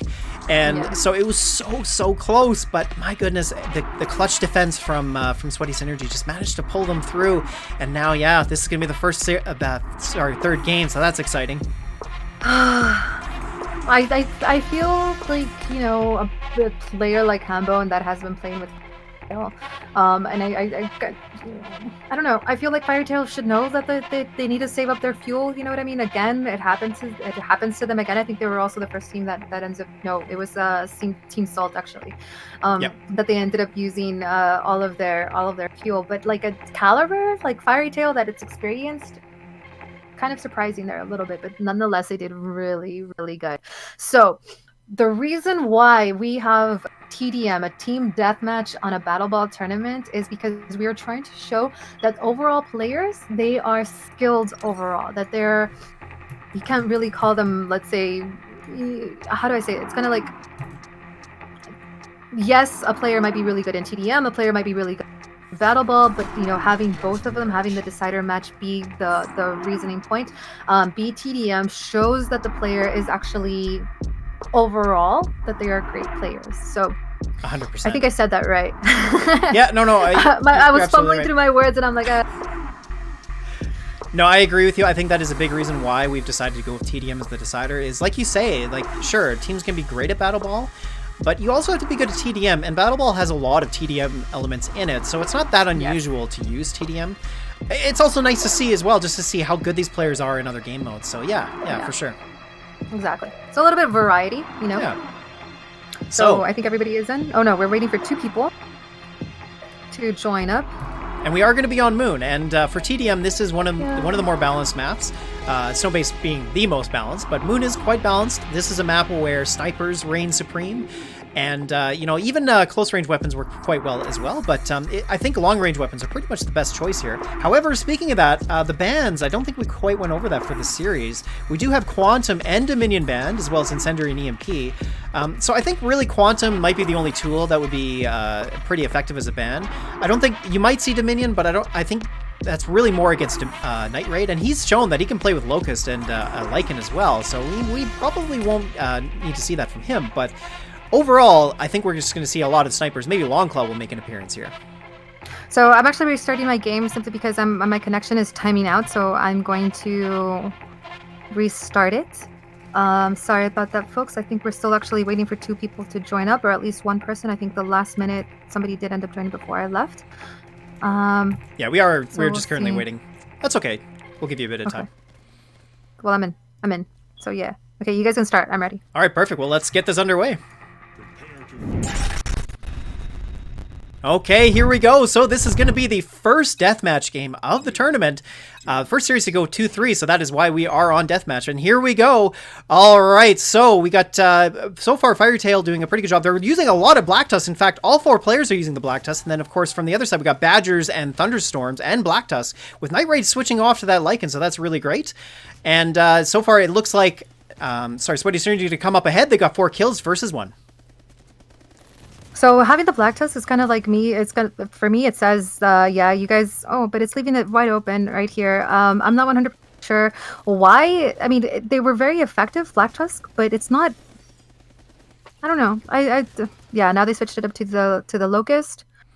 I'm kind of a little bit surprised here because I'm expecting a lot more aggression from Firetail, and they were just caught off guard there in the beginning. They were. So Firetail does pick up that double damage. Hembone's got it with that Black Tusk. He's going to be able to do some really good work there. Gets a shot off with that Enforcer, taking him out. Charlton dies to it, and then Hembone does have the double damage still. He's going to get cleared there. He's got a 3v1 from Sweaty Synergy, so that didn't work out too well. And right now it's pretty even. We got 1 kill difference between these 2 teams. Yobot going to push forward with that Enforcer. Gets a shot, taking out Jiski there, getting the double damage as well. Hambone's going to pick it up once again, but there's not much time left on it, so it looks like he won't be able to get too much more value out of it. And but so far, Sweaty Synergy doing a really, really good job of using their weapons. So keep an eye out on Charlatan with a Badger because he's landed those kills really, really well, especially onto, I think it was Hambone.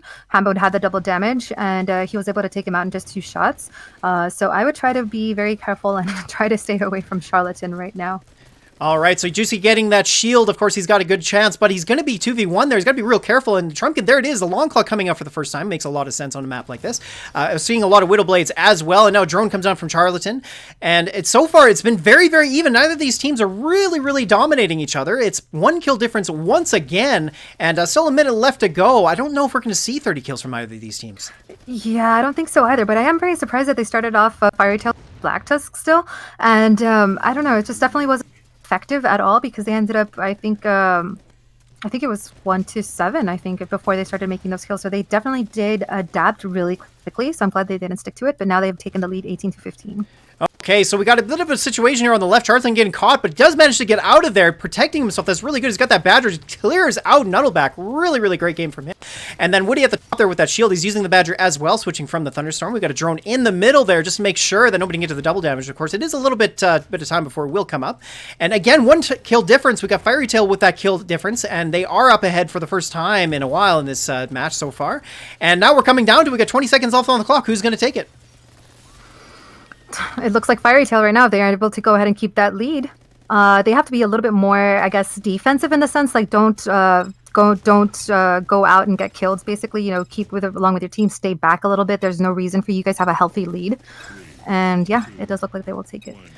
There it is. So Fiery Tail does take the series in this first decider match in TDM. Fiery Tail showing their fangs here in this deathmatch game, doing a really good job. It was very close, though. Very close game throughout it, but Fiery Tail just manages to sneak up ahead. Charlatan with those Badger shots, he was able to go ahead and get out out of a very tricky situation when he was on bottom. So yeah, he's definitely a great player to keep an eye out for. You definitely don't want to hand him the Badger at all. And even though it was nerfed, he still used it at an advantage. Like, he just did an amazing job with that. He did, yeah. He did a really good job. And Badger is still quite a good weapon. I mean, yes. 90 damage in one shot is nothing to snuff at.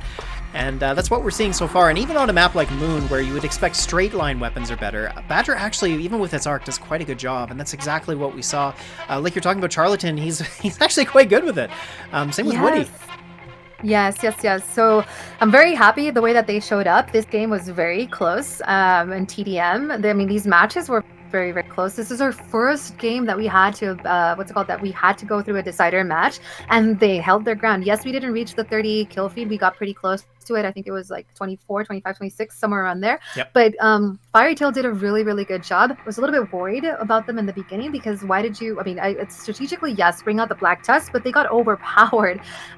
Something that you really wouldn't have seen, I guess, in other tournaments. So it just goes to show that Sweaty Synergy definitely has a very, very high chance here in future tournaments again. And then Charlatan again with that Badger is just amazing. All of the other players did a really, really good job. Joski also, hovering around the map, etc. Night Raider, he's definitely a person to keep an eye out, especially you don't want to give him the ball in the battle ball. And TDM, I was expecting a little bit more aggression from him, but he still held his own. So nice job all around for these guys. All right, well, we've moved through our first 8 series. Let's talk about what we're going to come back as we're going to take a little bit of a break here, but when we come back, we're going to start off with Hammers versus Terminus, and then it's going to be the last 4 series, which will be Skyrose versus Sweaty Synergy. That's going to be a great match. We've got XOZ versus the Upsetters. Will the Upsetters fulfill their name's destiny and upset XOZ? We're going to find out. And then we've got Fiery Tail versus Team Salt as our last round-robin match. That's going to be fantastic. We got some great games coming up ahead, but we're going to take a short break here, folks, and we're going to come back with a little bit more. But before we do that, let's just move over to our sponsors.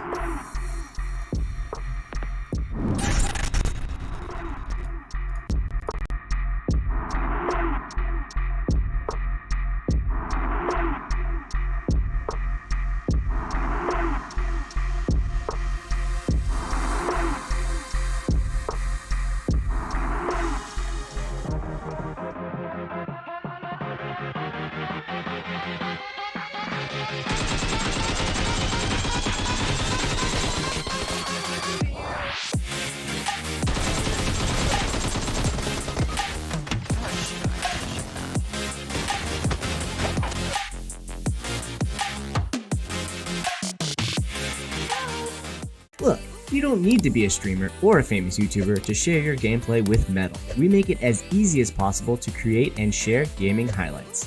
All you have to do is start up any game, press a button, and Metal will capture the last section of gameplay and then give you a link. It really is that easy. You don't have to configure a bunch of settings, and it won't make your games lag, even if your PC isn't awesome. Just download the app, play a game, and get sharing. Metal. Play a game, press a button, get a link. It's that easy.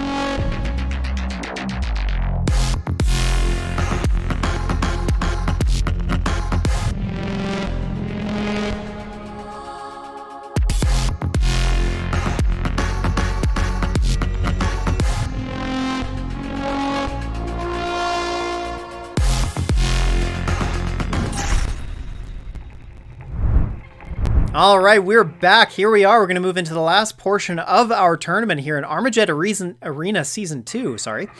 And let's just take a quick look at the teams and see where we're currently standing. Let's have a look. Oh, actually, I don't believe it's updated yet. All right, we'll get that to you in a little bit here. Let's just move back to the desk scene. Sorry about that. Okay. Little production issue there. That's okay. I'm a little delayed, by the way, so I can't see it immediately. But I'm trying to think. Okay, so amazing matches this last two. Well, all of these games actually. So we're down to our last 4, and we do have Terminus versus Hammers up next, and they're not updated yet. But I know XOZ has 9 points, Skyrose has 9 points. Trying to think who else has moved on ahead. I think for sure. Well, I mean, we still have all this group stage left, so still anybody's game. But you definitely don't want to be the last 2. The first top 6 are the ones that end up moving ahead here. Yes, exactly. So I think you're right. I think XOZ is likely going to be moving on. They've won their 2 series, so even if they happen to drop this next series, they should be in good shape. And let me think. So Fiery Tail, I think, has 9 points as well. Let me think. No, actually, we'll have to get those stats later. But so far, yeah, these teams have been doing a really, really good job. Sweaty Synergy came really, really close there in that last series. That was quite exciting to see. And then, yeah, moving forward, we got some really great matches coming up. The next one we're going to jump into is going to be Hammers versus Terminus. This will be the last series for both of these teams. So Hammers does need to win this. Of course, Terminus does too, and I'm not sure if Terminus does win if they will be in the top 6, but it's close. It's certainly close. So both Terminus and Salt do need to win in order for them to stay alive, and I think the scene is ready to be loaded. So if you want to go ahead and switch to that so that we can see who or where these points are. There we go. Yeah. Okay, here we go. So yes, XOZ and Skyrose being the top 2 right now with 12 points apiece, winning all of their games. Sweaty Synergy as well doing a really good job. They've got 11 points, so they're in the top 3. Hammers actually in 4th place. That's 5th and 6th place, because Fiery Tail there is in 4th place. So that's actually quite surprising to see. Fiery Tail ahead of Hammers. That's really, really great for them. But at the bottom here, these 2 teams are looking like they're going to get knocked out and not make it to day 2, which is going to be Terminus and Team Salt. So like you said, they're in a do or die situation. So we'll see what happens. And I don't know, Terminus, they've been playing really well this last couple of games. We'll see how they pull up against Hammers. Hammers is definitely another force to be reckoned with here. They're a very scary team to come up against. They're probably the top team currently, well, maybe not currently, but they were the top team in Season 1, Season 2. Season 1 was actually Skyrose, so that's another team to keep in contention. And yeah, we'll see how these games play out. And as of right now, I do have to make a little side note. We are up to almost $250 on our donations.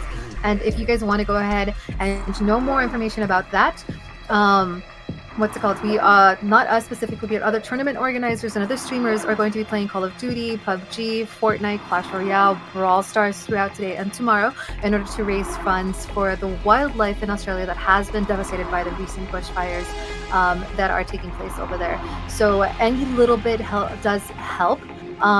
Whatever it is, thank you so much for those that have already donated. And again, SBM is going to match the first $500 that we raise. So we have today and tomorrow, and of course throughout the rest of the tournaments and other series, etc., that are going to be taking place throughout today and tomorrow.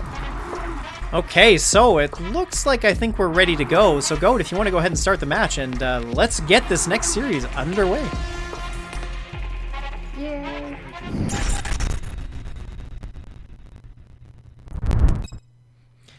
Okay, here we go. So this will be the final match for both of these teams, or sorry, final series. So let's see who's going to take it.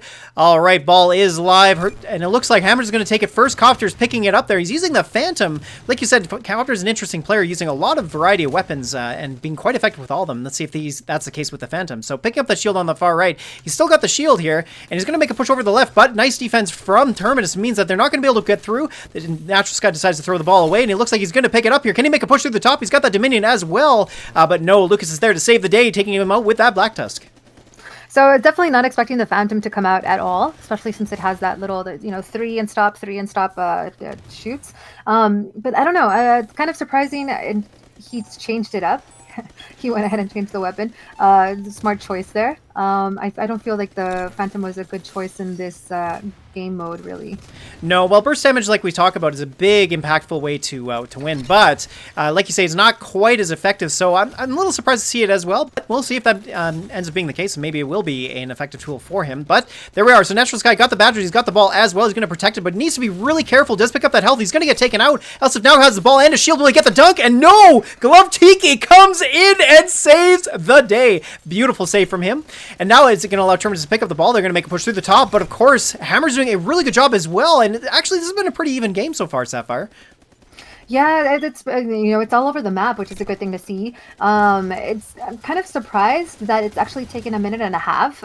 No goals as of yet. Great defense on both sides. I know Terminus is being onslaughted a little bit more than Hammers is, but either way, both teams are doing really, really well.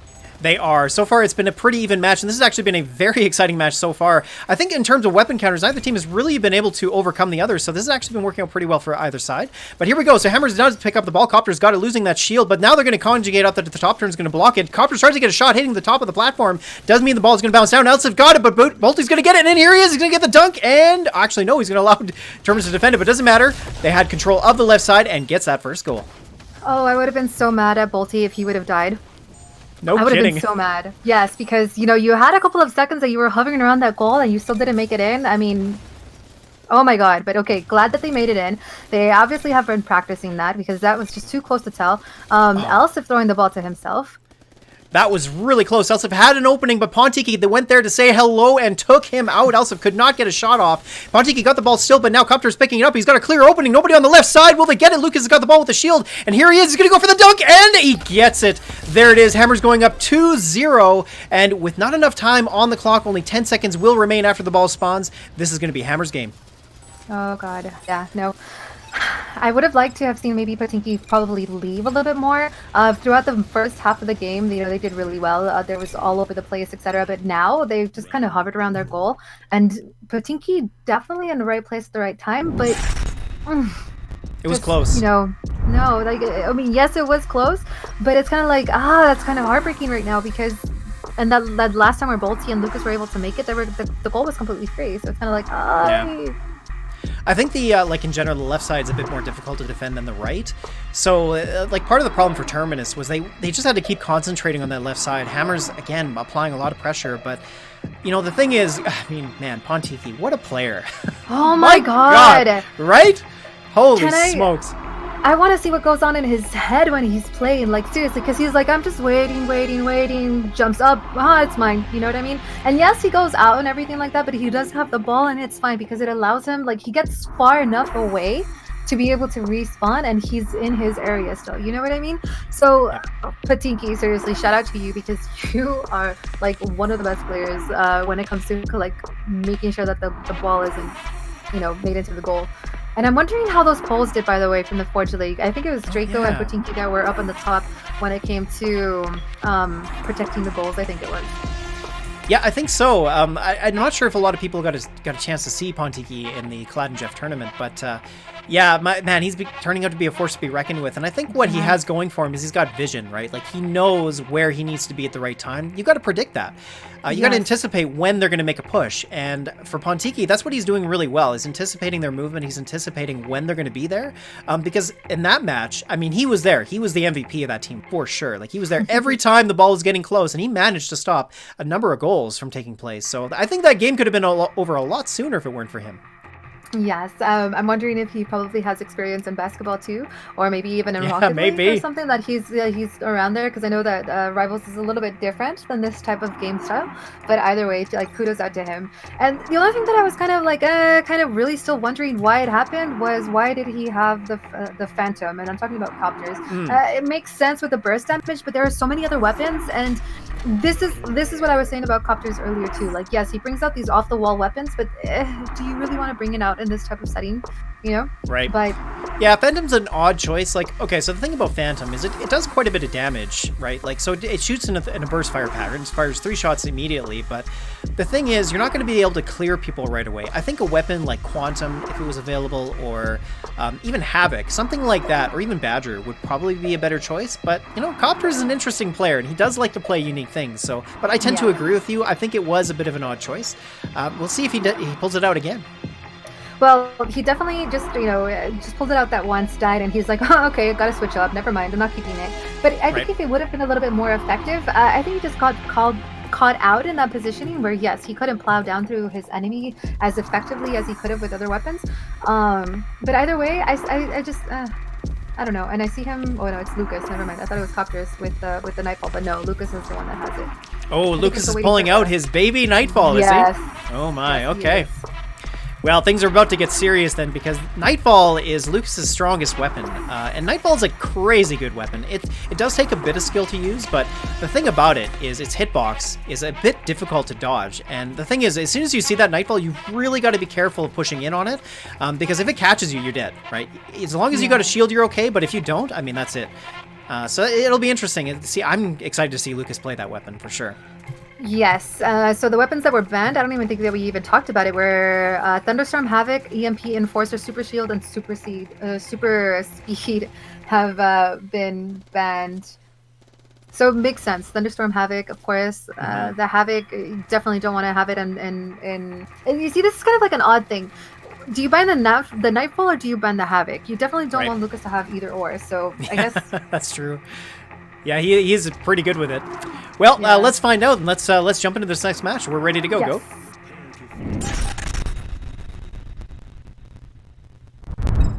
Okay, here we go. So this is going to be the next match, and if Hammers takes it, that means they win this series, and they're going to secure their spot in the top 6. But can Terminus come back? Because this is do or die for them. They need to win this and then take a decider match in TDM. All right, MacLeod picking up the ball. He's got that Black Tusk equipped. Natural Sky using the Badger as well. He gets a shot off, but Elsif managed to collect it. He's going to lob it off to the left. It won't make it to the goal. That's okay. And I don't think any player's going to get there in time. Nope, Pontiki does. He's got that shield. Will he make a lob shot and get it first goal? And oh, so close. Elsif just managed to boost there in time, and now he's going to make a push over the left, but Natural Sky's there to say hello and stop that from happening. A lot of back and forth action between both of these teams, and oh no, okay, Lucas didn't make it. Yeah, like I said, a lot of back and forth action. There's a lot of action going up at the top. It's just usually the normal gameplay for Temple.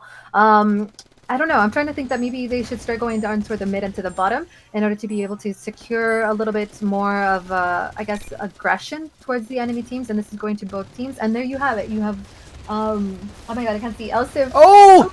So close. Ball is dropped. He will get in there. Lucas is going to pick it up and, of course, going to get that dunk. He's going to hold it, but doesn't matter.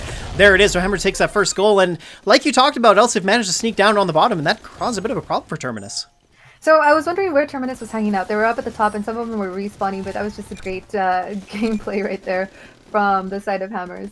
Caught off guard a little bit. You know, gotta surprise your enemy every now and then. For sure you do. And that's an important element in this competition is the surprise factor. And we'll see if Terminus can surprise them. So gets a shot off. MacLeod just misses it. It's going to go off to the far right. Of course, that is not a delay of game. That was just a missed shot. Yes. But that does mean the ball is going to respawn.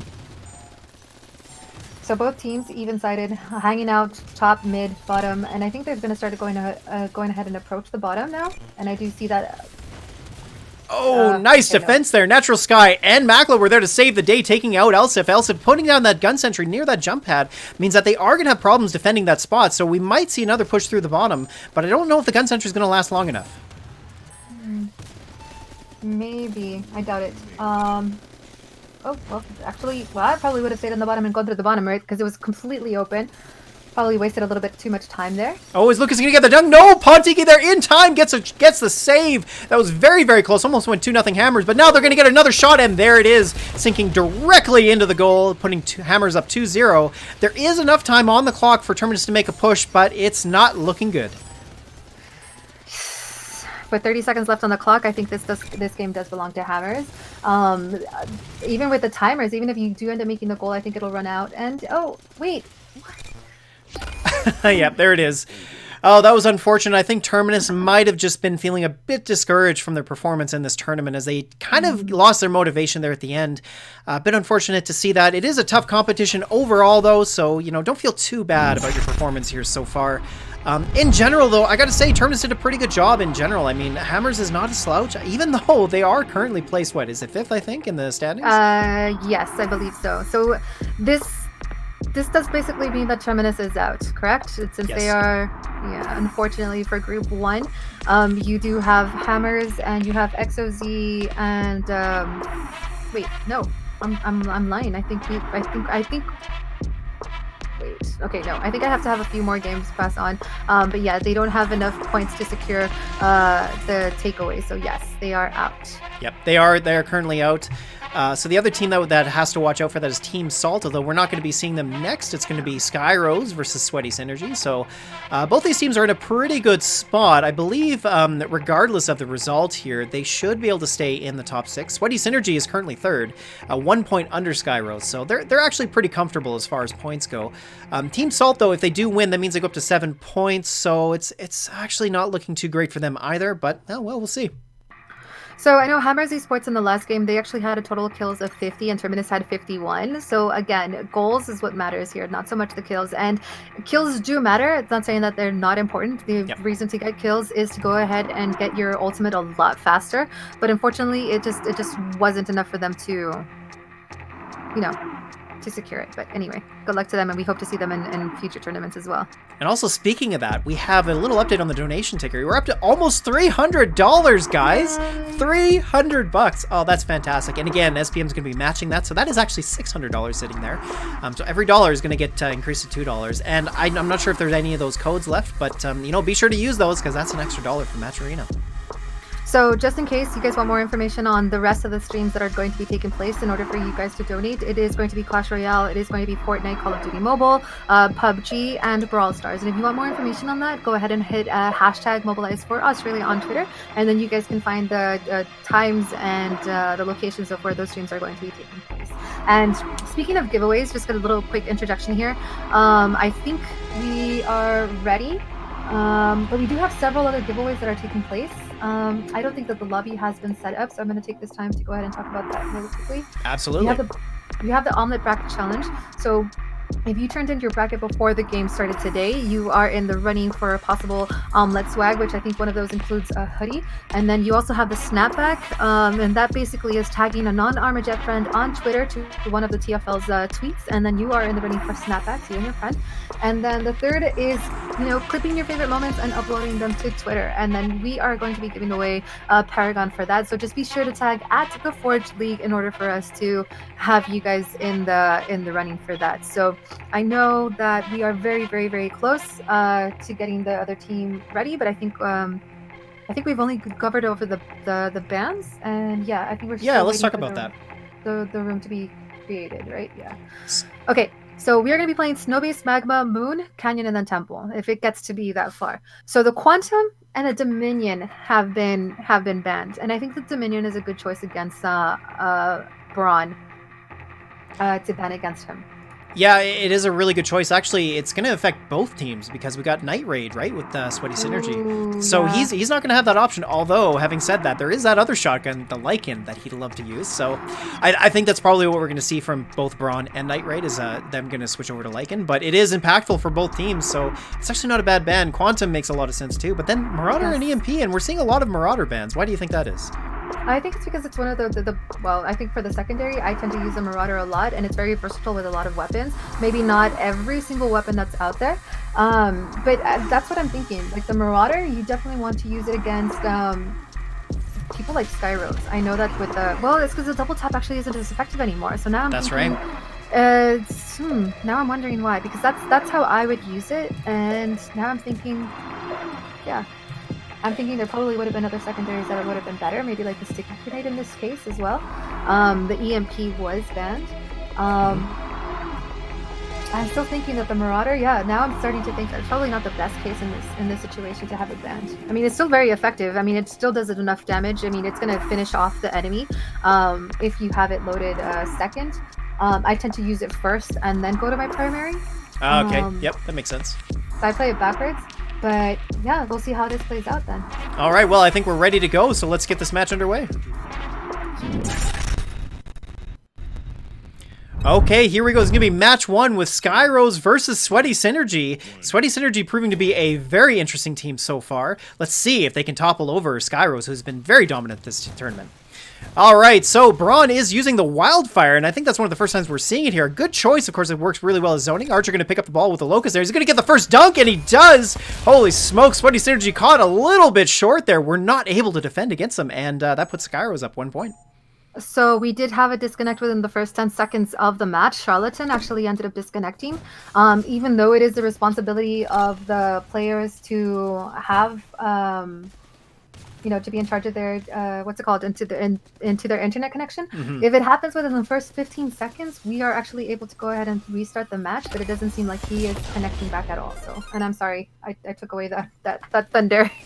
No, that's quite all right. That was a great shot from Night Raid. He managed to use that Lycan to good effect, pushing back Skyrose, and was able to clear an opening at the top. But here we go. Draco-san got a shot, and he's going to dunk O-san it. There it is. And I guess we're going to confirm whether or not this is a restart. To see the players are asking in-game, but let's see. He didn't reconnect, though. That's the problem. So he hasn't reconnected, so I'm wondering if he's having trouble reconnecting, because a lot of the times once these games go, they start playing, they don't. They're not able to restart, so we have to find out with Kima, perhaps. Yeah, well, we're going to need to make a rule about this, or not a ruling, but we're going to have to figure out what we're doing. Yeah, we're going to go ahead and restart. Okay. Okay. All right. Yeah, So it was like right at the beginning of the match, so it wasn't, it wasn't halfway through it or something like that, so. No, that would have been completely different.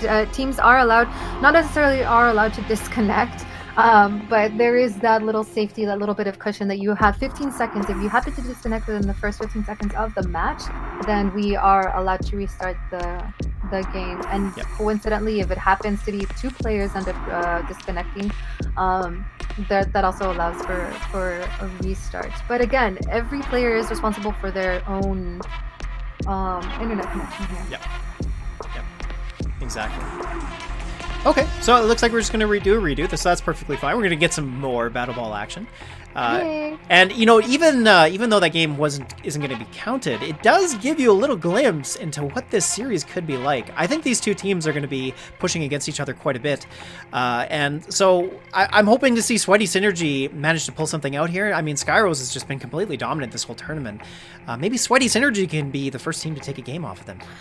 So remind me again, the Badger, is it good on Snowbase or is it not good? I feel like it's a little bit more close corners. You really can't get like across the map as much as Canyon, maybe even on Temple, but I think it's still an effective weapon to use here on Snowbase. It is. So the only issue with Badger on Snowbase is if you try to go through the bottom or the mid. So of course, Badger, it doesn't work very well shooting up or really even straight across. But however, if you position yourself on that top platform in this middle section, then the Badger shot's going to reach pretty much all throughout that middle section. It's also a really good defensive tool towards your goals, so I think in general Badger is good. You just have to be mindful of the fact that the shot's not going to go very far if you try to shoot up or over horizontally. So basically, if you're going to be using the Badger here, and the only reason why I'm mentioning the Badger is because we saw Charlatan use it so great. The last game that they had that he was able to escape the enemy team. But yeah, that's the reason why I'm mentioning it. And since we are on Snowbase, I don't know. I feel like if he can maintain his position up at the top, he is going to be able to do some damage for sure. Or maybe if he's caught out in the bottom, he can probably use it to get away again, like as he did on Moonbase. Like, one way I could see it being used is you could have the guy camp on the left or right platform and just basically span the Badger onto that middle section, completely shutting down that lane, which really means that all you have to do is protect the top section.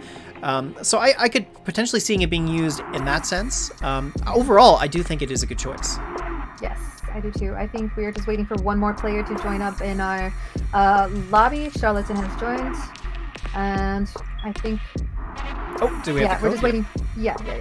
So we're just waiting for a few more people to join up, and then we are going to get this game underway. Perfect. All right. I do want to give a little quick shout out here to the TFL staff. This has been phenomenal working with everybody, and I think we're going to get underway here. Yeah, they started it. All right, let's do it. Here we are. So this is going to be match number 1. We are doing a redo due to the disconnect at the beginning of the first match. So here we are on Snowbase once again. Let's see what happens. Okay, so Seeker pulling out that Havoc. He's going to get pushed back by Night Raid using that Lycan to great effect. Ball drops. Juicy's got an opportunity to pick it up, so he is. And Archer doing a good job with the Locust as well, controlling the middle area with it. And now Juicy's not going to be able to push forward, but there he is. He's going to go through the top. He gets a shot, but Dracozen does manage to pick it up there. So that's great defense from Skyrose.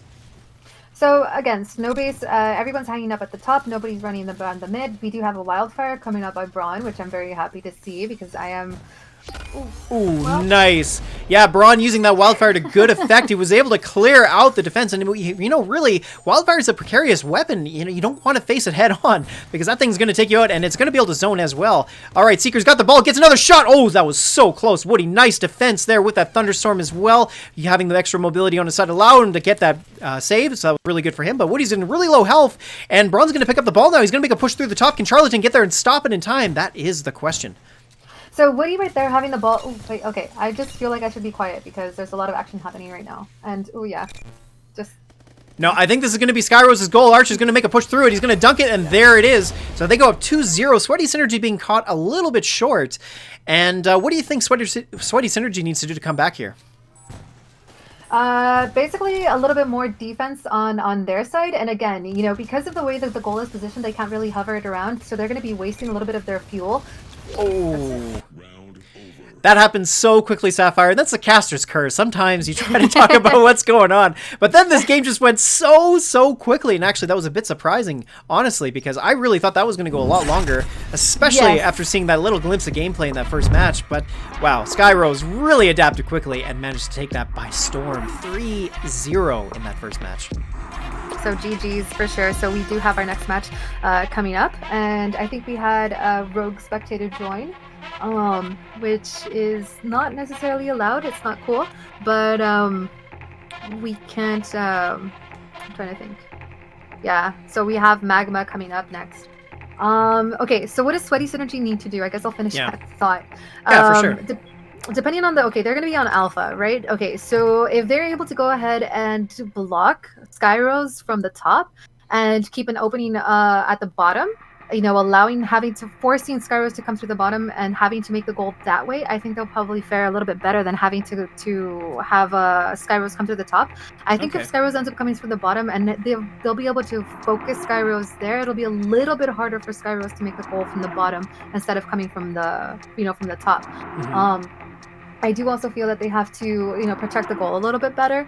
The positioning of Snowbase in the goal, you can't really just like stand around. You kind of do have to use your boost and your fuel out, which depending on how long the scrimmages take place around there, you know, you can be running out of fuel and you could just be falling down and you can be narrowly missing that goal.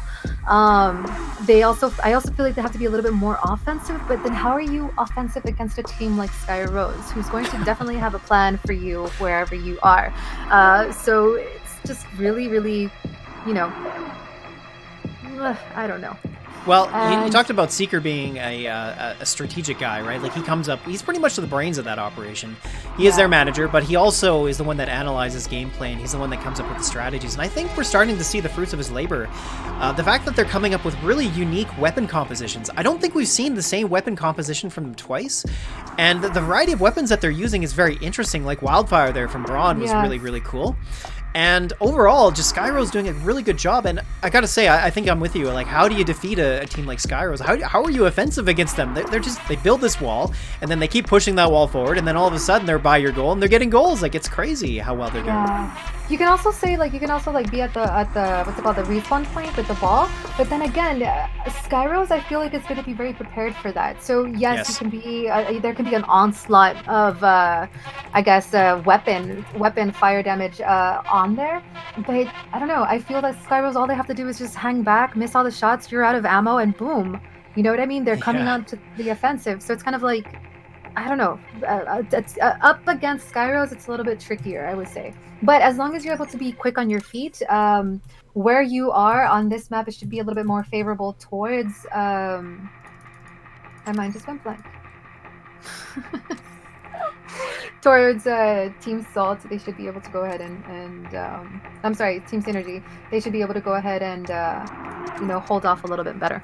I think so. That was the thing. Like, I was a little surprised to see that game go 3-0 so quickly, but I mean, Skyrose is super good, so yeah, I mean, it was a little bit closer than the score was telling. However, again, Skyrose is doing such a great job of pushing, and I think what Sweaty Synergy really needs to do, like you were talking about, is they just need to be a little bit more careful of their positioning on the map. Magma is a lot different than Snowbase. The two sides are different, but also the way the lanes work is completely different, and maybe Sweaty Synergy can use that to their advantage. I know that we are just waiting for, I think, one more person to join up on the lobby, and we'll get this game underway. We have broken the 300. We were just shy of reaching 300, and we are at 345. So for sure, there's $600 on our donation, which is yay. So Skyros, are they going to be, is this going to be a clean sweep for them? It could be. It could be. I would like to see them play some deathmatch because they are a very good deathmatch team. But this could be 2-0 for them. Sorry, I'm just going to be a sec here. I need to restart my client as it wasn't letting me load the game.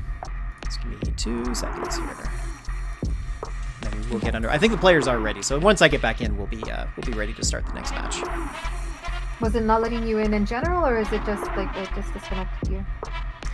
Yeah. What happened was I would click join, but nothing would happen. That was weird. Okay. Yeah. Okay, but we're getting back in. It won't be too long. So we're seeing the Thunderstorm, we're seeing the Badger with the Charlatan, of course, and Widowblade, we're seeing a little bit of, oh, wait. No, okay, no. I thought for a second I had seen the Phantom, but no, that is definitely not the Phantom. Enforcer. Seeker has the Enforcer, which is a good choice, especially since the Marauder was banned. Did we talk about the bans? Yes, we did. Yeah, the Marauder and the EMP have been banned, yeah. All right, there we are. So now we are ready to go. So Goat, if you want to go ahead and press the start button, that would be great. Yay.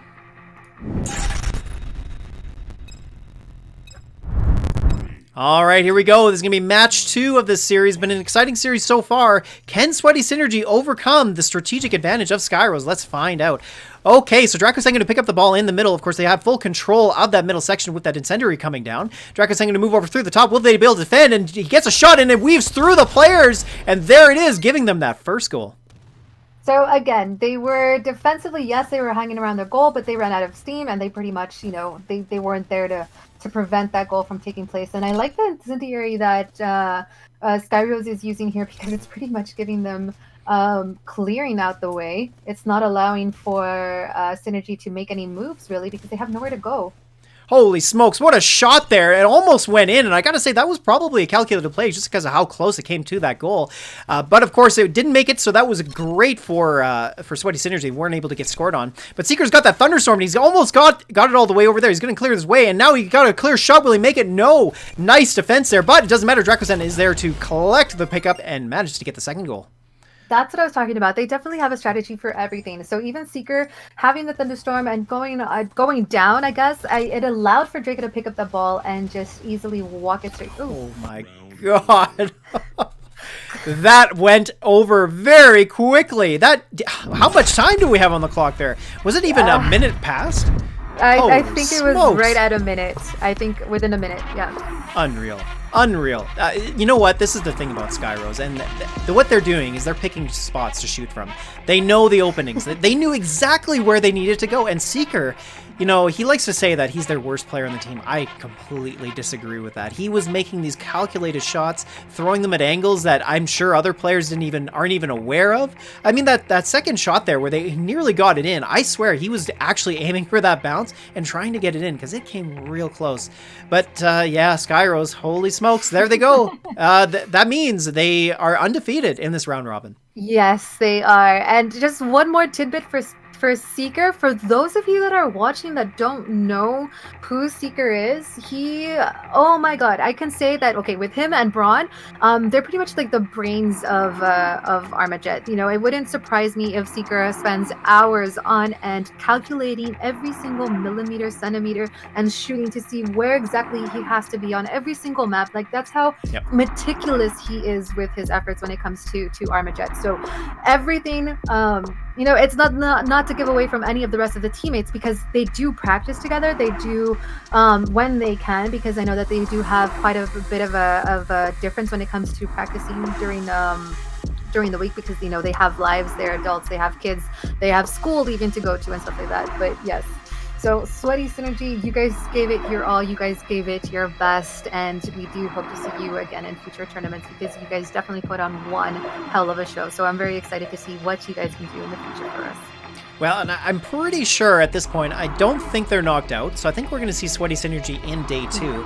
I keep forgetting about that. I keep confusing Synergy and Salt. I am so it's okay. sorry. They are 2 brand new teams, and you know what? For us casters, sometimes it's a little difficult to say who the right team is, because you know what? And that's great. I'm glad to have that problem, because that means we've got new teams here. Yes. But yeah, they are, and you know, they both start with S, so I don't blame you for that. I'm so sorry. They're probably like, what is this girl talking about? I am so sorry about that, guys. But yeah. But either way, you know, my statement still sounds true. We have very excited for what you guys can do tomorrow and what we are going to be seeing out from you. So yeah. All right, so that means we are going to move into the last 2 series. We've got 2 left to go. This is going to be XOZ versus Upsetters, so that's going to be an exciting match. And then to finish things off, we're going to move over to Fiery Tail versus Team Salt, and that is a do or die for Team Salt. They do need to win. I don't even know if they will make it to the top 6 if they do end up beating Fiery Tail, but that is going to be a tall order for sure. But we'll see. We'll see what ends up happening. XOZ versus Upsetters, that's going to be a great match. So who is the player to watch here in XOZ? I'm probably gonna say Full again because of the way that he plays. He's really in your face type of attitude. So is Noxus. I'm not 100% sure if he's playing or not though. But Argus is definitely another player to watch out for. As you see, we have seen him make a couple of goals. I think in the first game against I think it was the first game against the Hammers. Let me just go ahead and really quickly take a look. Yeah. Wait, no, this is the other team. Sorry. Oh no, it was actually Delight who made a goal, and then it was Noxus and then Full. Okay, so that's what's happening so far. I thought he had made one, but that guy could have just been misread. But Argus is definitely a player to keep in mind when you are seeing them compete right now. Yeah, he's been a really, really good player, playing more kind of like a mid-support role, but also jumping into a like a frontline role when needed. And I think that's something that XOZ is doing really well. They have players that are good in a variety of roles, and sure, like we've seen, like that's kind of what we've seen throughout this tournament so far, is that they kind of jump into different roles at different times. Like there were moments there where Full was actually acting as goal, or he was acting as the pest. Same with Noxus. There were times where he had to stay back and protect the goal. And these players seem very comfortable just switching roles like that. Yes. I'm trying to think. Okay. So we're starting the games. We have a couple of people that are trying to, but I think we're restarting. Okay, so if Upsetters wins both of their games, they are tied with Hammers Esports. Oh, interesting. Okay. So that's very telling, actually. Now Upsetters versus XOZ. XOZ, you have Full, you have Delight, you have Inspire, you have Noxus, and you have Argus. Those are all great players. And Upsetters, you do have Legendary X. You have Killer Penguin and you have Tenchiki. You have Clad also. They're more, I guess, content creators, so that maybe they're not up to par on the competitive level against XOZ in terms of like previous tournaments participated in. Mm-hmm. But either way, it's just, I don't know. They know how to play their game. They know what they're doing. They know how to communicate with each other. They've been practicing already, I think, for the last couple of weeks. And it really can be anyone's game right now. I think you're right. The thing I like about that team, like Clad is kind of a new community member, like myself, and he's been a really, really great guy to have around. And not only is he a great guy, but he's actually quite skilled at this game. Seeing him, like, he dominates a lot with the Badger, but also the Black Tusk, and I've even seen him play Tremor throughout this tournament, which is really nice to see. Clad and Cut is just, he's one guy to watch. He is a good mechanically skilled player. He's got mobility on his side, and then he's paired up with OPX Legendary. Like, that is a good duo, like, they're both content creators, but they're also really darn good. So, okay, so here's a little tidbit, and this is the production team typing this out for me. Okay, so in fact, if Upsetters actually wins both of their games, there's a 3-way tie, and that's actually between XOZ, Hammers, and Upsetters. So if Upsetters end up winning both of their games, they definitely are living up to their name. They're upsetting this whole tournament. And that's what we hope to see. All right, well, I think our players are in the game, so Goat, if you want to go ahead and hit the start button. Yes.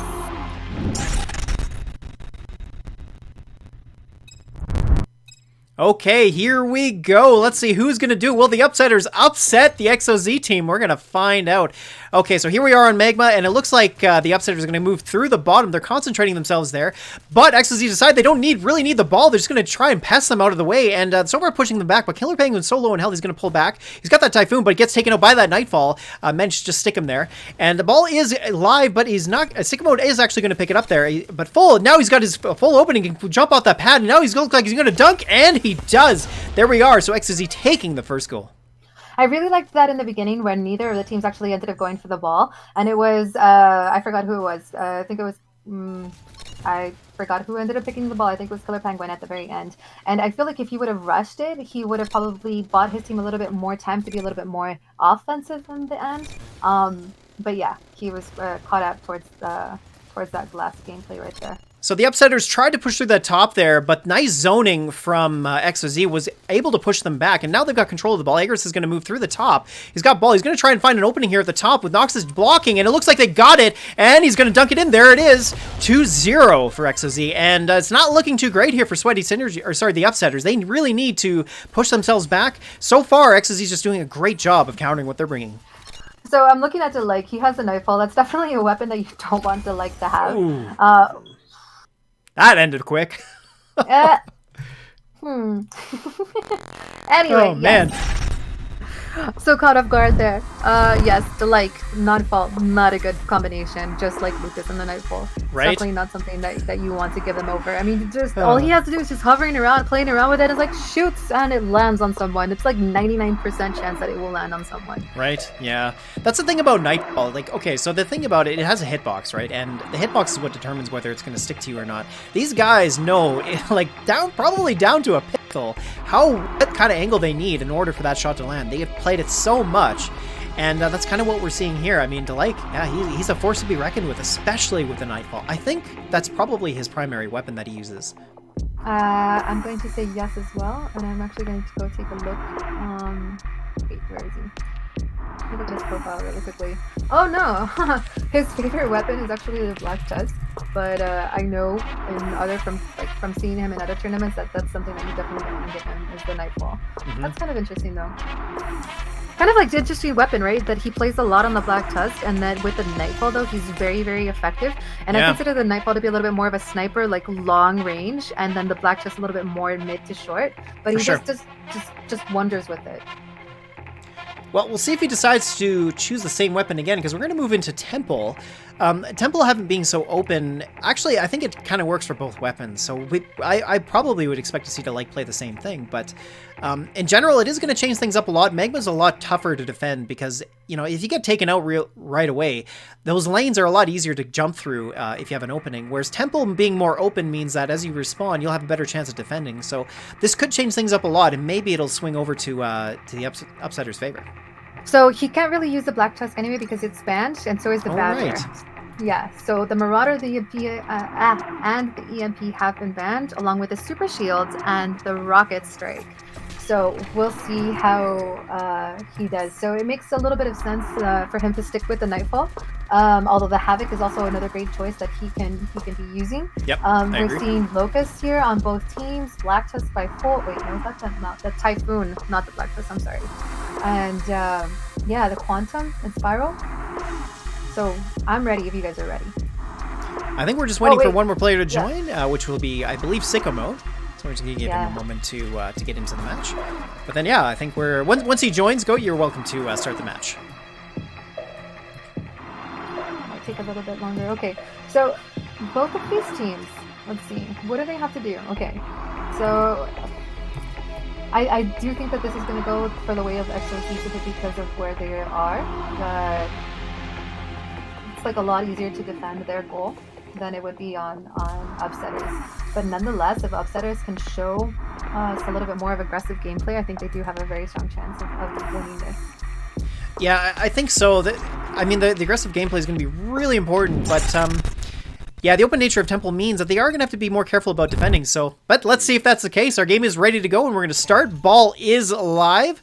And let's see who's going to go for it first. Okay, so Inspiral going to move down through the bottom. OPX trying to push him back with that Locust is preventing him, but Full picks it up. He's got that Typhoon as well, so he's going to be able to move very quickly. Tries to throw it, but doesn't matter. Cloud and Cut gets it. He's going to throw it over, but Delight picks it up. And Delight using that Nightfall again is going to be a bit of a problem. Nox has got an opening. He shoots it, but just misses the goal. It's going to move over to the right. Shield gets picked up by Inspiral, but he's going to get taken out. And now it looks like the Upsetters is going to be able to control the ball. Killer Penguin does drop it, and now it's going to move to the middle. Inspiral's got a clear opening, though. That incendiary grenades being a bit of an issue shutting down the lane, but it doesn't matter. He's got a clear opening and gets that first goal again. XOZ going up 1-0. So XOC has nobody around their goal. Maybe Nox is hanging out from mid and to the back, but really everybody's up front and, pushing really hard. Holy smokes, that was close. Inspiral making a huge push, almost got through, but now there's an opening. Like you said, he gets a shot, but Inspiral get there in time. Doesn't matter, he didn't even pick it up. The shot just missed. Very, very close. Oh my god, okay, I was... That was insane. Yes, it's like, oh my god, there's no way. You see, it's like I was about to say, like they should at least have someone to protect it, or at least somewhere, but yeah, no, narrowly missed it there. Okay, Inspiral picking up the ball. He's got that Typhoon again. Cloud and Cut's trying to push him back with the Locust, but couldn't get him out. And now he throws the ball over to the far right, just missing, of course. It's just going to lob itself, and now it's going to respawn. I'm thinking because of the little bit of a lag difference, because I thought that ball was going to be picked up by another teammate, perhaps, that he was throwing it over. Right. But he didn't make it, so... It was a close call. Full was over there to try to accept the pass, but he wasn't in a good spot to try and jump and get it, so it didn't quite work out. So there, now we go. Inspiral lobs the ball over, and Full is there, then gets a dunk. What a play! Holy smokes, that was beautiful. That was a great score by Full. He was just in position in time to collect that shot from Inspiral and managed to get that dunk. Yeah, pretty much. I'm trying to figure out what what's it called? What Upsetters have to do, and I feel like there's an opening at the bottom that they're not taking advantage of, where they can, if they can just get their hands on the ball and run through the bottom. But XOZ is definitely not going to let that happen. There you go again. XOZ just picked up the ball. They're going back and around. Can Cloud and Cut get there? And he gets a shot, but oh, so close. Noxus was there. He was a little bit short, wouldn't have made it in, but was very, very close. Cloud and Cut making a sneaky play down for the bottom, and Nox is just tossing the ball off to the left. Inspiral's going to pick it up here, and they're going to make a push through the top, it looks like, but Sweaty Synergy should, or the Upsetters should be able to block this. And but however, look at that gun sentry positioning by Noxus, by the shield. It's going to be able to control that area. OPX is going to be able to block that, and there we go. He's got to toss it away, though. He's so low in health and gets killed, and now ball is dropped, and now they've got a clear opening to make another goal. I think this is game. The timer's pretty much run out, and yeah. That is game. Yeah, there's definitely not enough time to make it, so this will be XOZ's game.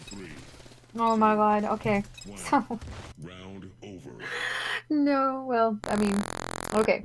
So clean sweep right there. Upsetters did a great job. They had to be a little bit more aggressive, and I do feel like if they would have gotten their hands on the ball just a little bit and close with the bottom, like they did that one play, they probably would have had a better chance. And I kind of want to say that XOZ, they left themselves open, just like with that one shot, maybe a little bit too close for comfort there. But either way, they did really well. If Upsetters would have taken advantage, and if they would have probably practiced their positioning a little bit more, their movement was there, but their shots, maybe practicing their shots a little bit more in tempo, they would have definitely had that. I think so. Yeah, you make a really good point there about XOZ and leaving their goal open. If the Upsetters were able to get control, because we saw that from Cloud and Cut there near the end, where he was able to collect the ball in the bottom lane, and he was making a push over through the left, and because it was wide open, he actually would have gotten a goal there had he not missed. So I think you're 100% right about that. That's something that XOZ might fall, like day 2, they got to consider that, because they're going to be playing against some pretty strong opponents, and they're going to take advantage of that. So I think that was one thing that the Upsetters could have done, but unfortunately XOZ was able to control them and just push them off to the side, and there we go. It didn't really matter too much. But yeah, day 2, I think that's something they got to be wary of. Okay, so we are going to head and I think our next team, right? Yeah. Yep, this will be the last series of the day. So this is our last series for today. It's going to be facing between Fiery Tail and Team Salt. And once again, guys, this is Team Salt's do or die game. So I hope to see a bit more of a push from them. I'm curious to see how they change their strategy and how the bans are going to go. Okay, so for Series 11, really quickly, just to go over the strats. Trying to get there. Yeah. Okay, so the goals.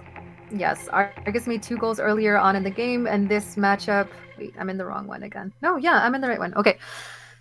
So a lot of damage. We had the overall kills from the side of XOZ. They did a lot more damage to the Upsetters than the Upsetters did to them. So that means that they were able to get to their ultimates a lot quicker. They didn't really use them as much per se, especially from everything that was banned. But I don't know. Like I feel Upsetters were just a little bit. I'm trying to find the right word here. Just. I'm trying to say, like, Upsetters, they probably just did need to play a little bit more strategically because, yes, XOZ is a little bit stronger, forceful, but if they, pretty much. Mechanically, I think they're a little bit subpar in relation to XOZ, but as soon as they get up to it, a little bit more practice, a little bit more dedication to the game, and more practice within the team, I think they're definitely another team to consider in the future for sure. That's something to keep in mind. This is the first major tournament with team play in Battle Ball. We did have the Cloud and Jeff tournament, but that was mixed players and mixed teams, so that's a bit different. Here we are in one of the most competitive events for ARMAJET, and the thing is, and I think I want to really emphasize this is not really the be-all end-all for competitive Battle Ball. This is just the beginning, guys. The teams that are here today, yeah, sure, you're getting knocked out in 2 straight. That's not a big deal. What it comes down to is practice, getting together with your teams, communicating, doing scrims. As long as you maintain your practice, you're going to be a strong team to contend with. And that's the reason why, like, teams like Skyros and Hammers and XZ, that's why they're doing so well, because they've got the experience on their side. They've been practicing. They come up with these strategies. So that's what these other teams need to do as well. And not that they haven't, but I think as long as they continue to stay together, as long as they continue to put in the practice, then we're going to start to see some results from these teams where maybe the upsetters are going to upset some of these strong teams. And you know what? That's very possible. I'm happy to see them play in the future because definitely I would love to see more teams and more players compete in tournaments like this. And there will be more tournaments like this, not just run by TFL, but other community organizers as well. So you want to go ahead and talk about this matchup that we have coming up against, I think it's Fiery Tail, it's on my mouth, Fiery Tail and Team Salt, sorry. Let's talk about the bans a little bit. So, the first map is going to be on Temple, then it's going to be followed by Moon, Canyon, Magma, and Snowbase. And then for the weapon bans, we've got Badger and Quantum. Quantum being a very popular ban choice. Badger proving to be a popular choice as well. And then for the secondaries, we've got Enforcer and Incendiary. I'm surprised to see Incendiary, but not anymore. I am not anymore. Because it is so good. It is so good. And then for our ultimates, we've got Rocket Strike and Gundro. So yeah, so speaking back of Incendiary, I know at the beginning we were like, oh, I wonder why. Yeah, now we're seeing why. It is very good. So I am actually surprised to see the Enforcer out, and the reason for that, I'm thinking it's maybe that Team Salt probably doesn't have all of their weapons unlocked. So I know that you got the Enforcer before the Marauder. But other than that, I was kind of surprised on that one. Just for that little tidbit, if that wasn't a fact, I'm thinking that's probably why then. And then the Rocket Strike makes sense. The Gun Drone makes sense as well. But what about the Gun Sentry? You know what I mean? You also have that one. That can be a very, very strong option, especially for Temple, Moon, and Canyon. Especially if you strategically place them in the right place, then, it can be game. Okay, well, I think our players are ready to go, so go ahead and start the match. Okay, here we go, folks. This is going to be our last series of the round robin. Let's see, can Team Salt pull out a victory? That is going to be the question. Okay, so ball is live. We've got Team Salt making a push for it, but gets taken out by Firetail. Hambo using that Typhoon to great effect. Nelvack's going to move back. He's using that Locust to protect Hambo, but Hambo gets cleared by the Black Tusk of Yazer there. Now he's going to move through the top, but can he move through the defense of Team Salt? No, they can't. So Firetail. So Trumpkin gets a shot off. He's going to miss the goal, though, and it's just going to move on to the bottom. Yazer are going to pick it up here, and we'll see. Neither player really making a great push so far. They're pretty much hanging back. They're not really being very offensive or, I guess, aggressive, on the sense they're holding the ball a little bit too long instead of making passes. I mean, I don't know. I was expecting Team Salt a little bit more action, try to get out of their bubble a little bit more. Yeah, I think you're right. That's a little bit surprising that a lot of the concentration's happening here on the mid, but there, that ball explodes. Kind of a characterization of this map. It's a bit of a stalemate so far, and really, I think it's going to be a 1-goal game. Well, I'm actually kind of surprised that neither team have actually really, made it in right now. I'm expecting a little bit more action as well from both teams, and that was really close. Yeah, Human nearly got there. Trumpkin was there to save the day with that Thunderstorm. Now he's got the super shield up. He's going to get pushed over to the right, but gets taken down, getting 2v1 by that Black Tusk from Yacer. Worked out really well, and he's going to pull back. He's a little bit low in health, so he needs to be pretty careful. Tolden moving up through the top, so I think what they're trying to do is clear an area on this top, but the gun sentry being really effective. The gun drone being banned, of course, means that the gun sentry is being used. Now he's going to move through the bottom. Is he going to be able to make a sneaky play here? Let's see. I think so, actually. I think, oh, no. Well, who knows? Well, where's the rest of his team? They're hanging back, and I know they were just respawning, so maybe he should have probably hung back just a little bit more, waiting for them to catch up to him. It's okay, he lost a little bit of ground, but I don't know, I'm expecting a little bit of Oh, I think he's going to get it. Nuttleback does collect the ball. That was really difficult there for Team Salt. They were defending their goal, but unfortunately, what was the problem was the ball was near the jump pad, and of course that extra boost was all that they needed to dunk it in, and there we are. So first goal does go to Fiery Tail. Okay, so I think I'm being a little bit too hard on these teams, and maybe I'm expecting a little bit too much, but I am actually liking this whole action. In the beginning, I was like, okay, why aren't they being a little bit more aggressive? They're coming out of their shell a little bit more. They're attacking. They're being a little bit more defensive, offensive when they're supposed to be. Right there. Oh, okay. Man, that was close. Total Zen had an opening, and he went for it, but he didn't have his boost ready, so he couldn't get there quite fast enough. The Firetail was able to respawn just in time, and what ended up happening is he had to throw it, but ended up passing it to Firetail instead. So now Yobot got an opening. He's got that shield. Passes to Trumpkin. Now they're going to get the dunk, and Hambone's going to get it. Oh, no, actually, he doesn't, but doesn't matter. The ball does manage to slip into the goal, because that is the way that Battle Ball works. If you're the last ball carrier and you drop it, if you're on the opposite team, you will score a goal. And that's exactly what we saw. And there we are. So that is going to be the match. And they're going to go up 1-0 in the series.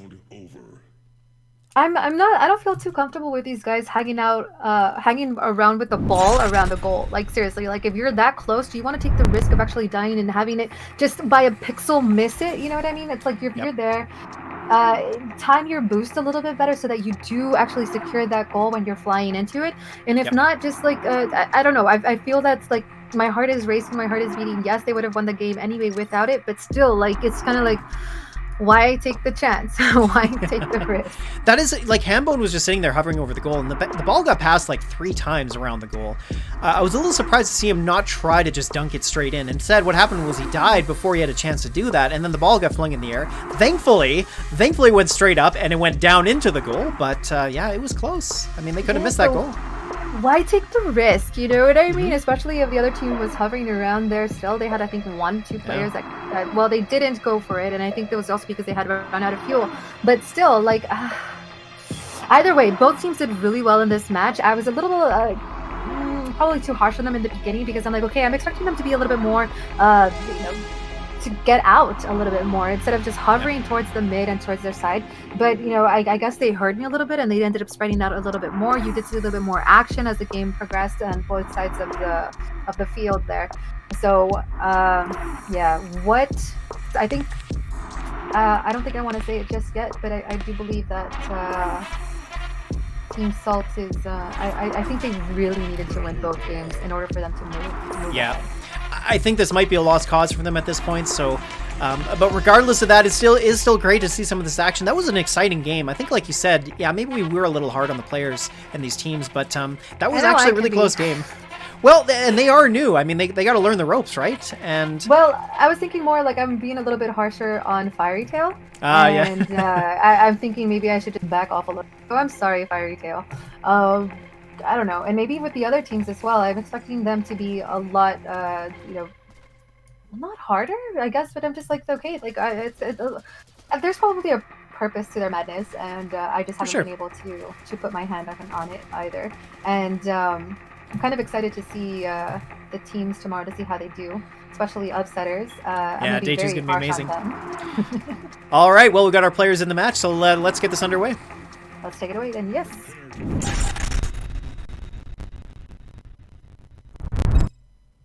Okay, here we go. So this is going to be the potentially the series point. Maybe Team Salt's going to upset them and take a game and then force a TDM decider. We'll see. Okay, so Firetail picks up the ball. Nuttleback getting it with that Black Tusk. He's going to drop the ball, though, because he's low in health. Trump picks up the slack. He's going to throw it over there just because there's too low in health to make a push, so he's just going to opt to throw it over there, and now the ball is going to reset.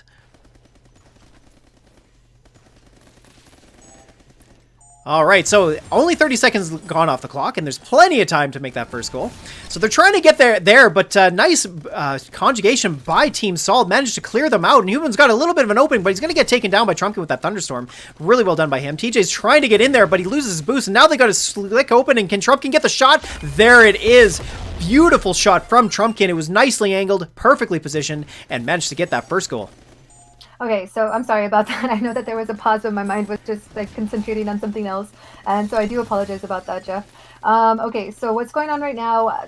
Basically, they're doing a really good job. They're positioning themselves outward, and I'm talking about Team Salt here. They're out and about. They're not focused simply on their side of the map. They're taking a chance. They're risk takers right now, and that's actually something that's really good to see. And so I'm happy that they're starting to change the playstyle just a little bit more. Oh my goodness! What a lob! That was so close! I could not believe that. They were right in the position to grab that ball, but it just about slipped through and gave them a free goal. That was real close. So I think Team Salt's got to be careful of that. Yeah, they're leaving themselves a little bit too exposed, but I'm just glad that they're out of their hovering over their goal at least, you know. And I'm thinking they're just now. I think they're just probably just going for it, and I wish I would have seen this a little bit more in previous matches. Yeah, they're doing a good job of trying to push through enemy lines, and TJ's got to make this goal save, but he doesn't. Oh, that was a great goal by Fiery Tail. Very, very close. Hambone just coming in clutch there. And that nice gun sentry placement by Yobot is going to stop that ball from getting collected by Team Salt. And now Fiery Tail is going to make a good push here. Nullback's got that shield, so he's going to be able to move through the enemy lines. Can he move through the top and get through to another goal? Hambone putting another gun sentry down, doing a great job of shutting that down. Looks like he's got this. Hambone getting the dunk, and there it is. A nice sweep there from Fiery Tail, going 2-0 in this series, and they're going to move forward, and Team Salt, unfortunately, is dropped out. So GG's to Team Salt. You guys did play your heart out. Fortunately, it wasn't enough to go ahead and secure a win. Go ahead and see you guys for tomorrow, but you guys played spectacularly well this last game. And yes, even though it was a quick matchup, it was a quick game, you guys, I feel, were out of your shell a little bit more than other games. And, you know, you guys ended up taking that risk. It didn't pay off, but either way, you didn't stay back and just protected your goal. You do also have to try and make a goal in order for you to win the game. Either way, great performance, great showing, and I'm really excited to see you guys in the near future for the tournaments that we have going on. Me too. And you know, also to Terminus as well, I just want to say thank you so much for being a part of the tournament. I know it was maybe a bit discouraging and heartbreaking to get knocked out and maybe not even take a game, but you know what? I gotta say, like, none of these teams were really bad in any way. Like, yeah, there's obviously there's improvements to be made, but you know what? Good showing for all of these teams. They did a really great job despite what their stats show. Exactly. And then going up against teams like Hammers, like Skyrose, like Fiery Tail, like XOZ especially also, these are very strong teams that have been playing competitively in ARMAJET for quite some time now. And then just having the bravery to go up against them, that really does say a lot about you guys. So I'm excited to see the games for tomorrow. I'm definitely going to keep my eye out on Upsetters. I'm going to keep my eye out on XOZ, Fiery Tail as well. I'm wondering how they will be doing. How will they be playing against teams like Hammers and Skyrose as well. And then just one very quick announcement just to make, we have reached $350, guys. So thank you guys so much for your donation. So that's that. Thank you. Yay. That's amazing. That's so lovely to see. And again, SBM is going to be matching that up to $500. So that $350 is actually $700. And that's amazing. We're going to be donating that to the Mobilizer for Australia movement. And remember, we're not the only ones supporting it. There's other esports events going on. So we've got there's also Clash Royale, there's COD Mobile, there's also PUBG. So make sure you go out and check those out and provide more support if you'd like to. Yes, for sure. And if you do want a little bit more information on when the streams are going to be taking place, go ahead and use hashtag on Twitter, hashtag Mobilize for Australia for more information on that. And then we did have a couple of giveaways, so be sure to upload your clips for your chance to win Paragon, and make sure to tag your non-ARMAJET friends in order for you guys to win snapbacks. And then also we will be releasing the winners for the Omelette Bracket Challenge tomorrow afternoon. So make sure that you're following us on all of our socials, especially at the Forge League. Jeffrey Casts, what is your Twitter, just to be sure? Yeah, so I'm at, you can find me at Jeffrey_casts. Feel free to add me there if you want to find out about all the things that are going on with me. And same for you, right? Sapphire Sky GG is your Twitter, or yes, Twitter handle. Exactly. Yes, for sure. And then also shout out to TFL production organizers because you guys did an amazing job. Shout out to Kenny and Commander Goat because you guys kept everything flowing especially well. So really, Yes. really thank you guys for all of your support and keeping those stats coming. And I think tomorrow we start again, also at 1 p.m. Eastern, if everything goes. And be sure again to follow us on our TFL Twitter, just in case there is a little bit of a delay. And I think that's it for us on our end. Well, just to cap things off here, and by the way, another donation just came in, so we actually are going to end at 375, so that's incredible. Yay! But let's talk a little bit about day 2. All right, oh my God, so my mind just went black.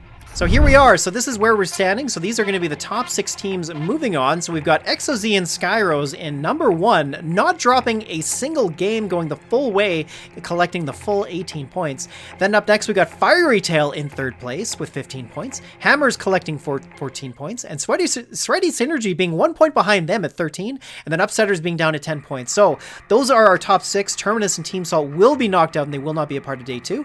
But I got to say, this is actually a very close standing. XOZ and Skyros proving to be very, very good. But then we've got a really close-knit group here with Hammers, Sweaty Synergy, and Fiery Tail. Upsetters a little bit further down, but they're not too far away. No, they're not. But either way, XOZ, Skyros, both with 18. They are very strong. So that means that they did not lose a single game in their series. So kudos to them. Hammers Esports, I was a little bit surprised that they ended up losing, but I'm sure there's probably a plan and reason for everything. Fiery Tail did really well as well. Upsetters, I was expecting a little bit more from them, but they did an amazing show, especially being from content creators. And I know that they play with pro players. And that's where I'm thinking that I'm probably a little bit too harsh on them sometimes. And then Team Sweaty Synergy, honestly, I am like surprised by them simply because it's kind of like they were a new team. They just started playing. But again, you have people like Joski and Woody and Charlatan that really know and understand the dynamics of this game. So I'm the 2 teams that I'm most looking forward to are Upsetters and Sweaty Synergy to see how they do end up playing tomorrow. Me too. All right, Sapphire. Well, that's going to cap off our day 1. It's been an exciting day. I hope the viewers have enjoyed the tournament. We will be back tomorrow at 1 o'clock Eastern. Yes, we will.